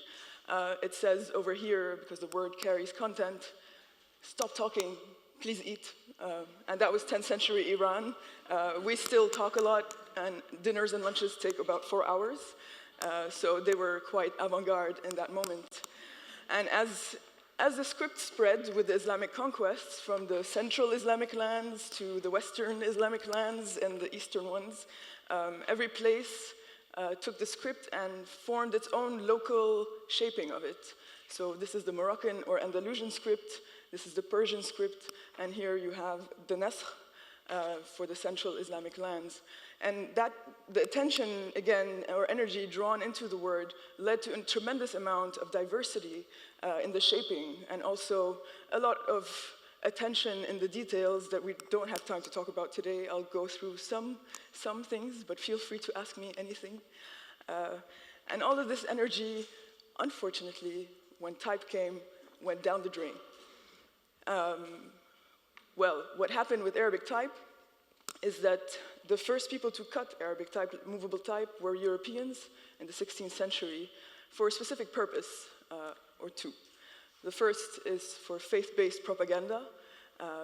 So Arabic books were printed in order to print Bibles or literature from the European world, starting with Italy, then France, then the Netherlands, in order to convert more Christians, more Muslims into Christianity in the North African region and Levantine region. The second purpose was for scholarly work. So for example, here what you have on your left-hand side is a sample of Thomas Erpenius's movable type. This is also 16th century Netherlands. He's a very famous Dutch Orientalist. And so to print grammars and understand the writing system, which in the end serves the purpose of propaganda, because the more you know the people you want to convert, the better you can convert them. It didn't work so well, because the form was never accepted in the lands where it actually exists. And then the machine moved finally to the east, and in the 18th century it arrived to Istanbul, where the first and last breakthrough in Arabic movable type, but also type in general, happened thanks to this man, Ohannes Muhandisyan. That's the central image. Ohannes Muhandisyan did what is almost impossible in movable type. People would look at this and think, oh, no, this is not movable type. Many details. Again, please come talk to me. I'm happy to share the reasons. But there's also one problem. His script form is really a one-to-one carbon copy of a calligraphic style. So we didn't see a step towards modernity, or what it looked like to go one step away from the calligraphic tradition. From that moment on, it went downhill from there, and we arrived to the digital world, where you have shapes such as the one on your right-hand side that exist in no moment in Arabic script history. No moment. For us, Chris and me, this is tragic. And there are more people, of course. And I try to formulate the problem in a synthetic way for you guys, but also for a few people I've given similar talks to. To me, the problem is a problem of aesthetics and a problem of technology. They, of course, work hand in hand. In terms of aesthetics, and if I compare with Latin, from the calligraphic letter, in this case it's the Carolinian minuscule, to the typographic letter, and in this case Helvetica, there is a link between the two. You can see different proportions, an abstraction of the mannerisms, but the contrast is the same position, and you can sense the essential characteristics of the letter are still there. Whereas in Arabic, and usually I have a more contrasty example, but it was inaccurate. So in this case, you can see from the calligraphic letter, and do I need to point at it over here, calligraphic letter, over there? to the typographic one, besides the terrible drawing of the typographic one, it's also what's happening with this letter. I mean, it's sort of leaning backwards, looking at the sky, and it has this ending that's a bit like a scorpion, like, tick, I'm gonna get you, I'm gonna get you. And you have that, when you read text with these typefaces, it's really painful. I stopped reading books in Arabic because of that. I get pissed. I'm like, oh my God, look at this space, look at this, this hurts me. Close the book. I would love to typeset all the books all over again whenever we have better typefaces. And then technology. Oh, I forgot to say, this phenomenon happens because we lack foundations. We lack principles. We have a huge collection of an amazing tradition that has not been observed in order to extract principles from which we can make modern typefaces. So we are missing theories of contrast, how to deal with a proportional system for a specific application, how to what are the characteristics of Arabic so we can do something with them. And then there's, of course, technology, and my favorite topic, the box. It's been a topic since yesterday, the rectangle, and I was thinking, oh yeah, how can we drop the rectangle? Well, that's easy. Go for Arabic or languages that really don't need it, because Arabic is a connected script.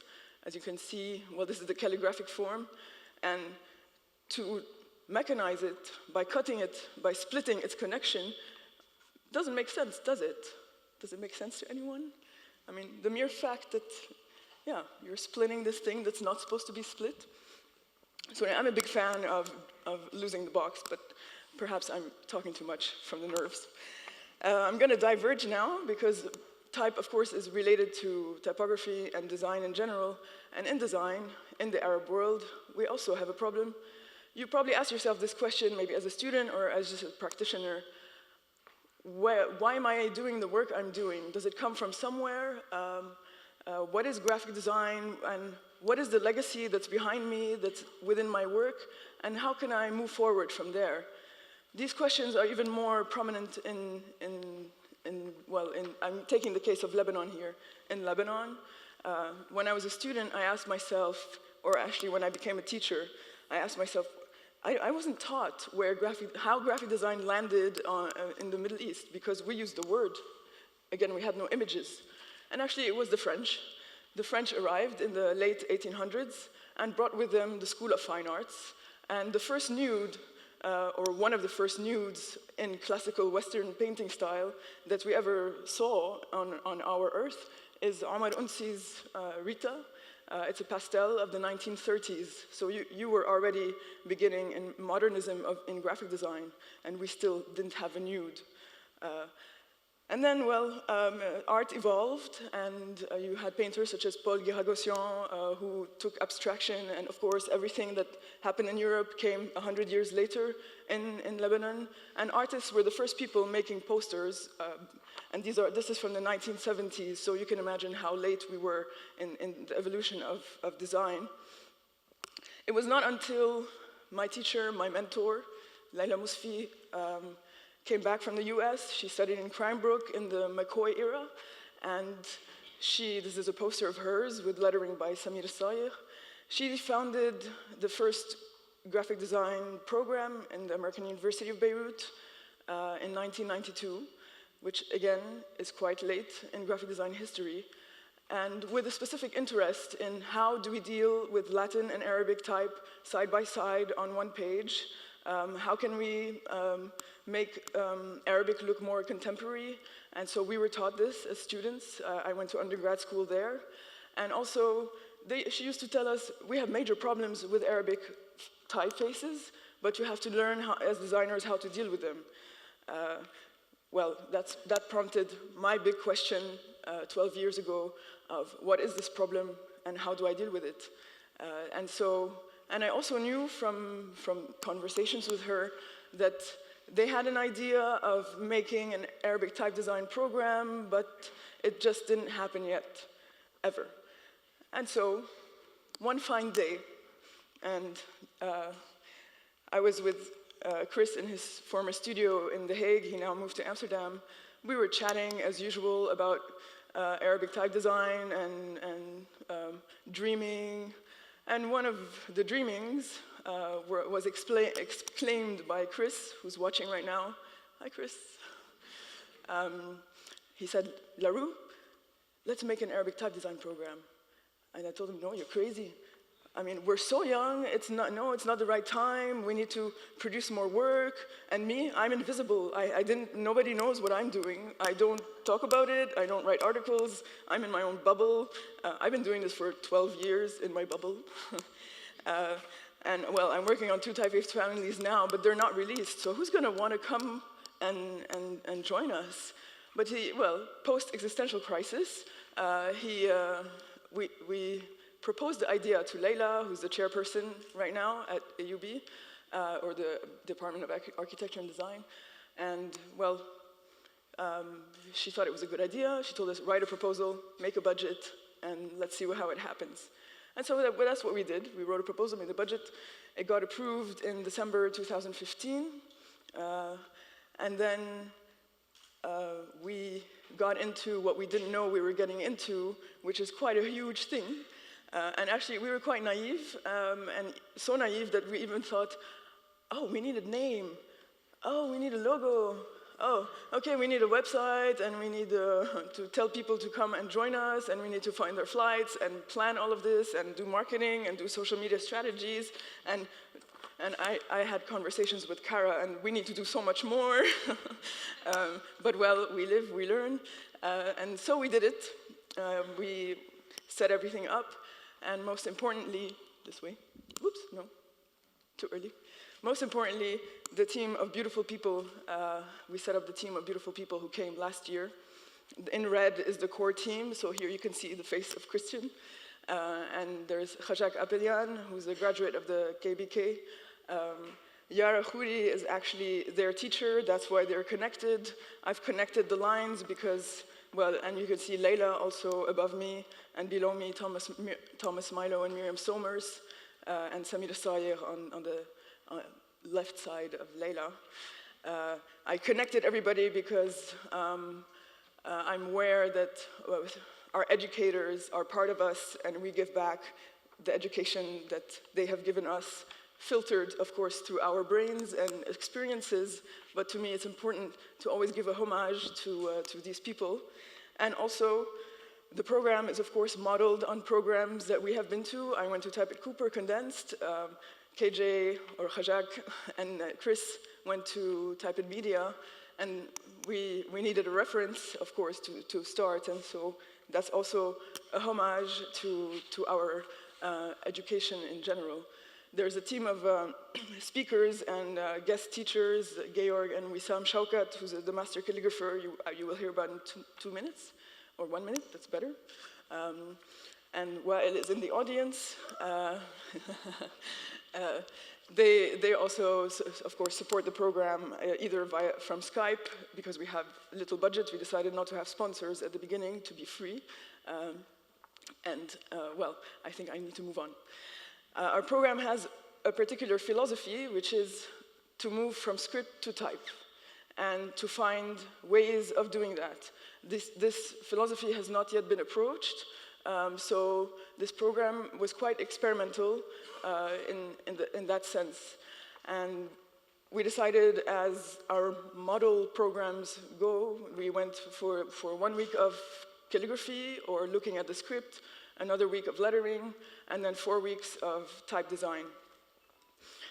And so it began, our little adventure. We were excited, we were very scared because we didn't know what to expect. We didn't know how it was gonna go. We didn't know if our methodology was actually gonna work. But in life you have to try. And so we went into the classroom and we started learning the script. We didn't actually do calligraphy with Wissam, this is his writing. We wanted the students to know more about the construction, about contrast, about how letters connect and change shape within the context of their connection, because that's what happens. Here you're seeing one letter behaving, connecting to itself, because you have initial, medial, final, and isolated positions for one letter, and it changes every time. I'm going to show you. This is a dotless form of a letter. The initial version and the stroke goes up into the second one, which is a raised tooth. And the initial version is special to go before the raised tooth. And after the raised tooth, there's another one of the same letter, and it becomes a sort of a wave, and before going to the final one. So you have two medial letters that are very different. And this pattern changes with different letters around, or if it still connects to itself, it's going to change again. The participants were in shock, both the Arabs or the native writers, and also we had some foreigners. They were in shock because they had forgotten these rules. We don't learn these, you have to observe them. And usually we see this, or that. Does this remind you of anything? Sure. The square kufic? Yeah, and the square kufic, the function, I believe Shiva told you what function it had. It was made for ornamentation. This is now used for text. So we have, function problems. But then we got to the lettering and the type design phase, and that was our major challenge. How do we abstract the script without losing its principles, and how do we actually teach that? So Chris and I, while planning the content, decided that we would look at our own work, how we did it, and we came up with a system of parameters that are in directly relation with the Arabic script, and that you can play with. And we did this very analog type cooker by Eric, a version of Eric's. We will one day hopefully do a website with the help of Khajak Apelian. And so we could tell the students, well, to pick a typeface, you first pick the construction. So from solid, which is the most geometric, and this one I put here because, well, it's not really over geometric like square kufic is. That square kufic would be at the edge of that line. And then you can go a bit in between, semi-solid, semi-fluid, and then you can go either to very fluid styles, which are more cursive, if you want. And this is the work of students, by the way. All the slides from here on will contain work of students. And, well, probably our most important methodological contribution is this. From the structural characteristics of the script, you can also play with them to make type. And so from the calligraphic letter in contrast, we told them how to observe contrast, how contrast behaves in Arabic. It's very different from Latin. I wish I can, elaborate on that, but, well, to tell you, Latin, you can have expansion or rotation. You take your pen, you put it in one angle, and you move your hand. It's very meditative, very repetitive. Arabic letters have a very discontinuous way of being with rotation and translation and pen shifts and also drawing and many more processes that go within contrast. We will write about this eventually, in the next few months. Also, I won't cover everything, but Arabic letters can also don't necessarily connect on the baseline. They can have a slant, and that slant can be horizontal and vertical, and you could play with these also aspects. So the students were free to pick whatever they wanted, and thanks to cursive attachments now, which are these little sort of magnets between letters, this is now possible technologically, although it might break sometimes in InDesign. Adobe, please fix this. I know you hear that often, Adobe. I apologize, but please, really. And anyway, so you have script grammar, which is a whole field. Speak to Thomas Milo, that's his turf, where that dictates the shape of a letter in a specific context. So instead of looking like that, the letter actually has to curve and kiss the next one. This is 2 letters, by the way. And I will move forward. You also have decorative characteristics in Arabic. This is where Arabic becomes amazing. You can, for one letter, have a variation, a shape variation. So for example, the letter in red can look like either this or that. You choose, or you give the user the choice. And you can also have elongation. Oh, this is still, but it's okay. Elongation, so for example, this connection over here, this is the same word, but you can stretch one letter. It helps for justifying text or just for typesetting poetry in a beautiful way. Nowadays, this looks like a line. And it also has rules in script grammar. Not every letter can stretch. That can be computed, of course. And so we didn't only focus on form, we also focused on concept. Andreu Balius, for example, chose pop Egyptian movie posters, posters of the pop culture to be inspired for his typeface. Hadis Basil chose also something from the vernacular, which is lettering from trucks, and these two are the same script source, and that's what he did with it. Jamal actually went for a historical source. So this is also a version of Kufic, or we call it a solid style, and try to also modernize it while retaining its characteristics. And this is an array of the students' work to show you a bit of the diversity of it. And we were looking at their final presentations and we thought, wow, we did not expect this. Our methodology works. It's fantastic. And so, yeah, we also decided, we knew that this program was also just an expression of the larger philosophy. And for that purpose, Chris and I decided to do something, and it's to write a manifesto. It's going online now on this link. I won't read it all, I'll just read a paragraph for you, and you can read the rest at your own pace, but I'm gonna import Chris over here because he has to be here with me, and I'm gonna put my hand around him. So here we go, you ready, Chris? Arabic script to type manifesto version 1, we will edit it with time. It's time for a new era in Arabic type design, an era in which the script is the source of typographic information. What we ask for may sound obvious, and it is. Understanding the script then moving to type is nowhere near innovative. In Arabic, however, contrary to popular belief, this bridge has not yet been made.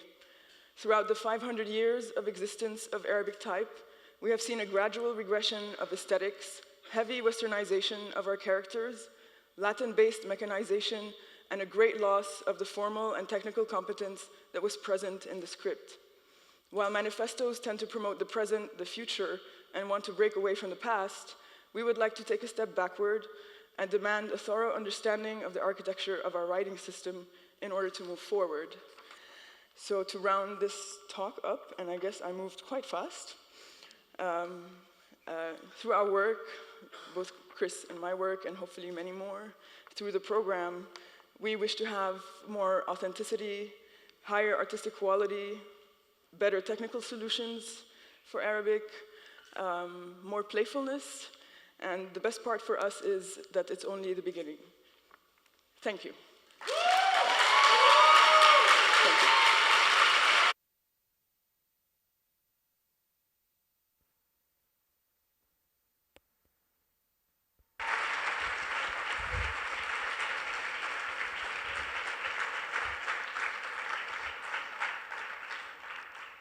Thank you, Lara. I'm sure one day we'll have some of your students right here. Our next presenter is Helen Yentis. Helen is the art director of Riverhead Books and has been designing book covers for over a decade. Her work has been featured in print, graphics, communication arts, and the Creative Review, and has been recognized by the AIGA, the Type Directors Club, and the London Design Museum. Helen will speak about the rebirth of big type and lettering in contemporary book design. Please welcome Helen Yentis.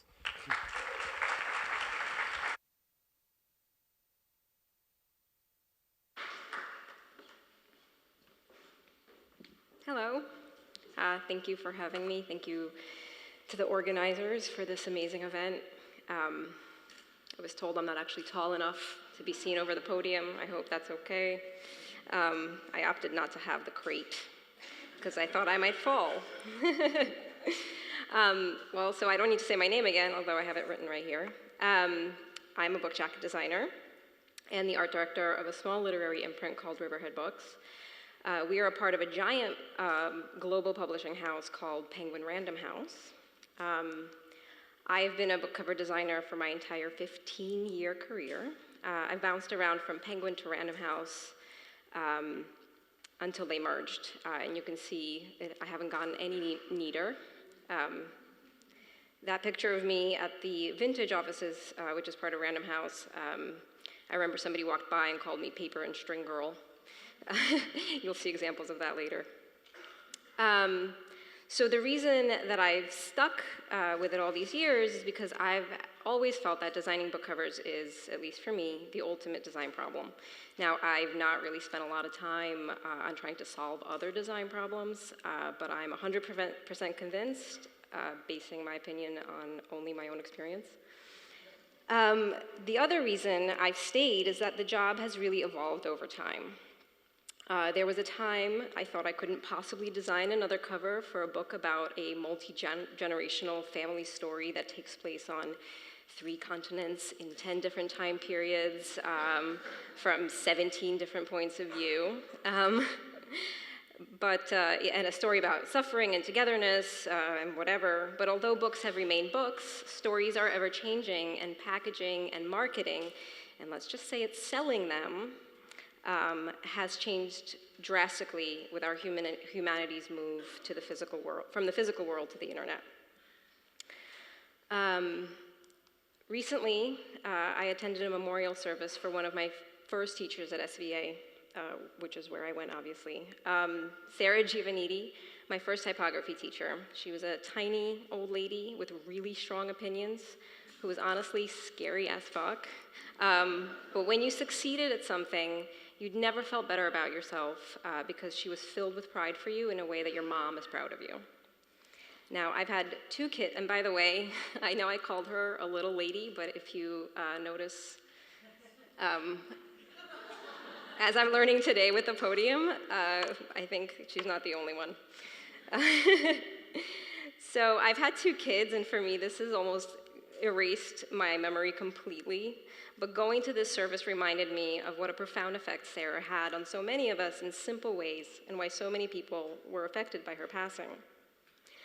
All of us here with a design education have had that teacher that taught us the basics that were nonetheless mind-blowing at the time and still resonate, and yet we probably have forgotten all about these building blocks down the line. For me, and for many of us, this was Sarah. One of her first assignments was to design a poster that needs to get attention on a busy New York City street. Something about it has to grab you instantly, or you've already failed because the person has just walked right on by. This, by the way, is not that poster. This is just, and I don't know that it would actually pass her test. I think it probably wouldn't. This is the only poster from my school days that I could find, and I think we're actually probably all better not to see my very first attempt. So, where was I? I had 2 more years of school after Sarah, and then years and years of trying to learn how to be a book cover designer, where I worked through a decade of changing trends and aesthetics, and my own grapplings with what it means to be a good graphic designer. But what really struck me at the service is that, holy shit, 15 years down the line in this industry, learning and changing, it was this lesson that still resonates, such a simple thing and universal thing. If you don't grab someone instantly on a cover, you have failed. And this is true now more than it even was when I started, and more than even 5 years ago. Now, grabbing someone doesn't always mean screaming in their face with giant type. But as our lives have moved online, it has also meant that some subtlety has had to suffer, and we have had to shift the way we approach the cover. In my current capacity as art director, I'm lucky enough to be able to work with some amazing designers, many of whom I've worshipped for years, as well as a small in-house design team. This is one of the people I've worshipped. I just noticed the mouse has been up the whole time.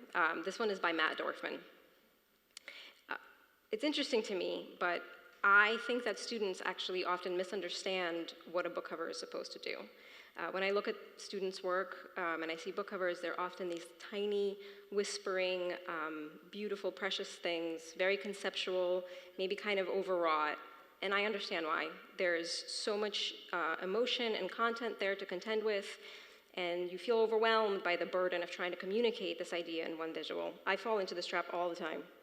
So when I'm looking for young designers, it's the posters I look at. Cover design is more like poster design than anything else. You have to grab someone's attention instantly because the book that you've been charged with, yes, advertising, is coming to the stage in a sea of other books, jostling and competing for the reader's attention. One of the things that's becoming obvious as I talk about this actually is we didn't really, when I first started doing this, I didn't really think about what this cover was, what my job was. I was just trying to do cool shit, never considering the fact that my job was actually to sell something. And I think it's important, I think sometimes we try to avoid that as designers early on, but I actually think it's part of your design constraint. That's your job, and I think it needs to be embraced, and your work can get better from it. So whereas when I first started this design process in 2002, great, beautiful book covers had a lot to do with texture and subtlety and ephemera, and just the perfect hairline rule placed in the perfect spot to add a bit of tension. The fact that books are now, for the most part, no longer discovered in bookstores, but online has changed what a successful book cover can be.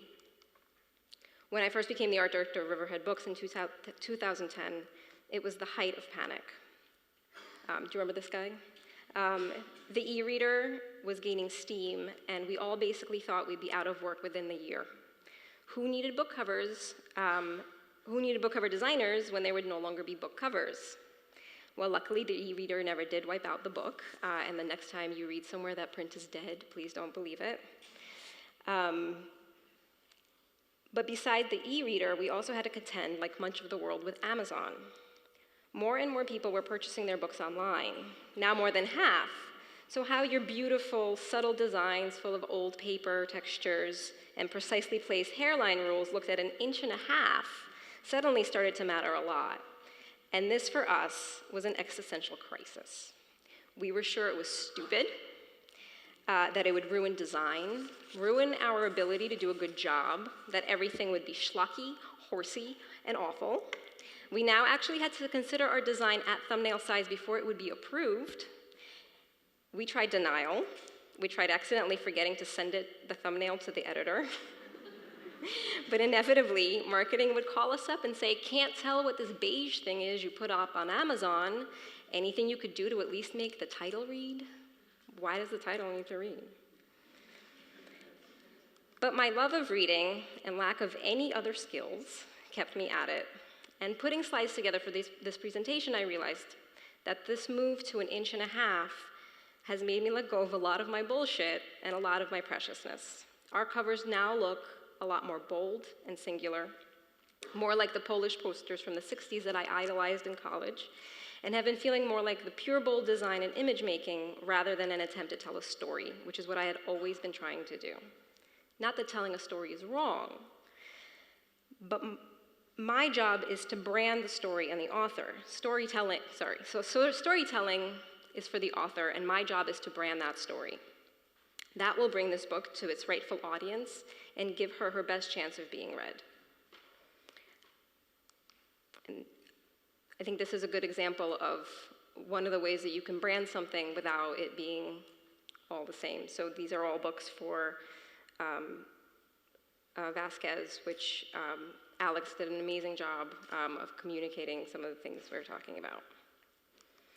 The other side effect of having to completely reinvent how we get our readers to find out about our books, when the bookstore now plays so much of a diminished part in discoverability, is that we have had to come up with new ways to get their attention.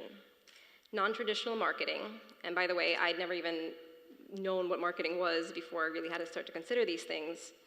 Non-traditional marketing is something that has become integral to the way we get our writers out there. And it's a piece of the puzzle we in the art department have become involved in a way that we never have before. One project I'd like to share that came out of this is the special edition we did for Chang Rei Li's On Judge Fulci. By the way, this is the regular edition, and the lettering on this, my husband and I, Jason Boer, had done John Dower's sign painting workshop here. It was the year of Hurricane Sandy, whenever that was. So we were trying to finish up our workshop while the storm was coming, and we actually bought our provisions across the street here somewhere and then drove home before the storm. And I hope John's not here, because I'm sure he would tell me that's terrible. But Jason actually did the lettering. His was better than mine.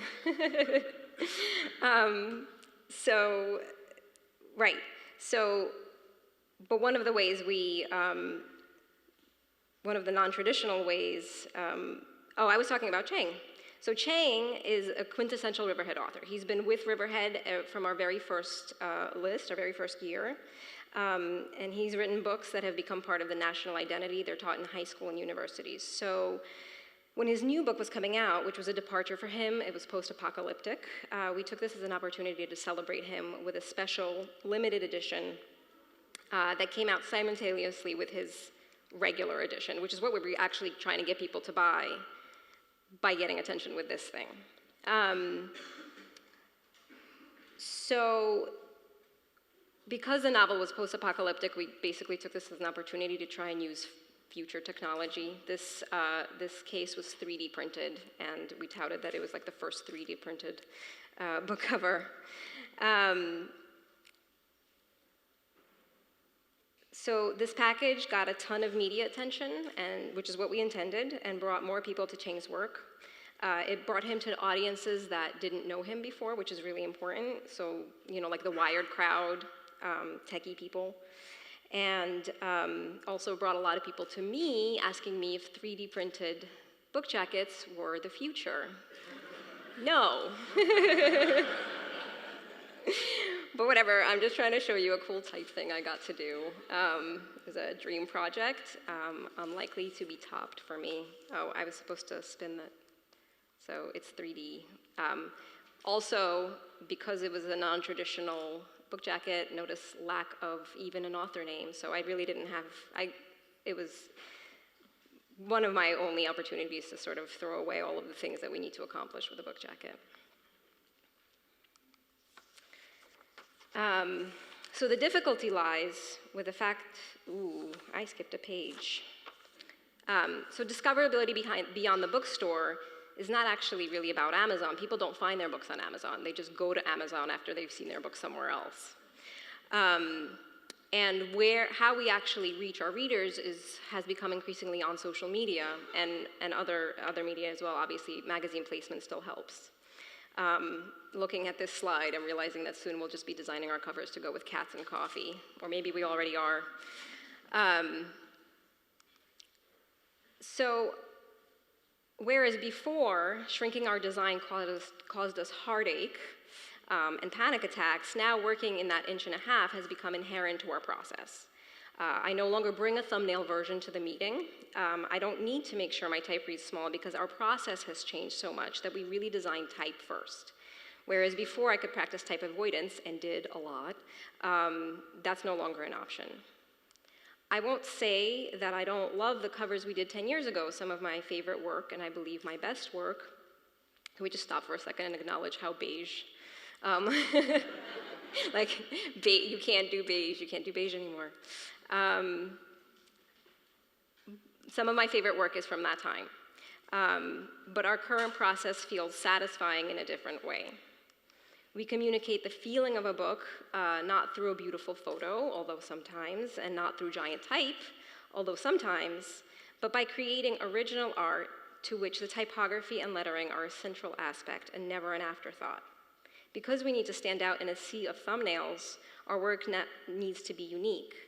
The book we're representing cannot be confused with another in the same genre. And yet, it needs to feel like it squarely belongs in that genre, lest it miss its audience. And here, your type treatment is essential as well.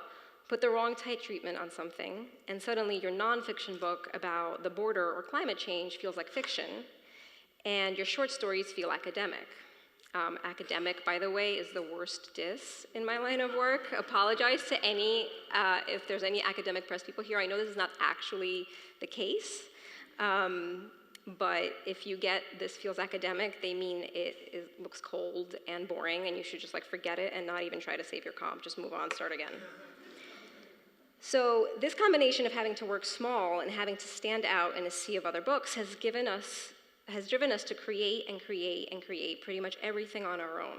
Our little group of designers, whose work you're mostly seeing here, Grace Hahn, Ben Denzer, and until recently, Rachel Wiley, who we miss, is always seen in corners, cutting, lighting, shooting, reshooting, recutting, scattering, painting, and then throwing it all away and starting again when we bring it into the meeting and are told, I love this, but it's not original enough, not artful enough, looks like something I've seen before. And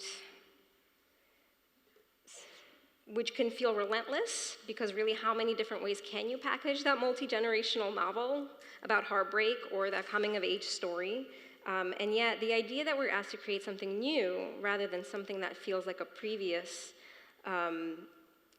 successful novel is a gift, and we know that we're lucky to work with visionary people who understand and encourage and trust us to deliver it, and that's what keeps us at it, the fact of the search for the new. The difficulty lies with the fact that the process can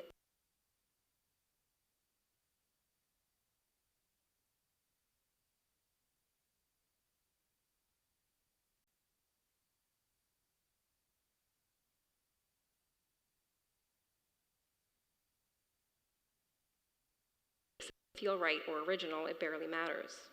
In the end, we're trying to communicate a feel, and feelings are not something you can reduce down to a format. There's no equation for visually communicating a feeling, especially if you have to communicate a similar feeling over and over in different ways.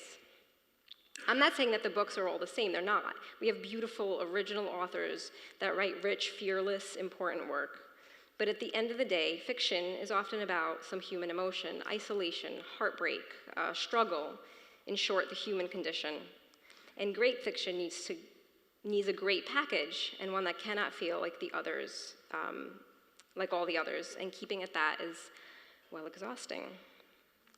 What I'm getting at is that whereas before I could get away with a photo and some small type to communicate a feeling, that is for the most part no longer an option. The type drives and anchors the design, or integrates seamlessly, and most of our time is spent caressing or shaping it to look like it's part of the art. And although in the end it looks like it's always been that way, this is the most difficult part, making type feel right. And it's this magical thing that I could never figure out how to talk about. I'm sure my designers are more than often frustrated with me because type feelings are the thing that we talk about most, but have the least amount of words to describe. What does it mean for the type to look more finished or warmer? Okay, elegant, I think we can understand. And because people, as a people, we have a cultural sophistication and understand that certain type communicates certain things, for example, like 60s comedy or 80s horror, you know what those typefaces look like. But the fact that the cover lives and dies with the type means that this art director spends more time trying to find a way to communicate this than pretty much anything else, except answering thousands of emails, obviously. So, in trying to create something original, the best you can hope for is to create a visual moment that resonates, especially now when we're bombarded visually and are all looking, constantly looking and seeing cool, hip visuals. I think it can be really easy to get lost in all that and to lose yourself and to submit and begin to equate looking at cool shit with creating something real that can resonate and mean something to you. What we aim to achieve is a moment that, on the context of the cover, can make someone stop. Stop because they see something familiar and yet not. Stop because it's the piece of art we've created. And here I don't mean art with a capital A, but we do aim for artfulness. We're attempting to package art with art, attempting to rise to the occasion. And often that means communicating a warmth, a humanity, and yet communicating it in a way, whether slightly jarring for some reason, or unfamiliar or uncomfortable, that makes someone react. And that is what design, and maybe that's what design in general is meant to do, or at least the kind of design I'm interested in. It communicates with the human experience in some way. We all do have a shared visual language and history, and the best design can tap into that human experience and allow the person to feel something, whether because of familiarity or shock. But I think that often we're shocked when something familiar is twisted in some way or looks wrong for some reason. It's been presented to you out of context or not how you're usually used to seeing it, and that's why you react. Seeing something completely foreign doesn't necessarily make you do that. Now, I have no higher ideas about what design can do or change. In fact, I don't really believe in the idea that graphic design can change the world. Sorry if you guys feel differently. You can certainly try and help, maybe by getting someone to pay attention to the thing that is there to try and affect change. But I really don't believe that design in and of itself has the capacity to change anything. Graphic design, to be clear. We're a service industry. We're translators.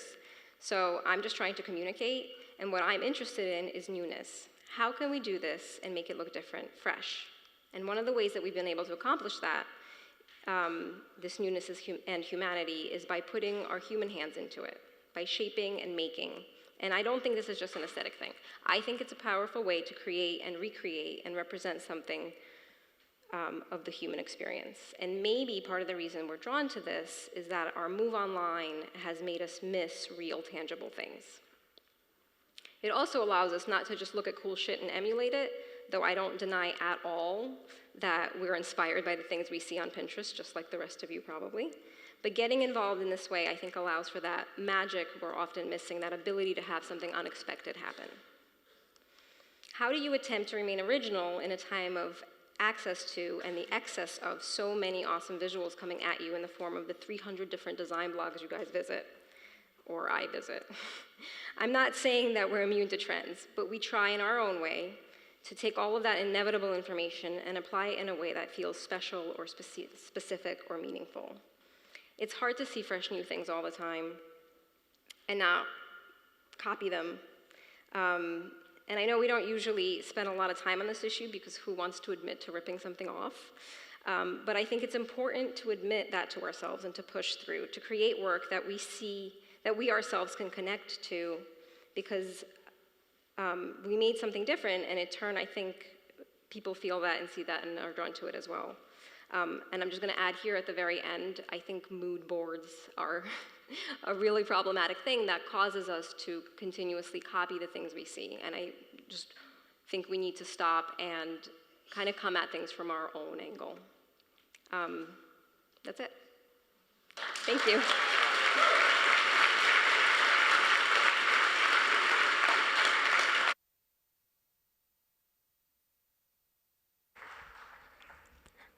Thank you, Helen.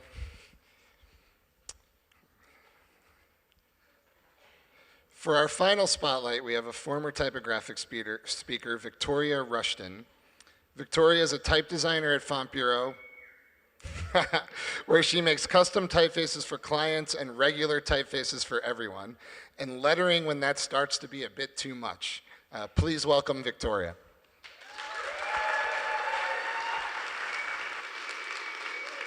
Hi, don't go. I have a dumb story. Sorry, I have to have a little thing in my hand because if I'm not looking at something, I forget how to use language.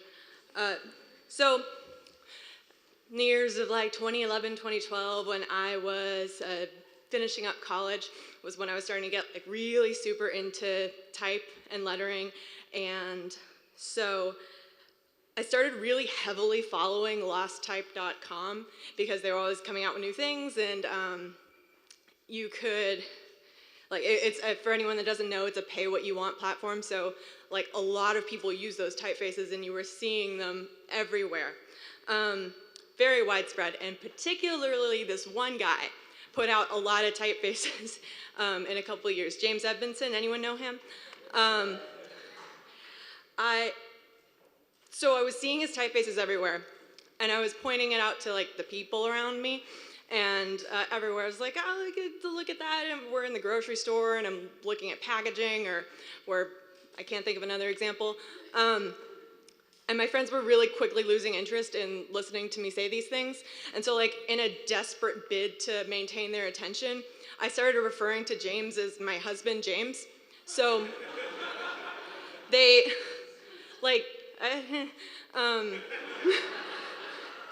but people got, they still sort of listened to me. So it'd be like, again, in the grocery store, oh yeah, my husband James did that, like the card on the card rack, my husband James. And so my friends would say it back to me sometimes, like they would start recognizing his fonts. And your husband James. Like, my mom knew this. She knew who I was talking about when I said that. He was my husband. And I don't remember saying anything about this to Diana Weissman at Font Bureau, who was mentoring me a lot at the time and since, but I must have, because like she came back from TypeCon one time and emailed me and she was like, I met your boyfriend, James. And at that point, it was at that point where I was like, I have taken this too far.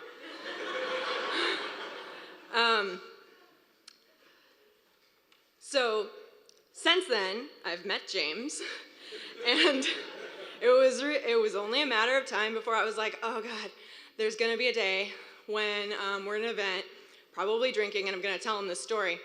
So that happened last night. I remember it. I don't know if he does. I mostly remember it. So I will conclude this by saying I have a plot twist. I met my husband, Day, my actual literal husband, because I bought his font from Lost Type in 2013. So head on over to losttype.com for reasonably priced fonts and all of the real and imaginary husbands you could ask for. Thank you.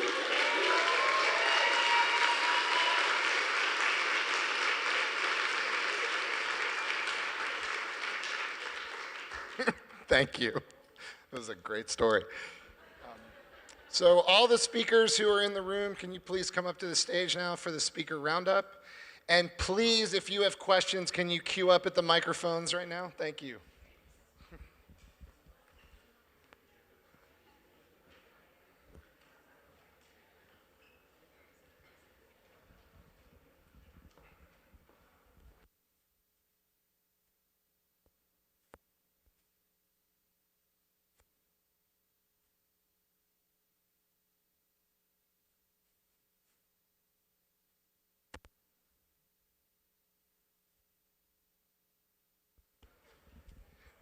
I don't see anybody queuing up to ask questions.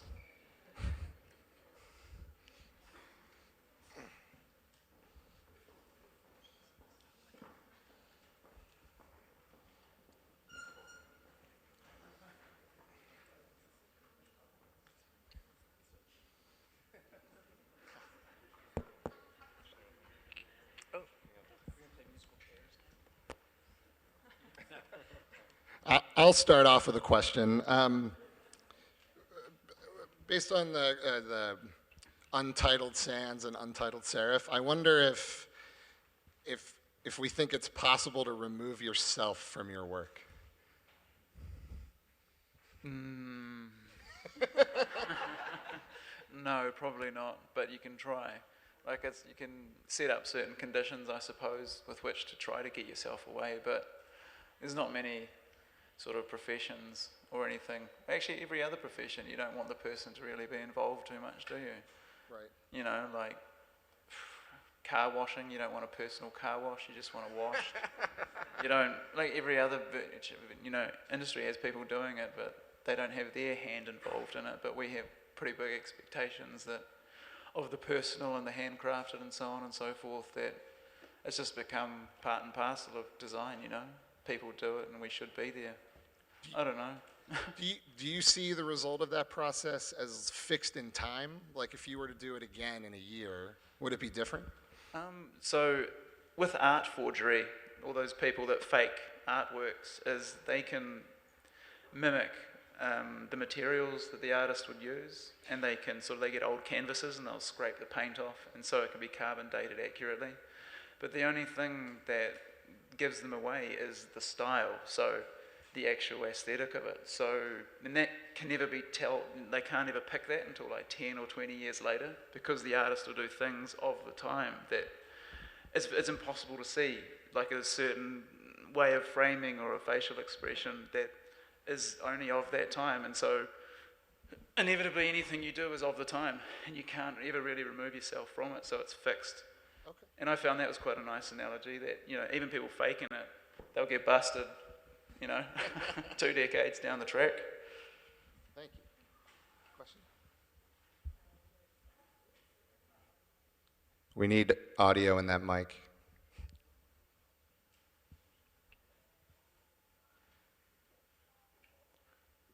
Or you could yell it. I might yell it. Oh, there we go.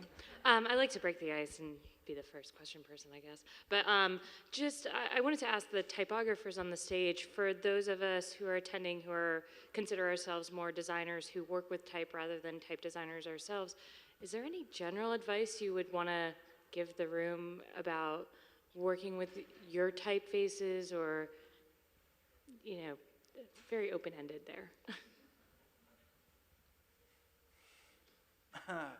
You're right, general advice. Don't believe the hype, just trust your gut. If you see it and you like it, use it, and that's about all there is to it. If it means something to you, and you can get a certain feeling or aesthetic or emotion from it, then that's about all there is to it, I think.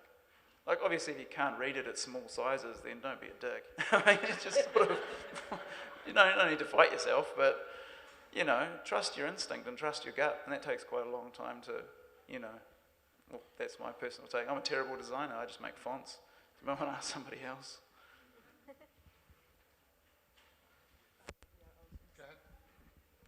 Yeah, I think there's no recipe, and it's always nice to see a designer use someone's typeface in a surprising way, actually. I think that's the most refreshing part. Even butchering it, that's fine. So, yeah, just do your thing. Anybody else? I kind of wish Marlene was still here, but I think Jonathan and Laura could maybe speak to this. But my question was about, Marlene had brought up the term intersectionality in design, and she was talking about this idea of horizontal communication, or like kind of, I've never heard that term before, but I sort of see it as this idea of flattened hierarchy. And so I felt like Jonathan and Laura, both in your presentations, you were sort of speaking to new kinds of communications that were horizontal rather than vertical. And I would love it if maybe you two would build on that idea. Cool.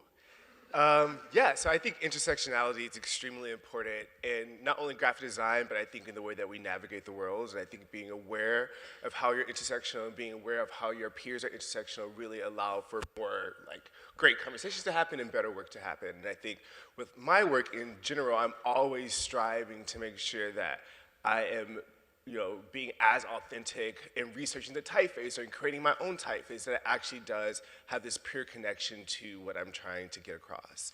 Yeah, I don't really know.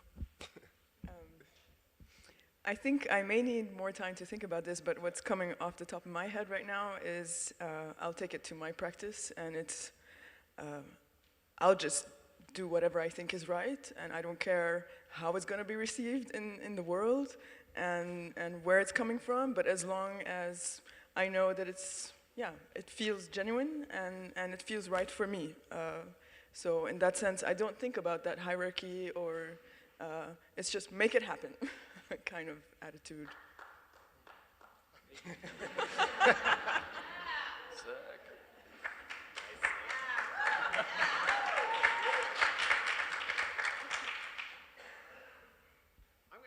like to follow up that question, because I'm sorry that Marlene McCarty is not here. That was a really interesting presentation, and the kind of letter form out there in the resist movement is really getting to be coherent.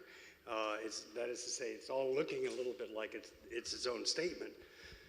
But I think it's crazy to think that type or more conventional graphic design is just by its nature a kind of creature of the establishment or the ruling class or whatever is the current terminology for this dialectic. I think, you know, it's really a question of politics, and that gets back to the idea of what are you using this stuff for? What's your point? What are you trying to say? And, you know, the Cubans had fantastic typography and lettering in their revolutionary posters. And that was, the height of Marxism, for God's sakes. And the Bolsheviks adopted Russian constructivism as their communication device because it was hip, it was immediate, it was very strong, and had a slight industrial feel to it. And it worked. It was fantastic stuff. And then later the Polish posters from the plain, Soviet communism era, just talking about the left. I was actually a great fan in the 60s of the Trotskyist graphic design, which was very typographical, a lot of grots, a lot of wood type kind of looking stuff. I think I was probably the only student at the University of Chicago who actually had anything good to say about the Trotskyists. So I thought it's wrong. I mean, you use what works. So Grand Fury, and she didn't mention it, but Marianne McCarty was a founding member of Grand Fury. And among other things, Grand Fury exploited irony. Look at the name. The name was taken from the Plymouth, for God's sakes. And they used type. The silence equals death was an enormously effective thing. Why did they do that? They were a tiny minority, a minority of a minority. And they were able to get through the cloud and actually push people out of the closet and get attention about the AIDS epidemic. That was tight, man. That was not, embroidery on silk. Thank you.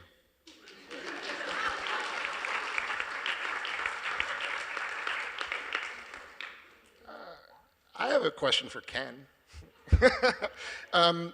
Are there samples where you're sort of going through the history and you find sort of a stylistic idea and you try to source it to a person and you can't and you want to, or you haven't been able to find a certain person? I'm curious of, like, in a way, like what your research has been like. It's nearly impossible right. to actually find who's created these pieces of lettering, and you probably are aware that letterers didn't sign their work, and it wasn't really until, I think, at least in the 20th century, graphic designers like Paul Rand and folks like that actually were signing their work, which included lettering. But in terms of the types of things you see in advertising from the 20th century, it's really impossible. So you have to go on things like the period that was done, if someone happened to mention, like Herb Feuerhockey, for example. He was well known for having done those, at least in the industry, for having done those advertisements for, who is it now? I can't remember the auto company. But it's very difficult. You just have to sort of put together little shreds of information. So it's very hard difficult. stuff. The other thing is oftentimes letters, advertising agencies would only work with, or would typically work with certain studios, or give studios work with them exclusively for a particular account. So if you know that information, and you have to, in my case, just interview a lot of people, ask what they were doing, how the things worked, who they were working with, and try to piece it together. And then when you start to add that to whether or not someone like Ruth Guzik didn't work in brush letter. So pretty much anything, let's say from the 50s, an account that maybe Julian Mansfield's studio where she worked at that time, it's a very good bet that she did not do that, and that was probably Harold Kovac. So just kind of have to, sort of stitch together, these little shreds of information that you get to hopefully create, some.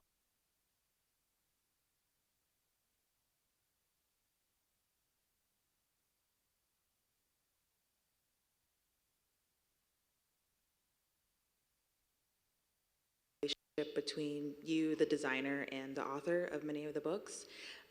You had a vast majority of books. I'm not sure if you get to read all of them or that process, but if you could speak a little bit on that. That's one of the first questions about book cover design. Do you read the books? And I do mostly, especially with fiction, read it. I think different people design differently. I'm a very, and I talked a little bit about this, that I used to try to tell the story again in a visual way. And I guess I still do that in some ways. So I'm all about the story and the feel, and that's where all the inspiration comes from. The relationship with the author is, I mean, it's interesting. It's sort of like that question about, do you have a recommendation for how to use your typeface? You know, the author writes a book and has a lot of really probably strong opinions about how they want that book to be read, but they don't get to decide that. And so I'm kind of I'm not the first reader, the editors obviously, and whoever else in-house has read it, but I'm kind of the first reader, and I'm not involved in editing or deciding what the book is going to be. So I'm like, I do feel very often like the first reader, and what I get from that really winds up on the cover, which is why I do this job. I'm a reader first. So that relationship is the first relationship and kind of the most important relationship. I'm the reader that gets to interpret what goes on the cover. Beyond that, obviously, you know, the author relations are more the editors and the publishers' side. We spend a lot of time in the publishing house. I mean, the value that we have and the service that we provide is we spend so much time figuring out what this needs to be in order to position the book correctly, in order for that person to have the biggest opportunity to be read by as many people as possible. That really, and not every publisher is the same way. Very often the author has a lot of feedback, less feedback, depends on the author, depends on the relationship with the editor. But for us, Riverhead especially kind of prides itself on working really, really, really hard to figure out exactly what that needs to be. And I'm lucky enough to work with these brilliant people that really understand that and have a vision in it. And hopefully we deliver that, and they're like, I love it. That's not always how that happens, but we really don't present a cover unless we feel like we're 100% behind it. And sometimes that can be a very work-intensive process. Did I answer you? Okay. This question isn't for any particular person on stage, but what's the hardest part of type design / the hardest part of your job? Answering questions on a stage. I missed it. Let me say, I think he said answering questions on stage. Is that what you said? Yeah. Anyone else want to tackle it? I think Chris would agree the hardest part of type design is naming it. The hardest part of type design is naming it, naming the font, because a name can really kill a typeface or make it. Because if you think about a Futura, the name is way cooler than the typeface, in my opinion. It's a fantastic name, and I believe that I like Tempo, which is a ripoff of Futura, but I think Futura works because of the name. And especially for Calcula, we actually called it Labyrinth, and Labyrinth was taken, some 90s typeface.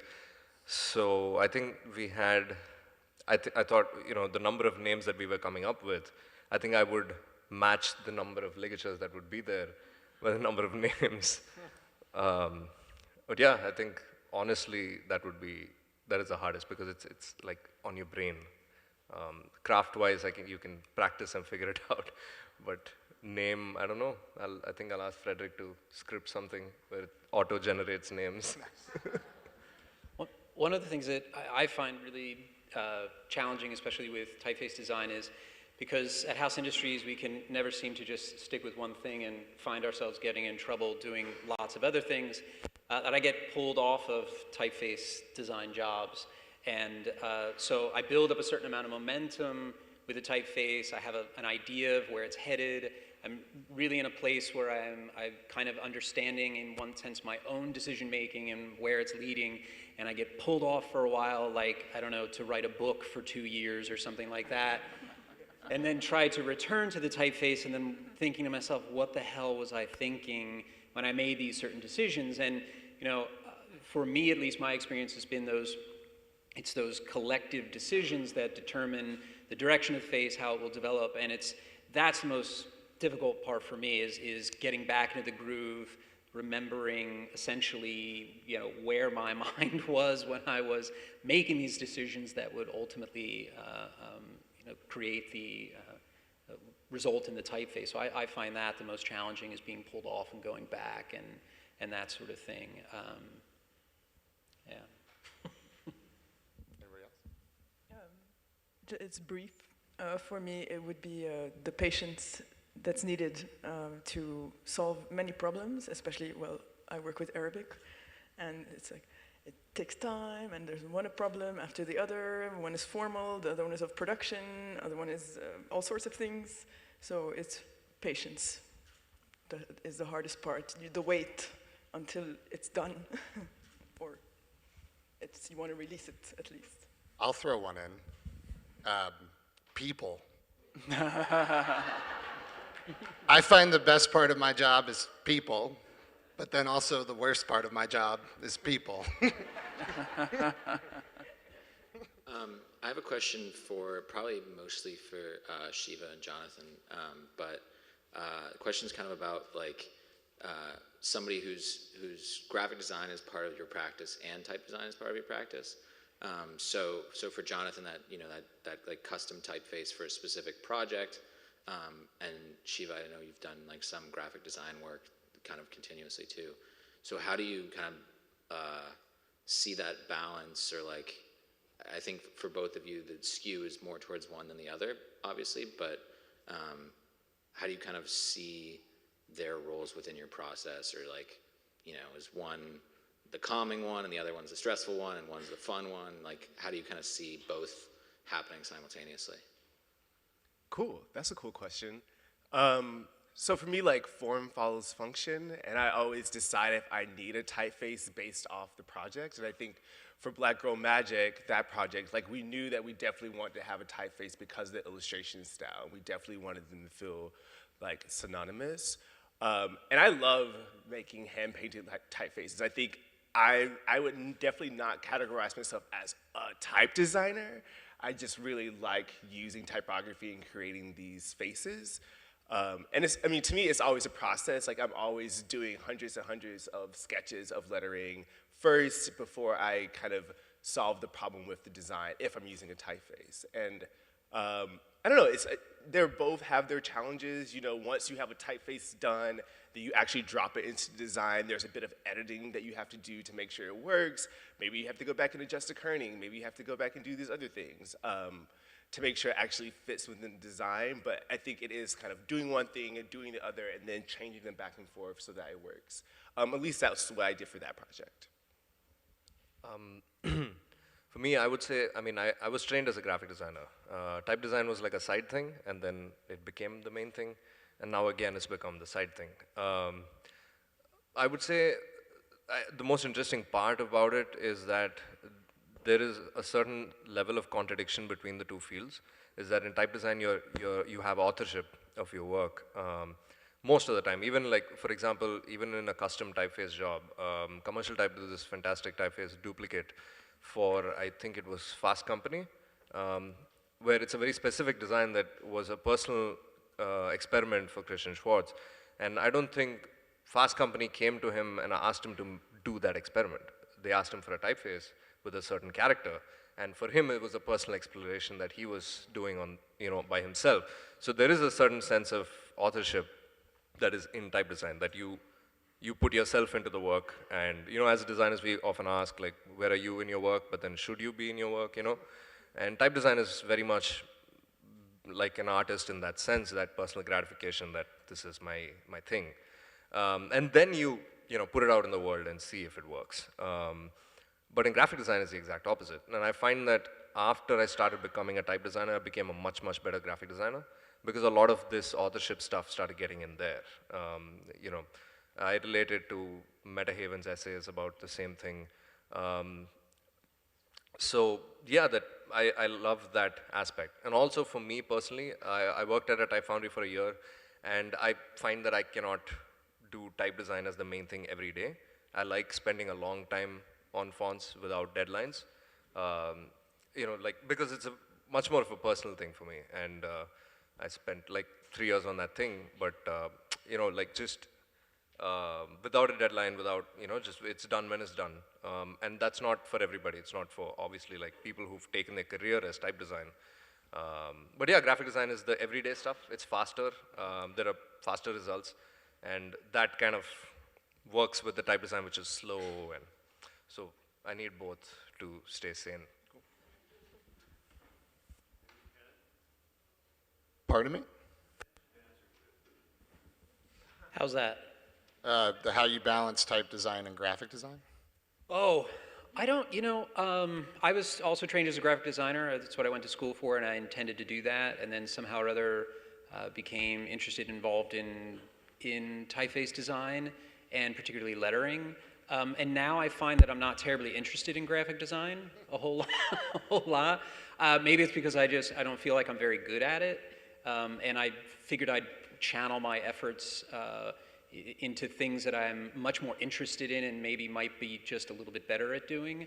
So it's kind of funny, and people ask what I think of graphic design that's contemporary graphic design and that sort of thing, and I find that I'm so in these other worlds that it's often to the exclusion of knowing what's going on in the graphic design world, and I'm a little embarrassed of that, but at the same time it's also, I guess it's kind of like that head down sort of mentality that allows me to do the things that I'm more interested in terms of lettering, typeface design, or research and that kind of thing. But I find myself becoming less interested in graphic design in a lot of ways, which is, I suppose it's kind of an odd thing to say, but that's sort of where I am. I see you shaking your head there.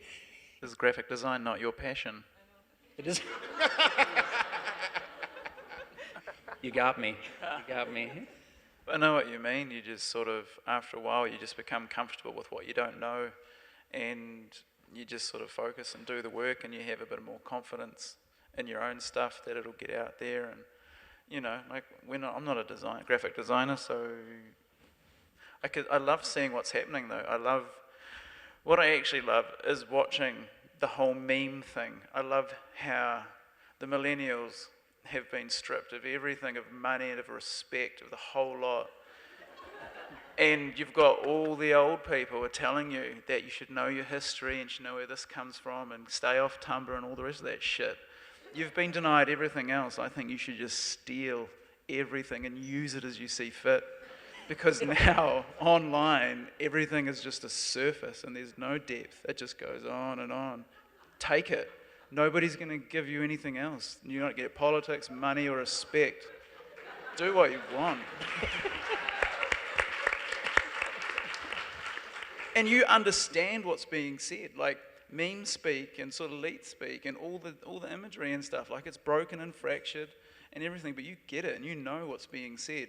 Like what's being said from older people, like myself, I see it and I was like, what the fuck's going on here? But you guys are like, boom, got it, who cares? It's your own language now. You've taken it and you've made it yourself. And it's quite terrifying to older people. You're like, fuck. Learn how to use a grid, mate. Where's the logo? And you're like, but this is your thing. And it is quite, I think, terrifying for older people. So yeah, that's why Ken's bowed out. He's like, too old. Oh, yeah. I'm out, man. I tap out. Man. All right, so after that long sentence. So I'm kind of curious if you guys maybe you could tell us what's coming up in your own kind of to-do lists and maybe in the next few years, or maybe even you can maybe expand as far as a decade. We're in 2017, I don't know, post-freedom, post-politics, post-type, post-everything seems like it. So do you see some trends that are coming up or some things you're interested in or kind of about to step in some brave new worlds, either broad or very specific? I appreciate that. Does anybody think that far ahead? I don't yeah. Well, I'm figuring out how I'm going to make it through the end of next week. That's kind of where I'm at right now. For me, I can start with next week. On Sunday, I'm going to Slovenia. I don't know if people even, for a graphic arts biennial where I'm showing a painting and doing work and giving a presentation and workshop, and I think that's really exciting. And I love this idea of merging like fine art with design, because I think people oftentimes very hard try to like make boundaries between these two spaces. So that's interesting. And the other thing that I'm working on is I'm trying to start a studio, Morcos Key, LLC. We all registered and everything, so our website is coming soon. So just announced here first. What's it called again? Morcos Key, LLC, with my partner, Wael Morcos over there, way. Yeah. Anyone else want to tackle that one? I think actually my entire talk kind of focused on this. I think it can be hard, and speaking as an in-house designer, so I don't have to think about what my next project is, because I know I'll be doing book jackets. Pretty much a given. And, you know, there'll be multi-generational novels.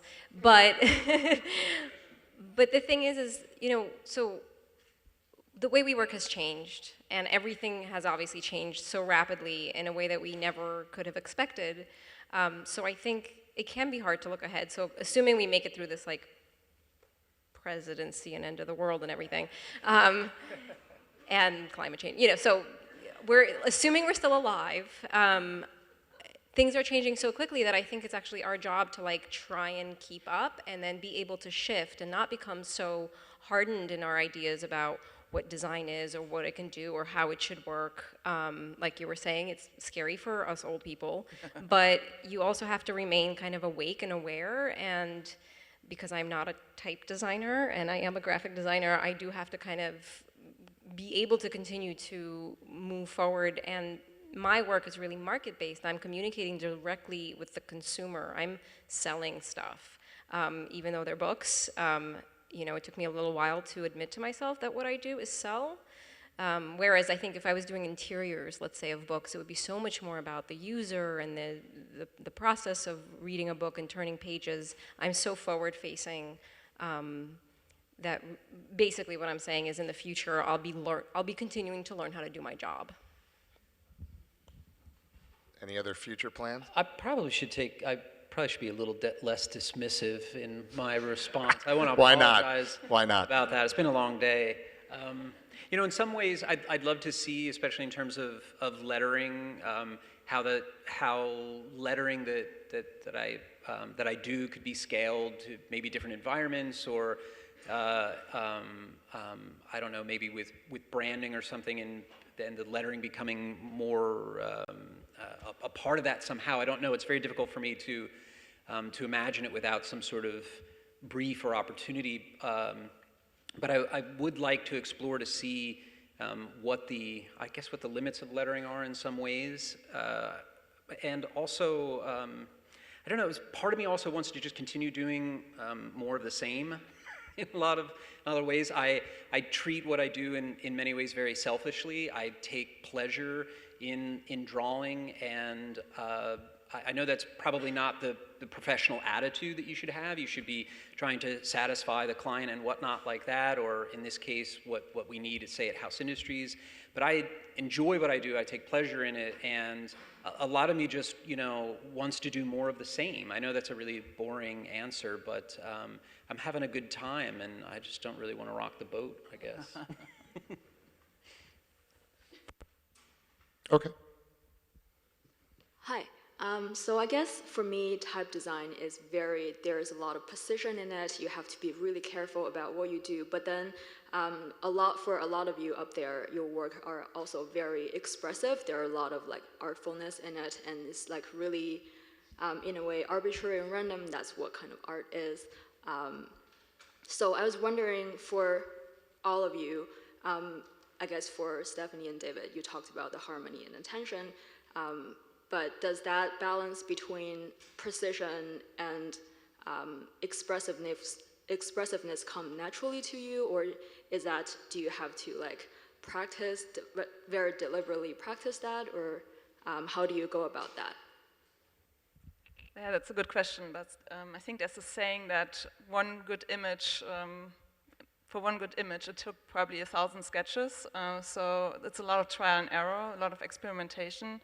I mean, it's not with every project, but like for instance, Sauvage, we had a lot of time, and we wanted to create like a unique language that doesn't look like something you've seen before.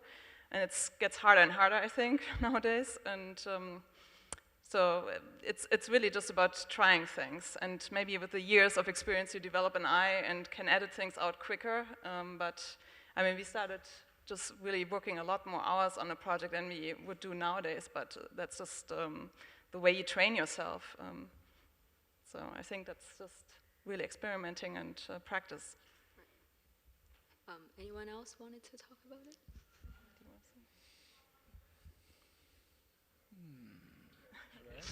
Yeah, okay, I'll add some.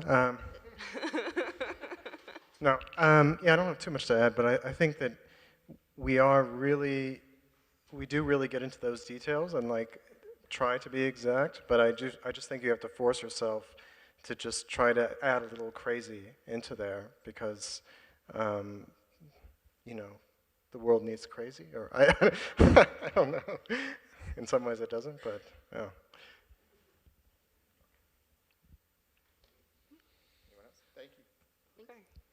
Hi.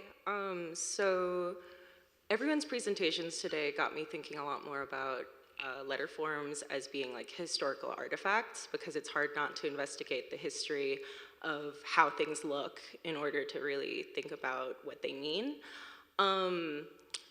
And like in the case of Lara's presentation, I started thinking more about how she mentioned like the spread of certain Arabic scripts came about as like conquest, right? So colonialism.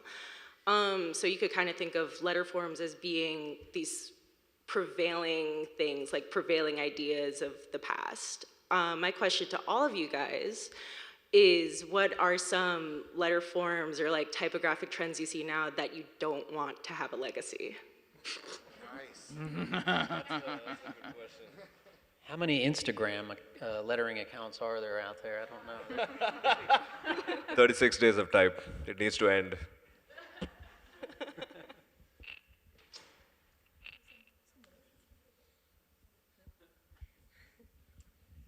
You're going to force me to say something that I usually don't want to publicly say. Yes. But since I have to answer the question, I would love to stop seeing the matchmaking Arabic looking like Latin projects. They should be erased from the world for me. Nice. There's a lot of that in Indic type design, in the sense a lot of the first typefaces in Indic languages were done by colonists, because we were a British colony at one point. Not one point, for 200 years. So a big thing, like my mother tongue is Tamil. It's a very, very ancient language, and it was originally written with a scribe, so there is no contrast in it. It's a monolinear tradition. But when the Brits made the first, metal type, I guess they couldn't understand, like, what? Like, why isn't there any thick and thin in this? So they added it. But Tamil's letter forms don't lend itself well to Didon or any kind of contrast. So there's like half contrast in a few letters and then no contrast in a few letters. It's a mess. Same story here. Right? So if you think about it, monolinear Tamil, which is like in English, in Latin, like sans maybe, if you think about a very geometric sans, that would be more readable than a contrasty thing. But now for over 200 years, people have been reading that contrasty thing, that it's become the thing. So for me, every time I look at a Tamil book, it just reminds me of White Man's Burden. Really, it's what it is. And but Devanagari and other scripts, calligraphic scripts, did not suffer that because they were calligraphic and they were done. But monolinear scripts in India, all of them were added contrast. So it's a big problem now, but again, we can't erase 200 years, so do we embrace it or do we not? It's a big thought in all of our Used to heads. seeing these forms, so they become part of daily life, and you wonder, well, if I do something, bring something back, and well, I try to at least take something from the past and bring it back, will that be well received, or is it too late? These are part of the big questions, when you're trying to go a step backward and then forward again. There are several types of people here in the room, although I can think that all of us share the belief that we are all type lovers. Many of you on the stage, of course, are type makers. Many of us in the audience are type users. I have not heard anybody discuss throughout this conference the business of being a typographer. And can one actually make a living solely designing type, or is it always an adjunct to something else you do? Half of my talk was about selling fonts. That's the business, mate. You're surrounded by the business of type right now. If you look in your goodie bag, everything in there is made by somebody who's trying to sell you something. That's the business. this whole thing is all about trying to sell your fonts. I'm not joking. When Typekit put that pencil case in your goodie bag, what do you think they're trying to do? Give you a pencil case? They're not trying to do that in the slightest. What they're trying to do is market to you. And you can extrapolate that out backwards and try and figure out the numbers from it. Make a good living from it, I'm telling you now. If you look on a Type Foundry's website and you look at all the employees and you try and figure out the minimum salary and where the office is located, this should give you a good idea about sort of the minimum viability of what they're pulling in. So yeah, there's heaps of money in the type industry. It's just not evenly distributed.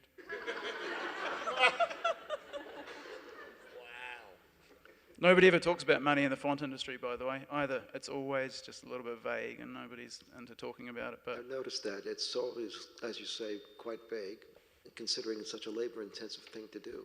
I know, and it's weird, like in the American culture, you guys are so happy to talk about paychecks and money and commerce. Like it's, you're a turbo commercial culture, and it's always kind of bizarre. It's like, how much do we charge for this custom type? We're like, I don't know. Oh, how much did you charge for it? It's like, I don't know. And so there's not really a lot of, between us, there's not really a lot of talking. So you'll see all the young fellas starting up and like, well, where do we get a license? Can we, borrow yours? And how much do I charge for this? And whatever. And so, I don't know. Like I've sold 30 grand's worth of untitled sans and serif already, US dollars, if that makes it any clarification. And one other part is, for many years, people would find a typeface that almost looked like the typeface they were looking for, but it came by a strange name because they decided to change one part of the alphabet and then claim it wasn't what you thought it was, and therefore they have the right to do that. How do you control that, or fight that, or resist that? It's not my problem. Well, if it's your typeface that somebody's ripping off, then it does become your problem. I don't know. Do you pay for everything you've got on your computer? I mean, it's just, the piracy just sloshes about on the internet. It's just the nature of it. I don't know. Just don't let me answer all the questions. The house industry spent some time, there was a period where we would try to chase down folks and things like that if they didn't have properly licensed fonts and things like that. But we decided a long time ago that we'd rather spend that time, making things for ourselves and for others than trying to chase that stuff down. So we honestly don't think about it too much anymore because it's going to happen whether we like it or not. So rather just do something we enjoy rather than worry about that too much. All right, thank you.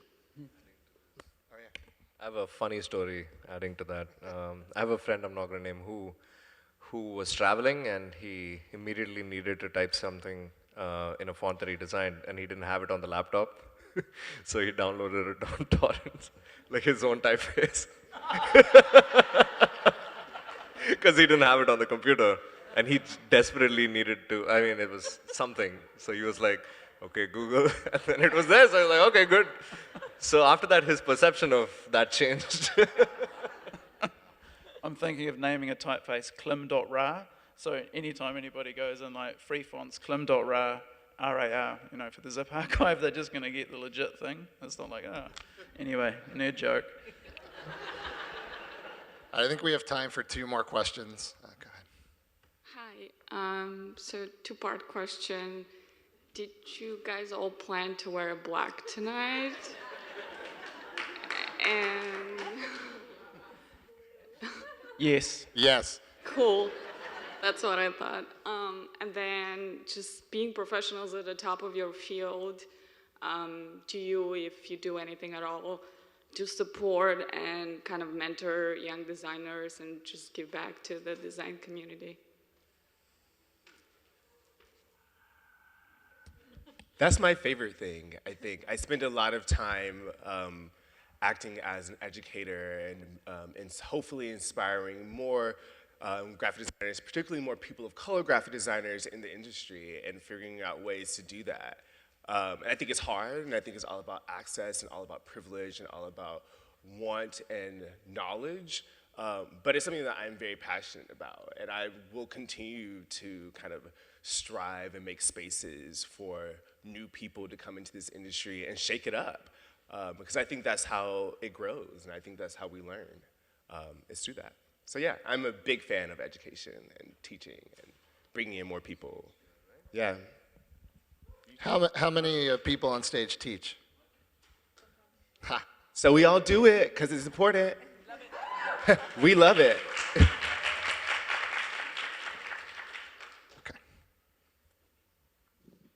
This is kind of a corollary question. What was the #1 lesson you learned from your early design successes and failures?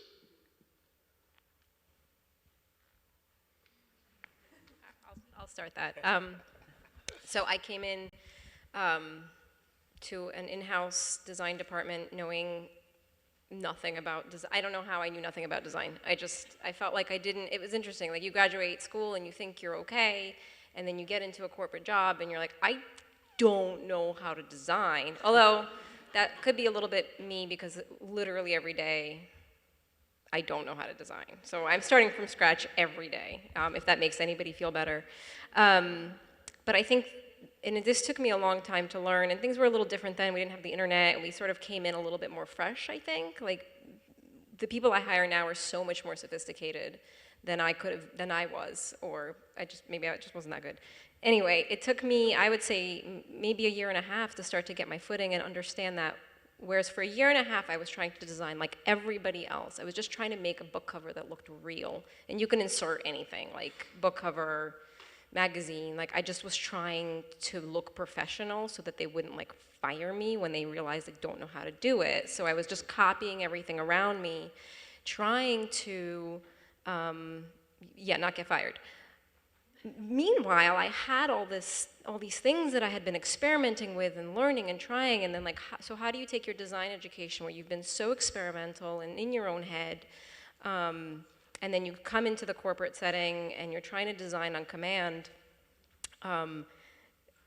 where are you in that? You know, and I think a lot of people just get lost and stay lost and do the commercial thing, but I think what finally dawned on me was that I had something to bring to it, and so you can change the way things are. And as soon as I started to tap into what it was I was interested in, which at the time apparently was making letters out of weird shit, like, you know, I made a cover, a horror book out of whatever. This guy killed a bunch of people, and there was an audio tape playing, and that was the only clue. So I had like written the cover out of audio tape. Like, you just don't do that. Like, that doesn't get approved. And yet they see something fresh and new and it gets approved. And so I think the biggest lesson is you have something, and I think maybe it's the opposite of like the conversation we were having about, can you take yourself out of your work? Well, do you want to? Maybe you put yourself, maybe you put yourself in the work and then you're bringing something, because right, we're humans and we're trying to interact and we're trying to communicate, and when someone sees your interpretation and your humanity that you've brought to something, they react to it, they want to see it, they want to pick it up. So that's what I learned. I actually don't remember your question anymore, so I... No, you pretty much covered it. But it was about like your first lessons, right? So that was my first lessons, like you got to bring you to it. And once you tap into what you want to do and what your vision is, you know, obviously you can't be 100% because you're trying to get something approved. But when you bring yourself into it, I think is when you start to do something special and actually maybe like your job. There's a more quotidian thing and an extension of that. My first few jobs were as a sign writer, doing vinyl signage, not painting signage, and people didn't care about graphic design. They just sort of come in and go, can I have a business card? And I'm like, oh God, yeah. Ooh, do you want a logo with that? And they're like, what? I'm like, oh fuck, you gotta have a logo, man, it's design. Because I was fresh out of design school and I had all these ideas. And they're just like, mate, just want a business card. And I'm like, oh. So there's sort of that, and I've tried to apply for a few other jobs and I didn't get them. And then I realized that I didn't know as much as I thought I did, despite having spent, you know, several grand going to school. And they weren't looking necessarily for my skills, because when you're running a business and you have a studio, it's people, and there's a very specific social aspect to it, and you have to fit in there. And if you're fresh out of school, they're basically going to retrain you anyway, right? Like, you know, they're going to have to get you up to speed, and you're going to lose the money probably for about a year. And that's the most important thing, is like, just don't be an asshole, and you could probably be fine. And I remember me going to get a job, and I was like, fuck, I wouldn't hire me 10 years ago. If I turned up with this, like, get out, I'm not, you dickhead, I'm not firing you, you're an asshole. And it's just, yeah, and so like the business invests a lot, or a small studio especially, like it's a very specific culture, and you have to fit into that. And that's probably the biggest thing that I learned way too late, and that's why I'm self-employed, because no one would hire me. Yeah, I think don't be a dick is a really good lesson. So like bring yourself to it, but you have a lot to learn from the people around you. And I think maybe it took me 1.5 years of learning everything that they knew because it was really important. Don't just come in there, you know, from the beginning and be like, I know how to do this, get out of my way. Like you will just get fired because you don't know what you're doing. So learn, but then remember yourself, I guess. Well, my advice would be the opposite. Yeah. Well, one point I realized that you are the expert, that clients would come to me and I would be intimidated by the question they were asking and thinking, oh shit, they want this or they need that, and I tried to form myself towards their question. And then after designing and realizing that their question was actually wrong, and had to come back to them and say, hey, I've tried everything to meet up to your question. This was, they needed a square book, and I tried to make a square photo book and it didn't work out.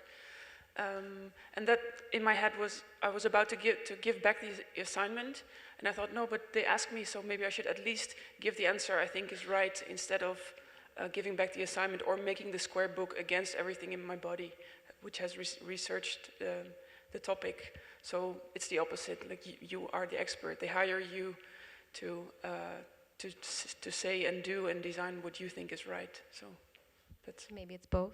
Yeah, probably. Well, I mean, I think it takes time to become the expert, right? And to find that you knew all along, but you just needed to... Yeah, but this is just a way to realize, like, sometimes you get intimidated by the client, and that's good to have this voice in your head that says, but we want to know what you want. Yeah, that's the same as you. All right, I got the sign that we're finished, so this last question better be a good one. It's actually kind of the opposite question as the last one. So rather than who you've learned from before you, I'm really curious to hear what you've learned through your teaching experiences. Lara, you were talking about how when you started the Arabic type program, how maybe you didn't feel experienced enough, but it seems like you've learned so much by having all of these students. And I'm just curious for all of you, what you've learned really about your craft through the act of teaching. I think teaching even teaches you more than going to school. Because you give a problem to a certain number of students and you watch how this problem is interpreted in so many different ways, and that's really wonderful. So I think as a teacher, I am a student, and it's, yeah, definitely this way around for me.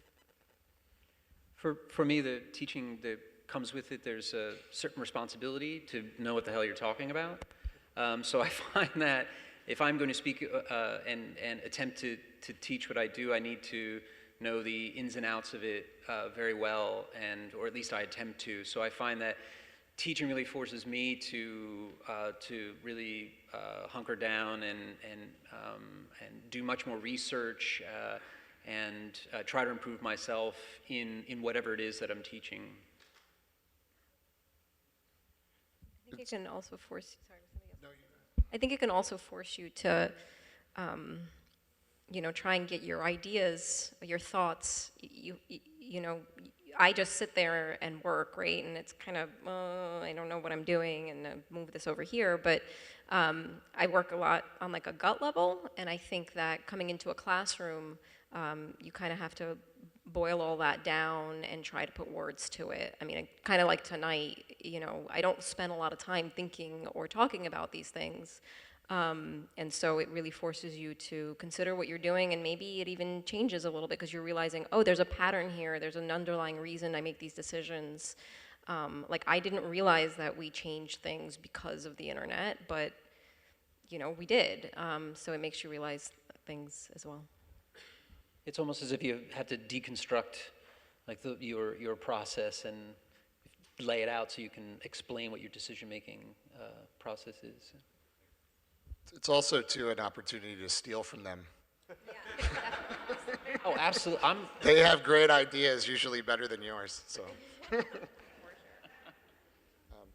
Well, thank you. Thank you. And let's have a round of applause for all our speakers today. Thank you.